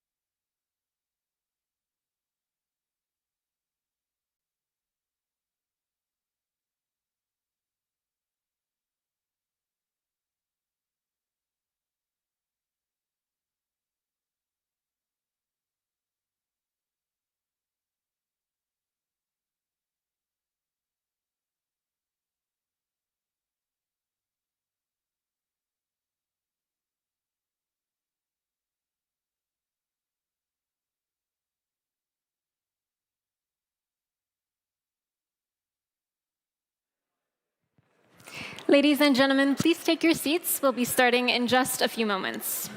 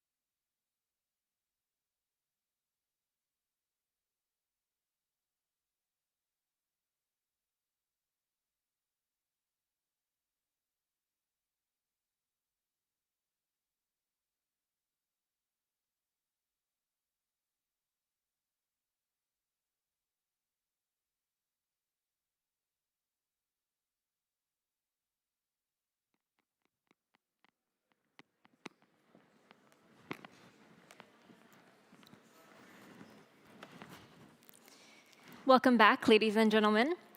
Our last keynote will be delivered remotely by Graham Allison, Douglas Dillon Professor of Government at Harvard Kennedy School.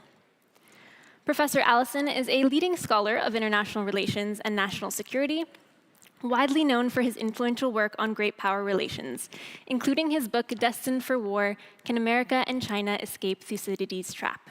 After his talk, we'll hopefully have some time to ask him a few questions. Please give Professor Allison a very warm welcome. So it's an honor for me to have an opportunity to speak to you, and I apologize that I'm not able to be there in person. We had a good discussion last summer with Balzas Orban in Aspen, with him, Balzas and my wife, who's a Hungarian American, and he gave me a copy of his book on Husserl's Cut, which I've read with great interest. So I appreciate the ways in which the increasing connectivity among countries provides a challenge, a strategic challenge for Hungary. And I'd be interested to hear what conclusions the group comes to as you all wrestle with these issues, looking at your agenda.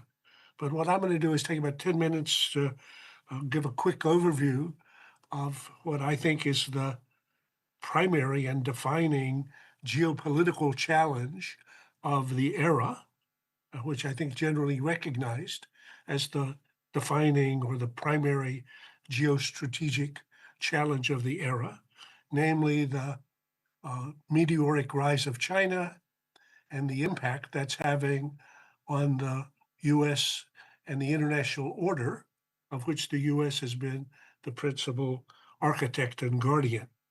And I'm going to try to present two big ideas and a challenge. The first big idea is Thucydides' trap. The second big idea is a mad world. And the challenge is essentially Henry Kissinger's challenge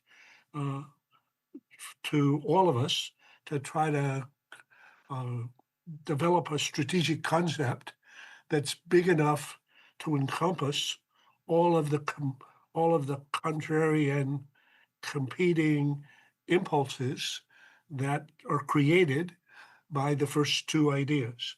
So if we can go with, and maybe if we're taking good news from this, a possible future could look something more like a geopolitical Olympics, as we're watching these amazing events occur just a little south of Budapest. So first question, Thucydides' trap and China. So Thucydides' trap is the dynamic that occurs when a rapidly rising power seriously threatens to displace a ruling power. Now, the question is there a rapidly rising power? And the answer is you bet. If you're asking whether something's rising, take on your x-axis time and on your y-axis amount. And if the slope is going north, there's a clue. So is China rising? If we take the next slide here. Here's China's share of global economy. First, GDP, trade, manufacturing, defense spending. So is China rising? Next slide. China's share of the global GDP by the best metric for measuring economic power, PPP, here from 1990 comes from nowhere to number one. Next slide. That's a conclusion that most people don't want to accept, but if you look at the CIA's fact book, they recognize in purchasing power parity, China now has the largest economy in the world. That is, they buy and make the most stuff. Next slide. If you look at the green future, whether it's EVs or production of electricity through solar panels, or the elements that are captured in everything from a solar panel to a battery to indeed even to a chip, the green future is red. Next slide. If you look at electricity, China is in effect the first electrostate. The US, here's the production, total electricity generated by the US, which has essentially been flat for the last quarter century, now having to try to respond to the demand for more electricity by data centers and large language models and other AI. But China has been spurting ahead. So every year, China has been producing more new electricity production than the rest of the world combined. Every day, China adds another gigawatt to its electricity grid. Next slide. If you look at the raw materials, particularly critical materials, including rare earths, that became a topic of great discussion last spring. Again, China is the predominant producer. Next slide. AI in terms of the rivalry, again, I would say US big companies a bit ahead, but DeepSeek, a very small company, really very much in the running. And there are many other small companies coming forward, as well as the Alibaba Quinn or the Tencent Hainan are both in the same zone. Next slide.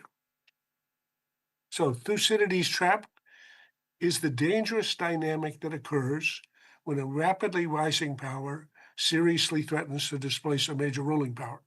And as Thucydides taught us in his great history of the Peloponnesian War, it was the rise of Athens and the impact that this had, the fear that this instilled in Sparta, that made the war almost inevitable. Next. One of the first people to pick up on this idea was Xi Jinping. Here he is in 2017, just actually before my book was published, but I had done an article version, which he had looked at, in which he argues that because of the dynamic that occurs when a rapidly rising power challenges a major ruling power, major powers should build a new model, a new form of great power relations. And I think that's an interesting proposition. Actually, it relates very much to the Kissinger challenge, which is my third point. Next slide. So here is one of the most fascinating characters on the planet for the moment, Elon Musk on Thucydides. And he's thought hard about this. I think we can hear what he says.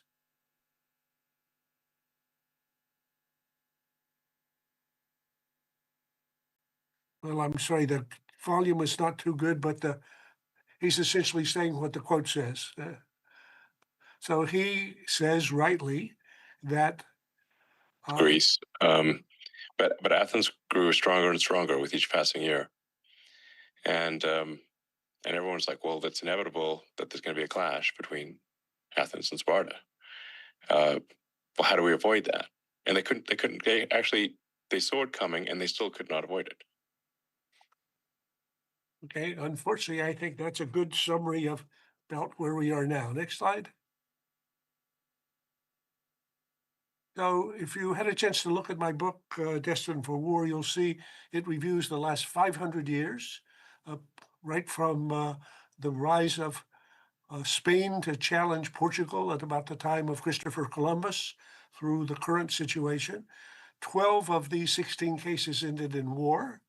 So war is normal for great power rivalries, but 4 of the cases in not war. So war is not inevitable. Say it again, war is not inevitable.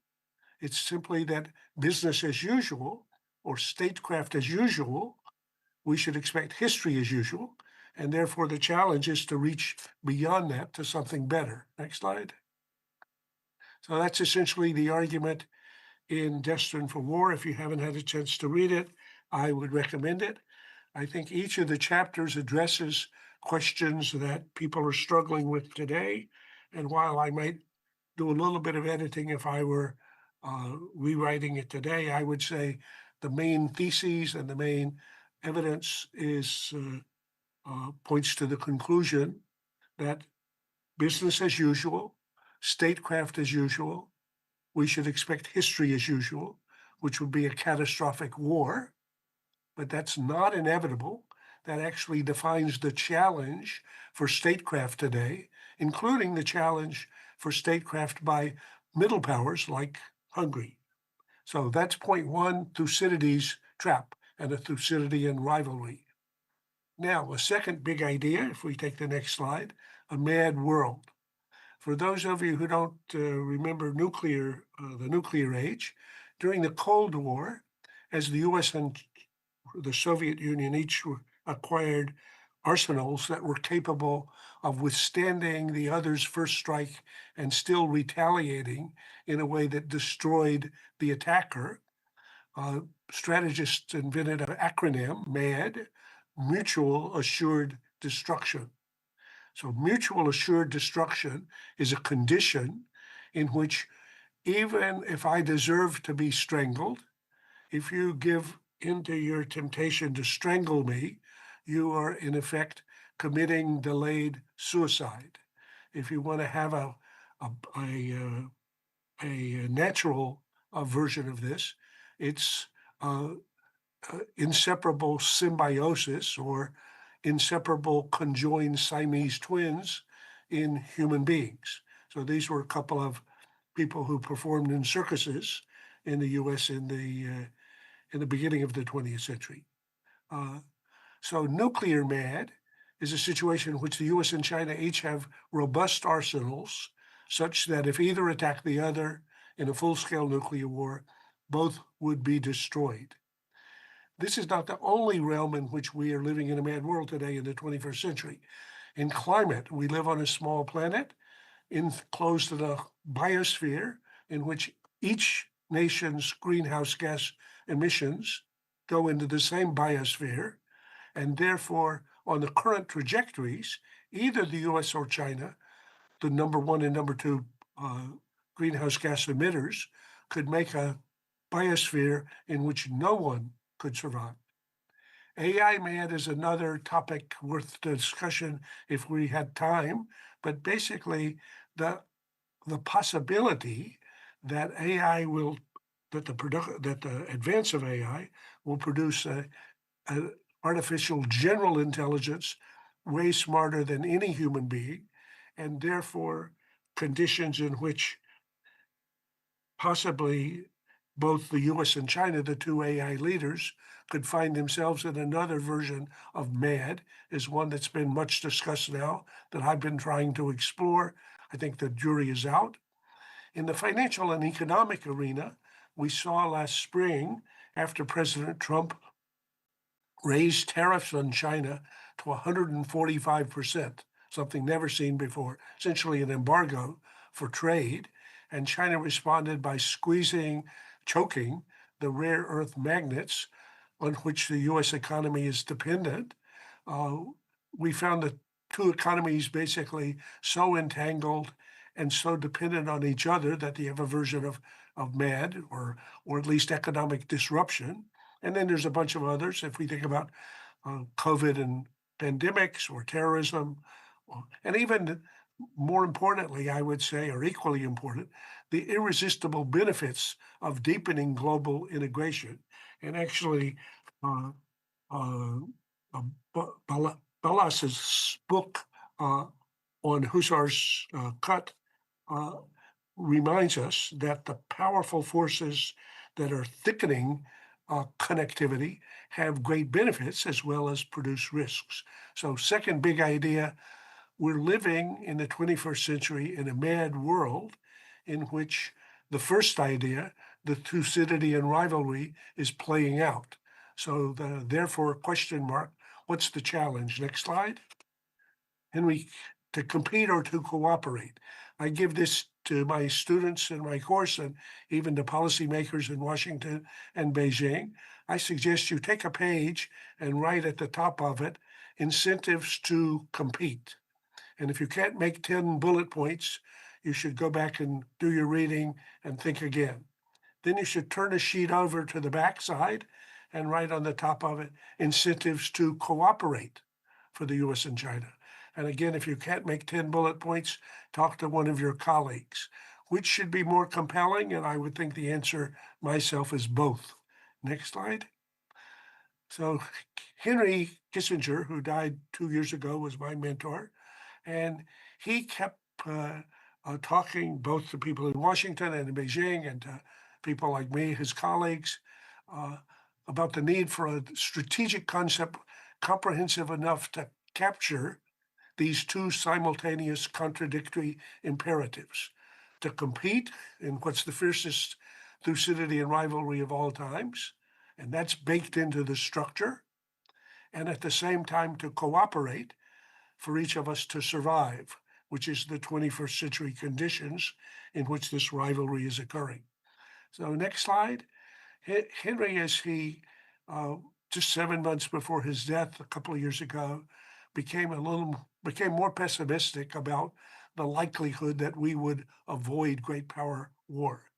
He saw, as he said, he kept saying that he was hearing the echoes of 1914 louder and louder. And certainly in Hungary, you can remember what happened in 1914 when the Archduke was assassinated, an event that was a big event in Austro-Hungarian Empire, but which in New York hardly made the front page, but within 5 weeks was a spark that had produced a fire that became a conflagration that basically destroyed all of Europe. So the question is, in such conditions, can the US and China, with the help of others, find a way to some version of an equilibrium that would avoid these catastrophic consequences? Next slide. As we search this space, one arena to look at is where people came to when they recognized that the US-Soviet rivalry was in a mad world. And here's Henry writing about Kissinger and Nixon as Nixon became president in 1969. And the proposition here that even though this was a fierce Cold War, he says there could be no higher duty than to prevent the catastrophe of nuclear war. So on the one hand, there's a rivalry with an evil empire, which Henry and Nixon certainly believed. On the other hand, there could be no higher duty than prevent the catastrophe of nuclear war. Next slide. So John Kennedy came to a similar thought after surviving the Cuban Missile Crisis. In the Cuban Missile Crisis, where the US and Soviet Union went face to face over the Soviets' attempt to put nuclear tipped missiles in Cuba, Kennedy thought there was about a 1 in 3 chance this would end in a nuclear war that would have killed hundreds of millions of people. He reflected on this, and again, just 5 months before he was assassinated, he gave a very important speech. If you've never read it, I would suggest you read it. It's the American University speech in June 1963, in which he says, okay, we're not going to be able to end our differences right now. So we have to focus on making the world safe for diversity. This was, again, before diversity became a code word in the US. This is diverse as a good free world, which he thought the US and the free world were, and an evil empire, which he thought the Soviet Union and its domination of countries like Hungary was. But nonetheless, we could not continue to have confrontations like the Cuban Missile Crisis, because if we did, we would destroy ourselves. And as he says here, in the final analysis, we inhabit a small planet, we breathe the same air, we're all mortal. Next slide. The Chinese history includes so many fascinating examples, and I'm an advocate of applied history in which we look at previous experiences and see what clues we can learn for challenges we face today. About 1,000 years ago, the Song dynasty was facing a northern tribe, the Liao, had been unable to defeat them for some time. And so they negotiated what's called a Chanyan Treaty, in which it's been characterized by some Chinese historians as a rivalry partnership. In some arenas, they agreed they would remain fierce rivals. In other areas, they would be thick partners. And that seems like a contradiction, and to some extent it is, but it created a relationship that maintained the peace for 120 years. So I would say we should look for clues like that. Next slide. So this is concluding. President Trump has said repeatedly he believes the US and China working together can solve almost all the problems. And I think if you've read carefully Trump's national security strategy and his national defense strategy, and if you've been watching the other statements that he's made, he's preparing for a summit in which he will go to Beijing in April, and in which I'm forecasting that the US and China will announce a new frame, a new concept for this relationship, maybe even something like a new partnership for peace and prosperity. But that remains to be seen. And the announcement of a concept would be valuable, especially a concept that emphasizes the side of that reminds us that we live in a mad world in which we have to have a partnership for peace and prosperity for our own survival. At the same time, all the structural factors make us fierce rivals. So I think the idea of the Olympics may be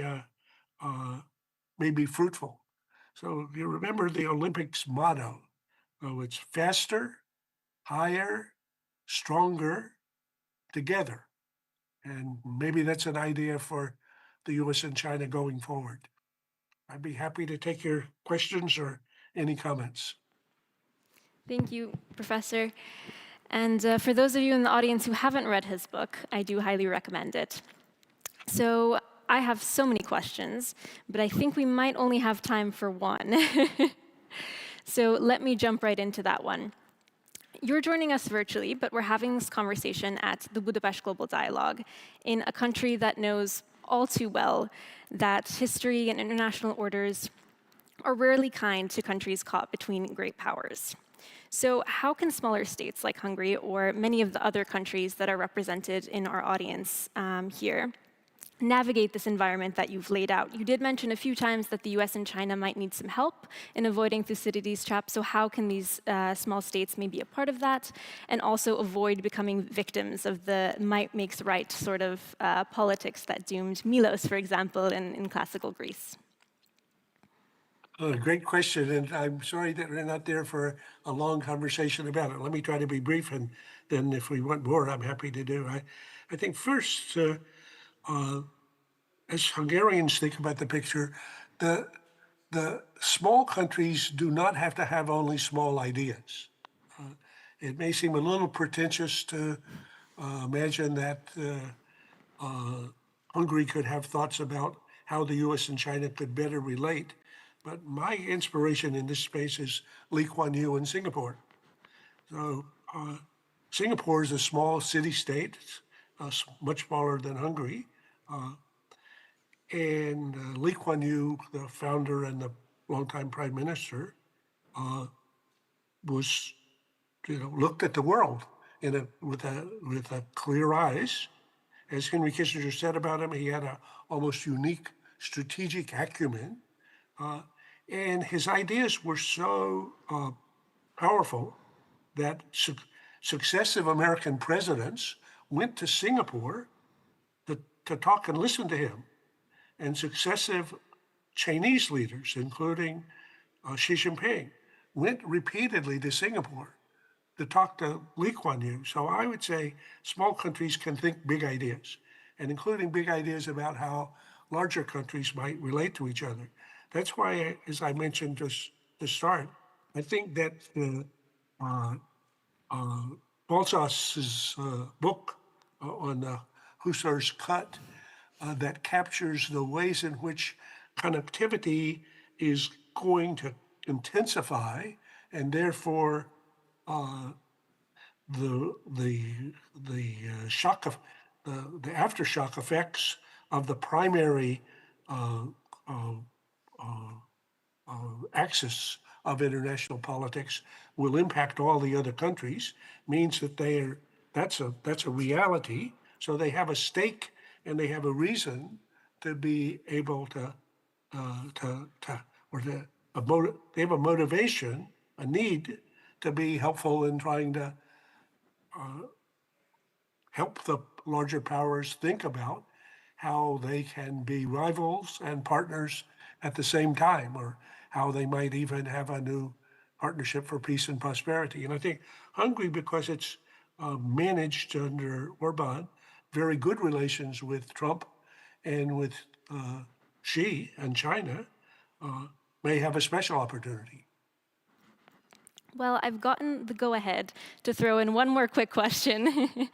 So I'd love to look to the future a little bit and see if do you think we're heading in a more hopeful or concerning direction in the moment? I mean, I see an interesting paradox in the US right now where the current Trump administration has a lot of the most prominent China hawks in it. At the same time, though, Trump seems to be pursuing a pretty good personal relationship with Xi. Just a few days ago, there's another phone call that Trump, in his usual style, described as excellent. So do you think that we're continuing to edge towards Thucydides' trap at the same pace, or have we maybe started to pull back a little bit, back from the brink, so to speak? Well, that's a great question, and I think good for you. You're obviously reading the vibes and the tea leaves. So, point one, this is and will be the fiercest Thucydidean rivalry of all times. China will continue to be a rapidly rising power. The US will continue to be the major ruling power. The impact of this structurally is just baked into the situation. Now, if China should implode, which I don't think is likely, but it could. Remember, most dynasties in China have actually collapsed before this long of Communist Party rule. So China could go back to something like the end of the Qing dynasty. You could have decades in which China is basically embroiled internally. The US could implode. I don't believe that could happen, but it will happen, but it could happen. There's nothing nothing is guaranteed as permanent in this world. And obviously there are many stresses and strains within the US today. So that's for sure. So I would say 75% of the issue is baked in, and that as China continues to rise and as the US struggles with that fact and the impact of it, basically the seesaw of power keeps shifting with all the predictable effects. And that then is reflected both in our government for many, many people, who, as you say rightly, are China hawks, and in our population and politics, where there's an increased hostility or suspicion and hostility of China, and vice versa, same thing for China. So the interesting fact then is, what about the agency of leaders and the agency of these two leaders?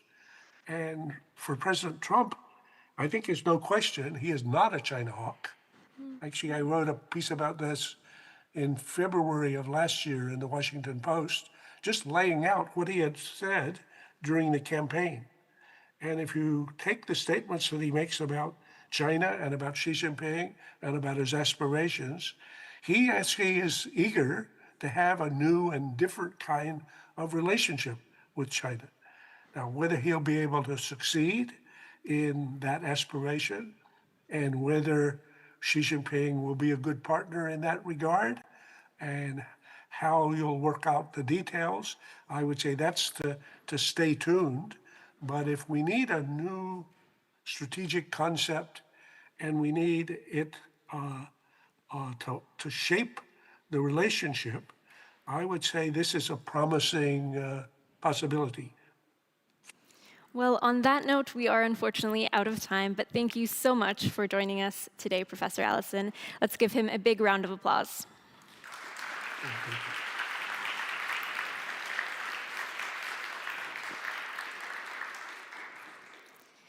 Up next is our final panel discussion titled The Great Reset, Rebuilding the Global Economy. This session asks whether the global economy is undergoing a reset and what a fairer, more resilient model might look like in the decades ahead. To moderate this session, we have with us Dorina Molnár, Managing Director of the Hungarian Institute of International Affairs. And she will be joined by Andrew Peake, Director of the Adrian Arsht National Security Resilience Initiative at the Atlantic Council, László György, Government Commissioner for Economic Strategies and the Teach for Hungary program here in Hungary, and last but not least, Sujan R. Chinoy, Director General of the Manohar Parrikar Institute for Defense Studies and Analyses. Let's welcome our experts to the stage.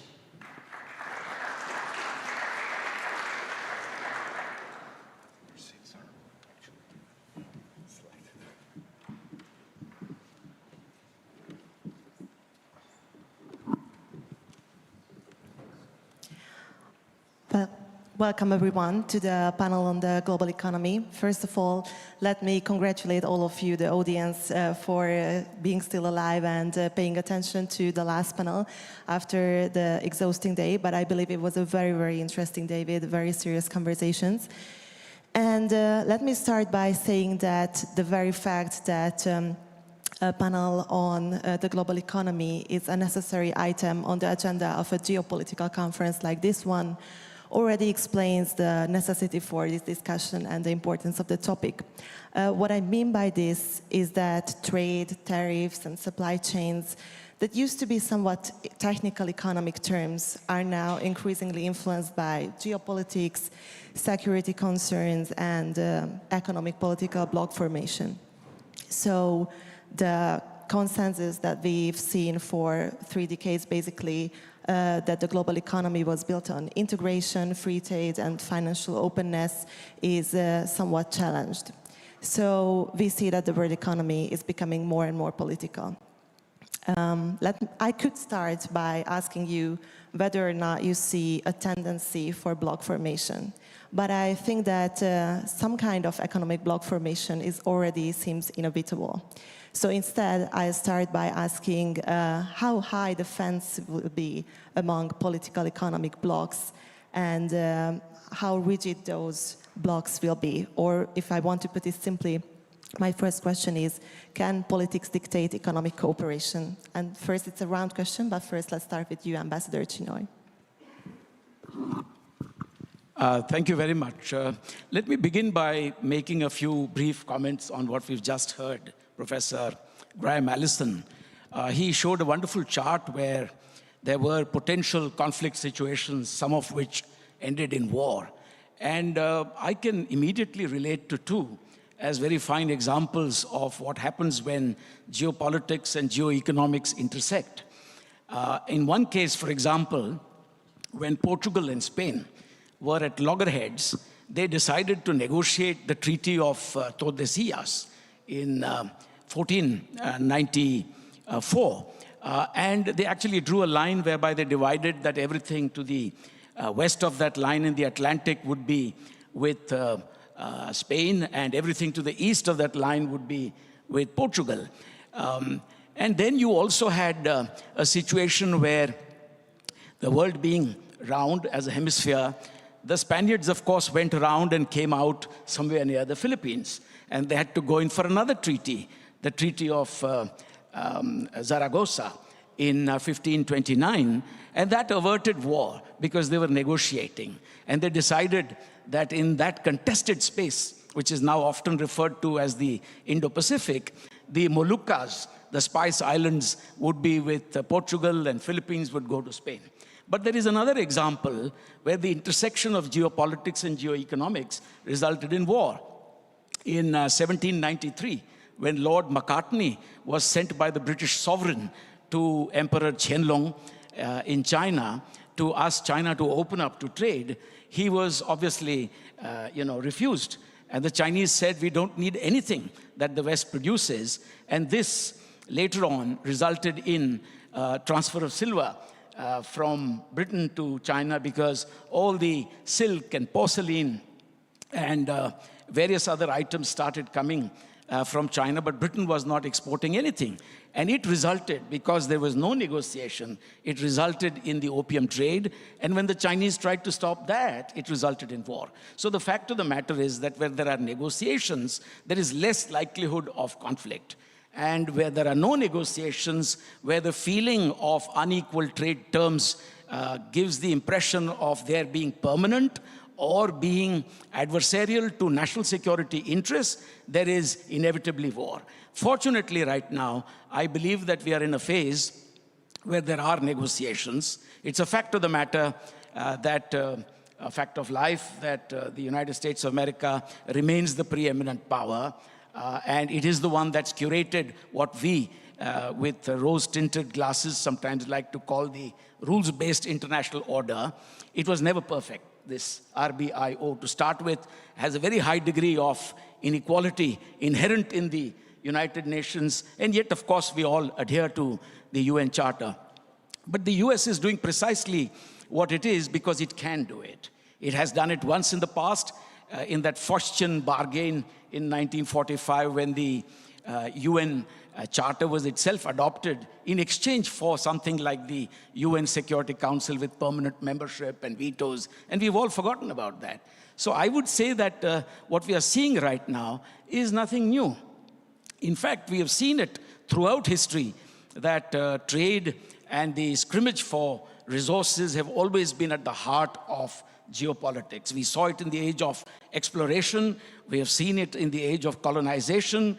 We saw how the British East India Company and the Dutch East India Company were private entities, but they were soon followed by the flag. And I don't see any difference in what we are seeing today. In fact, the Vasco da Gamas and the Christopher Columbuses and the Magellans have simply been replaced by a new kind of 21st century private entrepreneur who works with state governments to ensure that there are advantages with regard to trade and resources. So, Laszlo, do you think it's any different from what we've seen before, or we're really entering a new era of global economy? So the initial question was right, how high the fence will be, right? And if we want to answer this question, then we have to raise the question, who is building the fence now and what are at stakes for those who are building the fence. And actually it's the United States who is building the fence now for its own defense.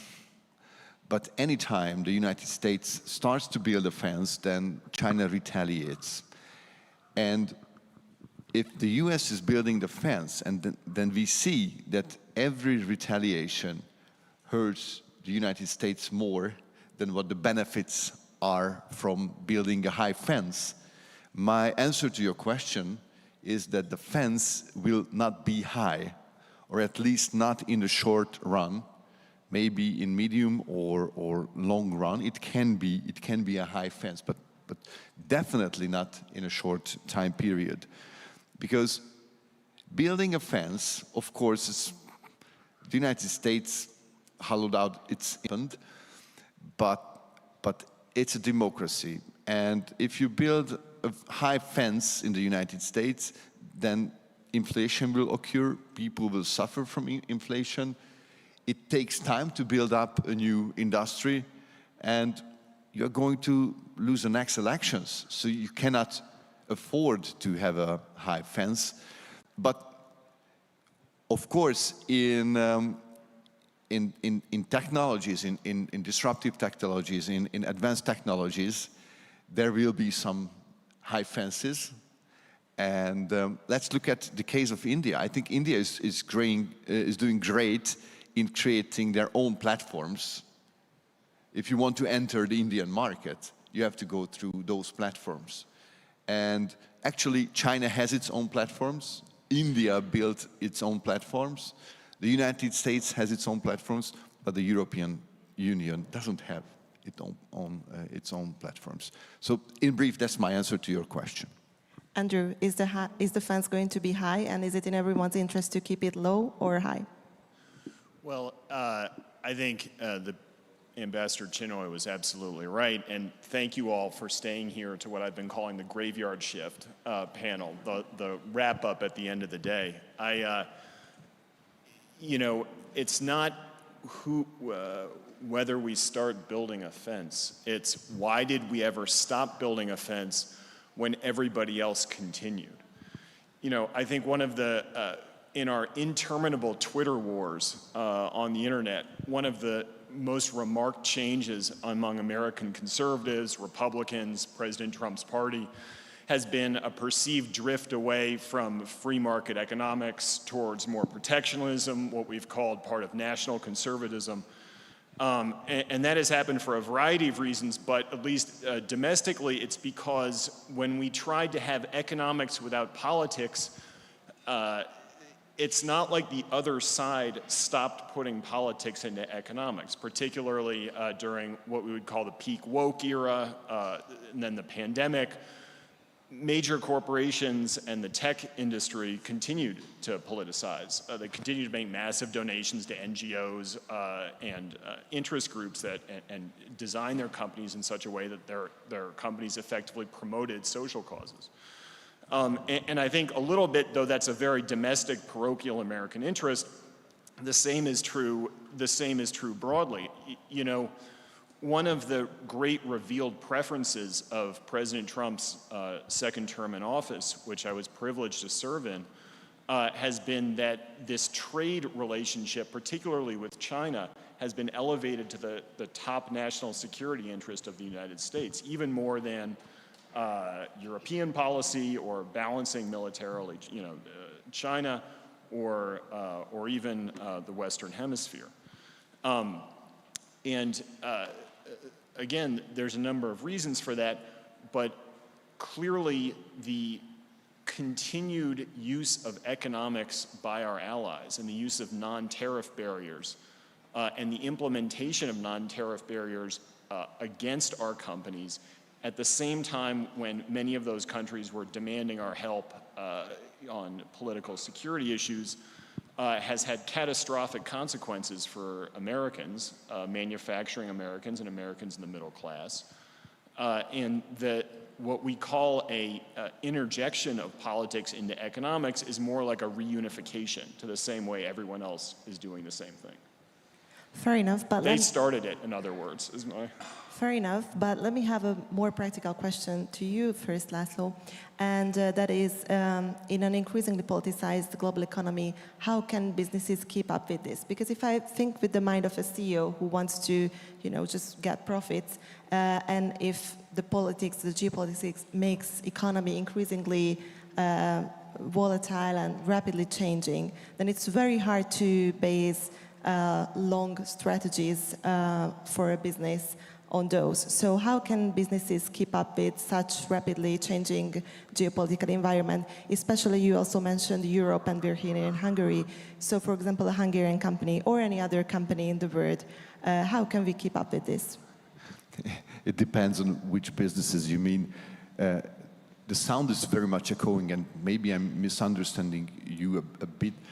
I'm not blaming the United States for building a fence. I think it is in their vital interest to build a certain fence or a certain sized fence. The answer to your question is that the problem is actually that there was not enough, in my opinion, strategic governmental or political intervention in the markets, and businesses were very much efficiency maximizers and efficiency driven.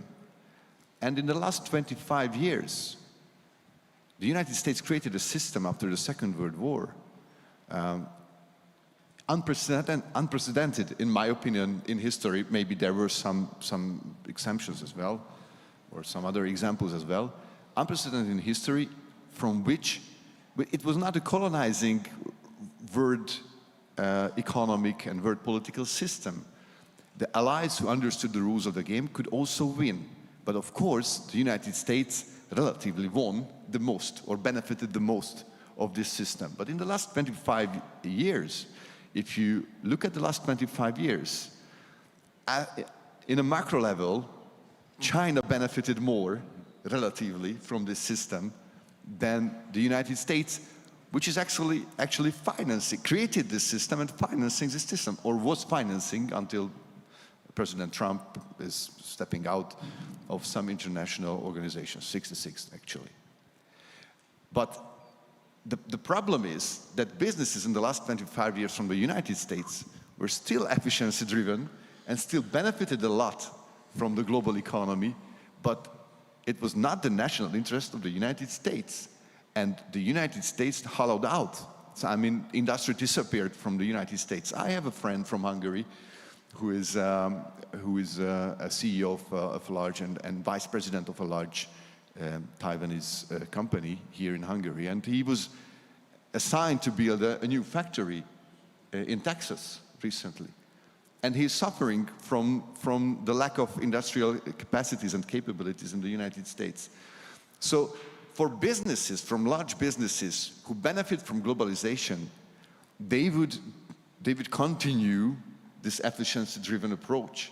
But it's not pro-United States, not pro the national interest, not pro the middle classes, not pro the American society and the American middle classes.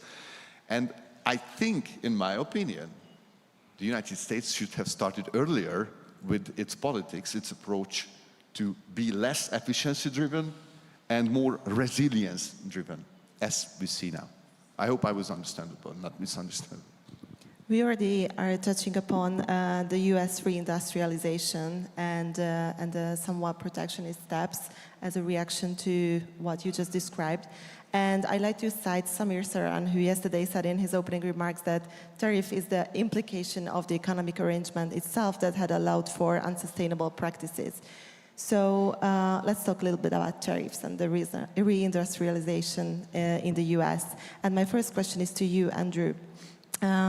So the US's tariffs, it can be argued that in the short run, they mean basically income for the state. On the other hand, there is a narrative that in the longer run, it's not only the stock exchange, but the US dollar itself that becomes more politically volatile and influenced by political decisions and these tariffs. What's your take on this reasoning? Do you think it actually jeopardizes the US dollar's global position, or on the other hand, it actually helps it? I'm not worried about the tariffs as affecting the dollar as a global reserve currency. I mean, the U.S. market is so large that countries will always want to do business in the U.S. It's not a kind of convenience by norm as our financial system is. I think what has put the greatest amount of risk into the dollar as reserve currency is the convenience of sanctions as a kind of catch-all tool to achieve major geopolitical ends. You know, I was fortunate enough to be Graham Allison's teaching assistant when I was in college, and watching him on the screen really brings back all the times when I didn't do as good a job correcting papers as I should have, and he had to give me like a stern talking to. But he used to say that there was the one terrible memo in government was the 3-option memo, where option 1 is nuclear war, option 3 is surrender, and then there's option B, right, the reasonable choice. That's the laziest, worst way to write a government memo. And sanctions for us have become a kind of option B memo, right? We don't want to attack problem, we don't want to ignore problem, so we'll put sanctions on Russia's energy industry about some of their bond issue and restrict that to certain out years, and we'll call that a policy that we can cite in front of Congress. So that has been the systemic risk with that to the dollar status, not really the tariffs, which has to do with the attractiveness of the domestic market, which is still immense.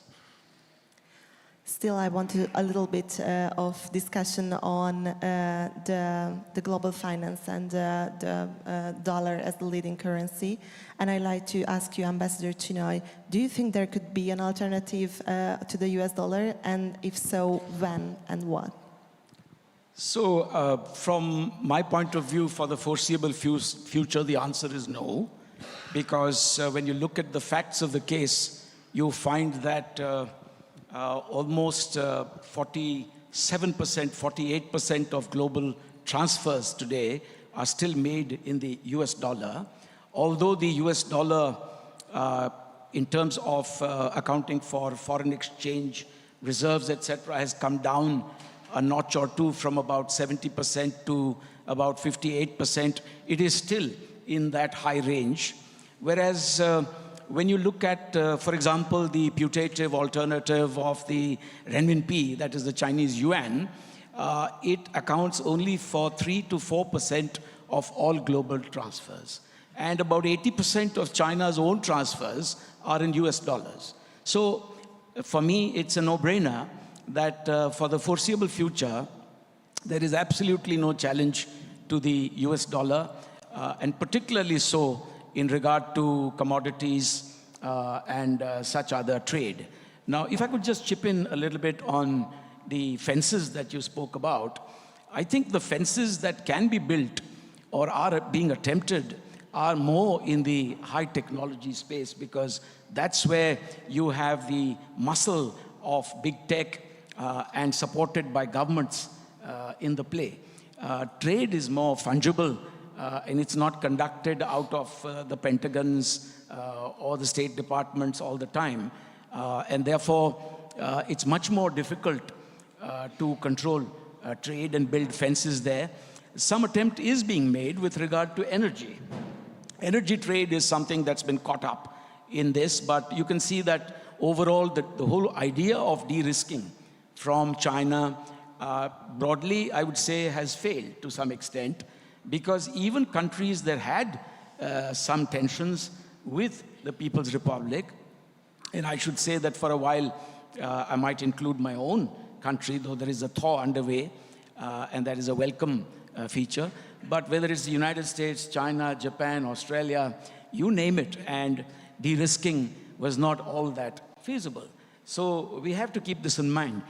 But one point about dollar and dominance and things like that, I think this whole idea of the United States trying to scrub China out of the Western Hemisphere is something that needs to be studied a little more carefully, because that is going to result in the People's Republic with its extra and excess capacities and vast need to export, concentrating even more on, for example, Asia or the Indo-Pacific, where the United States itself is a very big player, about $4.1 trillion worth of trade and about $1 trillion worth of investments. And so if the US succeeds in scrubbing China out of the Western Hemisphere, and the US itself demands its own presence in the Indo-Pacific as it has, when you read the State Department's agency strategic plan for 2026-2030, there's going to be tension in the Indo-Pacific on account of the conflict of interest. Thanks for citing that document, because we will continue with that. The US State Department has published its agency strategic plan, which you just cited, 2026 to 2030. And it claims a lot of things, but one thing I'll like to cite is that the US diplomacy's success is measured by its contribution to US economic security. So that is the key KPI for US diplomacy. It's US economic security. And it also says that the State Department is basically a tool for enhancing national sovereignty rather than global integration. So we see a United States that is more pragmatic and transactional in a sense, and also one that only does integration when it has very direct benefits from it. So my first question is to you, Andrew, because it says that diplomacy is measured by the success. The diplomacy's success is measured by economic benefits. Is the current Trump administration's diplomatic steps, for example, the peace plans for Gaza or Ukraine, how do these aspirations enhance economic benefits to the U.S.? Oh, I think stabilizing the political and security situations in both Gaza and Ukraine will have immense economic benefits, not just because the countries involved will be able to stop paying into them in terms of arming one side or the other, but also because the natural and the human resources of these areas can finally be unlocked or released to the world. I think the benefits are self-evident. Where the great theoretical question underpinning that is, after the collapse of the Washington Consensus and the kind of post-Cold War belief that prosperity springs from democracy and from liberal government, we now have a job to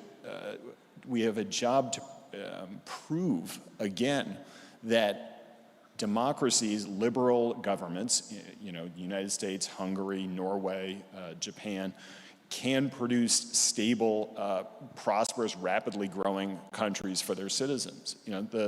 Graham Allison mentioned China a moment ago. And Lee Kuan Yew, fantastically. The great success story of China has not been that it has grown so quickly, but that it has totally turned over the political consensus that you need to be freer or more open or more responsive to do so. It hasn't. In fact, it's probably gone the other way. Answering that theoretical question of what is the relationship of government type and values to economic prosperity for the most of your citizens possible, the biggest majority of your citizens, is I think the key question that underpins the Trump administration's national security strategy and the document that the ambassador mentioned.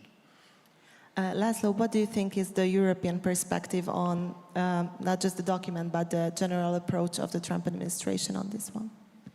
Probably negative. You mean the national security Yeah, the national security strategy and also the approach towards this more pragmatic economic cooperation and less interventionalist, less value-driven. Well, if you just want a brief answer, some say that it was written by us. I mean, by the Hungarian government or the government advisors or the prime minister, because, well, it's so obvious and so clearly, precisely hits the nail on the head, I think, this national security plan strategy. And the United States badly needed such a pragmatic national security strategy long time ago. So you've been talking about liberal democracies and prosperity and the correlation between them. Let me be honest, I'm not finding the right word, but it has nothing to do. We already experienced that actually the state capacity to organize itself and organize its economy is more vital and more important than being liberal or democratic, as we can see in the last few decades. And I just clearly don't understand why the United States didn't have such a national security strategy in the past. I mean, how can, so when the East Coast and West Coast trades to maritime routes through Panama Canal, how can it happen that the ports or the port is controlled by Chinese there? How can it happen? How can it happen that the American resilience, the American industry hollows out? And I think it is a good signal. So you asked, and I'm turning to your question, and I will be very brief. What does it mean for Europe? That Europe also should turn towards pragmatism. So can we protect ourselves? Can we provide us with national security? Can we maintain the order of our societies? And can we provide from our resilient industry perspective to provide our people with competitive goods and services? And if I have to answer these questions from European perspective, I think we are very much constrained by ideology-driven thinking, and we should learn from the national security strategy of the United States, and we should learn from a very similar strategy from China and India as well. What's the perspective of the Global South, Ambassador Chinoy? Oh, well, if I were to say something about the EU, I would say that there's been an epiphany, an awakening of sorts, because political collaboration, time has discovered, is not necessarily political integration, despite the fact that it has had a very, very exciting journey, going back, for example, to the Treaty of Rome, which set up the EEC, and then you had the Maastricht Treaty in 1992, and you have the EU, and then you have the Euro. So it's a very exciting journey. But I think along the way, people have lost sight of the fact that political collaboration is not necessarily political integration of the type that reduces one's sovereignty to a zero. In fact, we are sitting in a country that is obviously exercising its strategic autonomy while being in the heart of Europe. So I think this is a very, very difficult time for Europe in a certain sense, because there have been three great realizations. One, that outsourcing all security to the United States is a mistake, and all you have to do is to read Rearming Europe at 2030 to tell you how keen they are now to integrate their defense industrial complex and procurements and acquisitions and logistics, and not to have to depend for all times to come on the United States. The second thing that they've realized is it's a huge mistake to rely entirely on the Russian Federation for energy. And the third mistake they seem to have woken up to is it's also a huge mistake to outsource all manufacturing to the People's Republic of China. Now, the problem is that Trump's policies and this great dose of uncertainty and flux that he has introduced plays out even more dramatically and in an insidious manner when it is among friends. Among friends, it's the hardest to resolve. And I think when you look at the policies now outlined in the National Security Strategy 2025 or the National Defense Strategy of 2026, or this paper that you referred to, which is the State Department's Agency Strategic Plan for 2630, in fact, you see that the US is very clear about China as an adversary. If it's not very clear to you in the NSS, for that matter, not even in the NDS, all you have to do is read the last one, that is the Agency Strategic Plan. And China is mentioned in virtually every paragraph. in the context of the US wanting to, reindustrialize or strengthen its, defense industrial complex, etc. So that's hard enough. But with Europe, I think it's also become very difficult, this tariff war. And my country, for example, has done exceptionally well to maintain strategic autonomy throughout. By the way, strategic autonomy is not something that you wake up to one morning and say, I now want it. I know it's a splendid speech by Mr. Mark Carney, the Canadian Prime Minister in Davos, speaking about strategic autonomy and middle powers and all that. That's something that India has been saying for ages, and we have lived it. It's very hard for a strategic alliance partner like Canada to now try to exercise what very noble sentiments expressed by Mr. Carney. So I think it's going to get interesting here on, but countries like India seem to have done very well. We've signed, some would say, the mother of all deals with the EU. We want to do much more with the EU. And some would say we've signed the father of all deals with the United States of America and brought down our own tariffs to a reasonable level. Now, I think it's futile for people to say, oh, but the United States still imposes 18% on you. Look, that's a fact. And, that's what you call the existing power quotient or disparity in the world. It's a reality.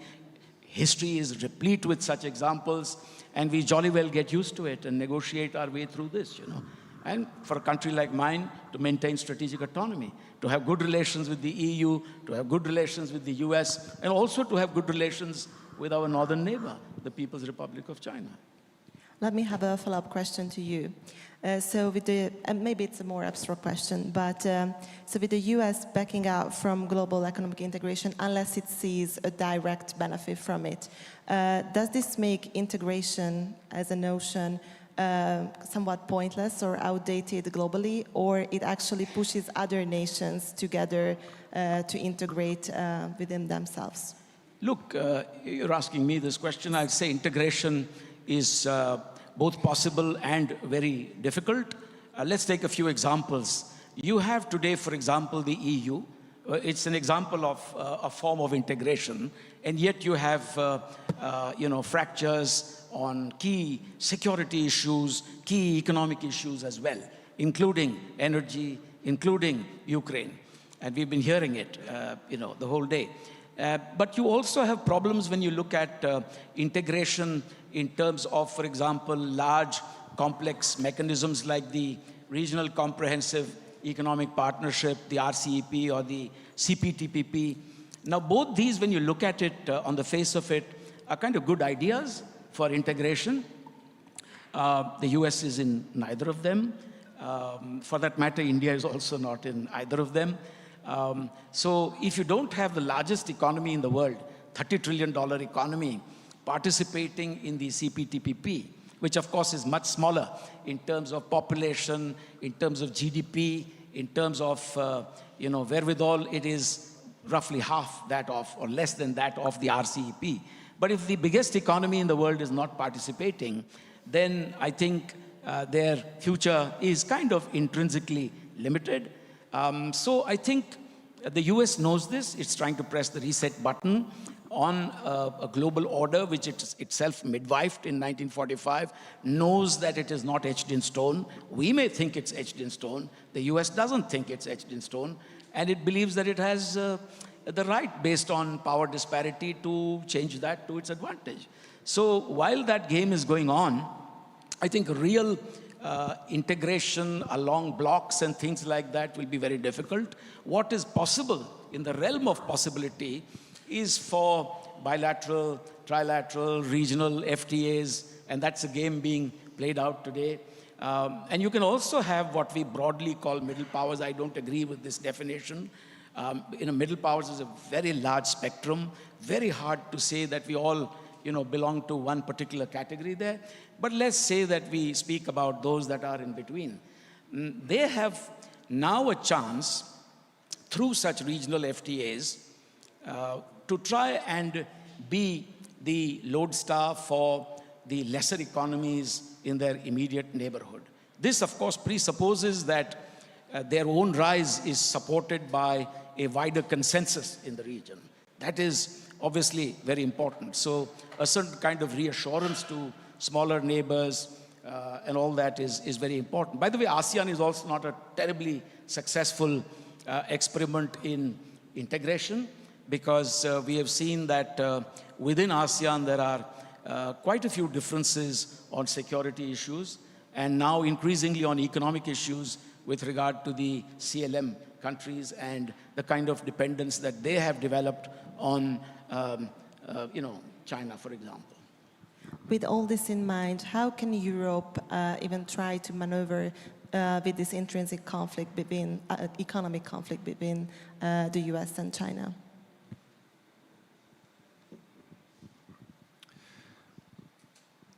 We are in a very difficult situation.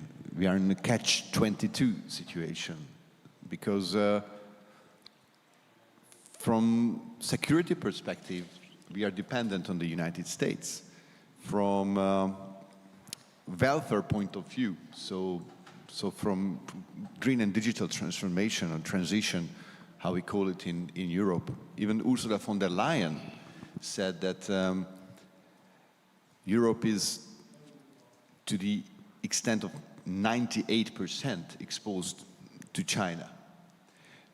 So our problem is very similar to America's problem in terms of lack of strategic and pragmatic thinking in the last 25 years. So to answer your question, there are 5 values in the basic law of Hungary, in the constitution of the United States, France, Germany, India as well, explicitly written down that politics has to provide their societies, their citizens, security, order, freedom, justice, and welfare. And actually, we in Europe suffering from lack of security or capability of being secure. We are stagnating, we have welfare problems, we have order problems, internal order problems, which are generating justice and freedom related value disruptions. So how can we balance? We don't want to call it protectionism, we call it strategic autonomy. And I see a lot of materials, a lot of strategic materials being created in the European Commission, but every strategy is worth only that much as it is executable. And I don't see now a clear European strategy that is executable. That is why I see the European Commission like a pendulum swinging from one strategy to another and creating newer and newer strategies, but never reflecting back on the outcomes. Let's have a concluding question, and I'll ask this to all of you. First to you, Andrew. So how do you see the future of global economy in 10 years? And if you had to define one thing that will decide the fate of the global economy, what would it be in the upcoming decade? Well, that's such a good question. I tend to be a tense pessimist about this. I think we are heading for immense societal challenges in all the developed world because of several factors, such as the inequality of wealth, probably above all, that's going to be accelerated by artificial intelligence, and the populist movements of the right and left that are springing up because the existing institutional framework of Europe and the United States isn't necessarily set up the right way to integrate what people want into the political system. You know, when we talk about the rise of China, my mind's still on China because Graham just gave that talk about that. One of the things that's always given us confidence in the West is that our systems evolve and adapt faster than the Soviets or the Chinese or whoever, right? That's the benefit of being in the West vice being in a communist state. But one of the reasons the creeping unfreeness, what Sarah Rogers was talking about last night, the restrictions on free speech, the restrictions on political choice, that makes our systems less able to adapt and reflect people's wills and takes away our main advantage as a competitor. So as I said, I'm tense and deeply pessimistic about the next few years. I don't know what this human desire for something that the system is not providing will look like, but whatever it is, it's going to be different than what we have now, except maybe in Hungary. And do you have a specific recommendation to our future selves, to the either to a specific country or just in general to humanity, and how to avoid a horrible conflict, a mad situation, as Graham Allison said? I think the most effort possible to ensure that all voices are reflected in the political system is of the utmost importance. I cannot stress that enough, because when they're not, the system starts looking illegitimate, their internal coercive mechanisms start looking illegitimate, and that's when you have revolutionary change. The same question to you, Laszlo. So how do you envision the next decade from a global economic standpoint, and what's the one thing that will determine the fate of the world in this sense, in your opinion? Can you repeat it? Yeah, I don't sure. hear you. So how do you envision the next 10 years, or how you envision the world 10 years from now, from a global economic standpoint? And what do you think is the one thing that will determine the most how it will look like? Okay. Until now, I will probably criticizing the European Commission's policies on how to strengthen the European economy, and I told it's a catch-22 situation. But there are some good initiatives. I think we should learn from the Chinese. So when you enter the Chinese economy or industry, the European, American, and any other companies had to create joint ventures just to keep part of the profits within and integrate the technology into your economy. Now we see, based on an ESPI's measurement of technological advancement, that China is leading in 66 or 67 technologies out of 74 technologies, ahead of the United States and any other countries in terms of patents and top 10% scientific papers. So we have to do the same if we want to integrate and incorporate their know-how and technology into our economies. First thing. The second thing, you've been talking about, Andrew, about rising inequalities within the societies, and that's true. And now it will be an advertisement. I wrote a book titled The Middle Class Revolution, with a foreword from Prime Minister Viktor Orbán. So it's worth to read, probably. It was published by World Scientific Publishing, where I give a possible solution of strengthening the middle classes all around the world, but mostly in Europe and in Western societies. We have some hidden resources that we are not tapping, because many of our democratic governments are captured by some big business groups.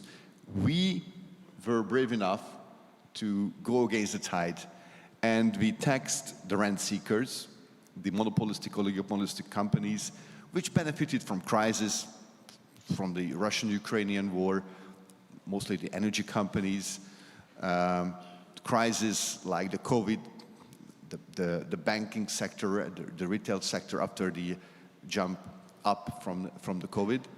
And we also taxed the SMEs, which were tax avoiders or tax optimizers, mostly in the informal economy. We decreased their taxes and created digital solutions to tax them. And we also revised our social security system and told the people who are healthy enough just to go back to work. And we also helped them to get back to work with public work programs and with training programs. And with this, we are redistributing 5% of our GDP from the rent seekers, from the speculators who are actually hacking the system, to those who are contributing to the system, undertaking children, enterprising, or working. And that's how we strengthen our middle classes. There are many untapped rent seekers in the European Union, which, if the governments are brave enough to tax, they can turn this money into industrial development and strengthen Europe and make Europe more resilient, and really put resources into the strategic autonomy of the European Union without becoming hugely indebted because they found their resources. So we hit the resources. That's great to know. Last words, Ambassador Chinoy, same question. So what's your vision for the next decade? And what is the most determining factor that you wish to touch upon? So look, I'm not a crystal ball gazer, and it's very difficult to look 10 years ahead. These days, if you can see 6 months ahead, 9 maybe. You're very lucky if you get it right. Now, I think the power disparity, economic and military, is going to be compounded over the next decade.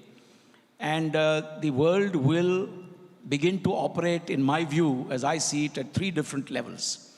There will be the phenomenon of unipolarity exercised by the United States on certain matters, particularly trade tariffs and semiconductors and things like that, chips, etc.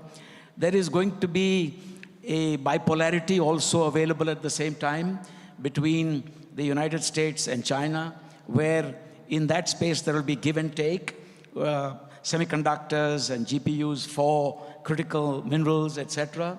And then there's going to be the others, the vast majority, the global south, in that fractured kind of simultaneously coexisting world where there will be a degree of multipolarity. Having said that, let me say that the one particular factor that is going to impact the world and crack it up into clubs is AI. Those that have power, those that have computing power and cloud and data and software and all that, and electricity, they are going to be in an exclusive club right at the top. There is going to be another layer where there will be the sort of have-nots, and they will exist in a world of their own, relying more on domestic consumption, exporting to one another, manufactured goods, etc., in order to survive in an AI-driven global economy. So I think the next decade will be extremely, extremely interesting. And unless there is a broad consensus on sharing, global finance, reforming the IMF, decision-making structures, providing technology to the global south, AI, etc., will have to be made more fungible. And India is going to host the AI Impact Summit, where people, planet, and prosperity are the themes. So it's got to be available to the rest of the world. Otherwise, we're looking at very, very rapidly descending into AI colonization. These were actually very specific predictions. And I think it kind of opened a new panel discussion, and we could go on for another hour only by discussing the things that you just mentioned in your last couple of sentences. But unfortunately, we ran out of time. So I'd like to thank our panelists for being here today. And I'd like to yield the floor back to the host.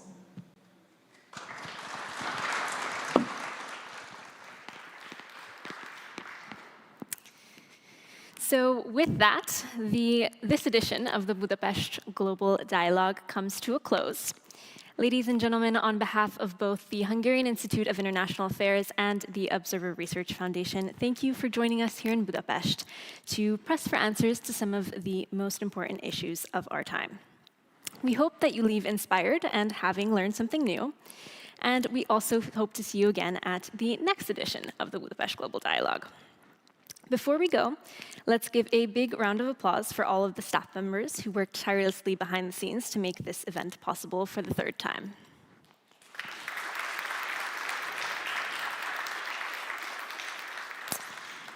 And now we'll have a closing dinner, which will take place in the atrium of the hotel, across the restaurant where we had lunch. You can get there by exiting these doors, heading down the stairs, and then turning left. Our staff will be available, though, to help guide you. With that, enjoy the rest of your night.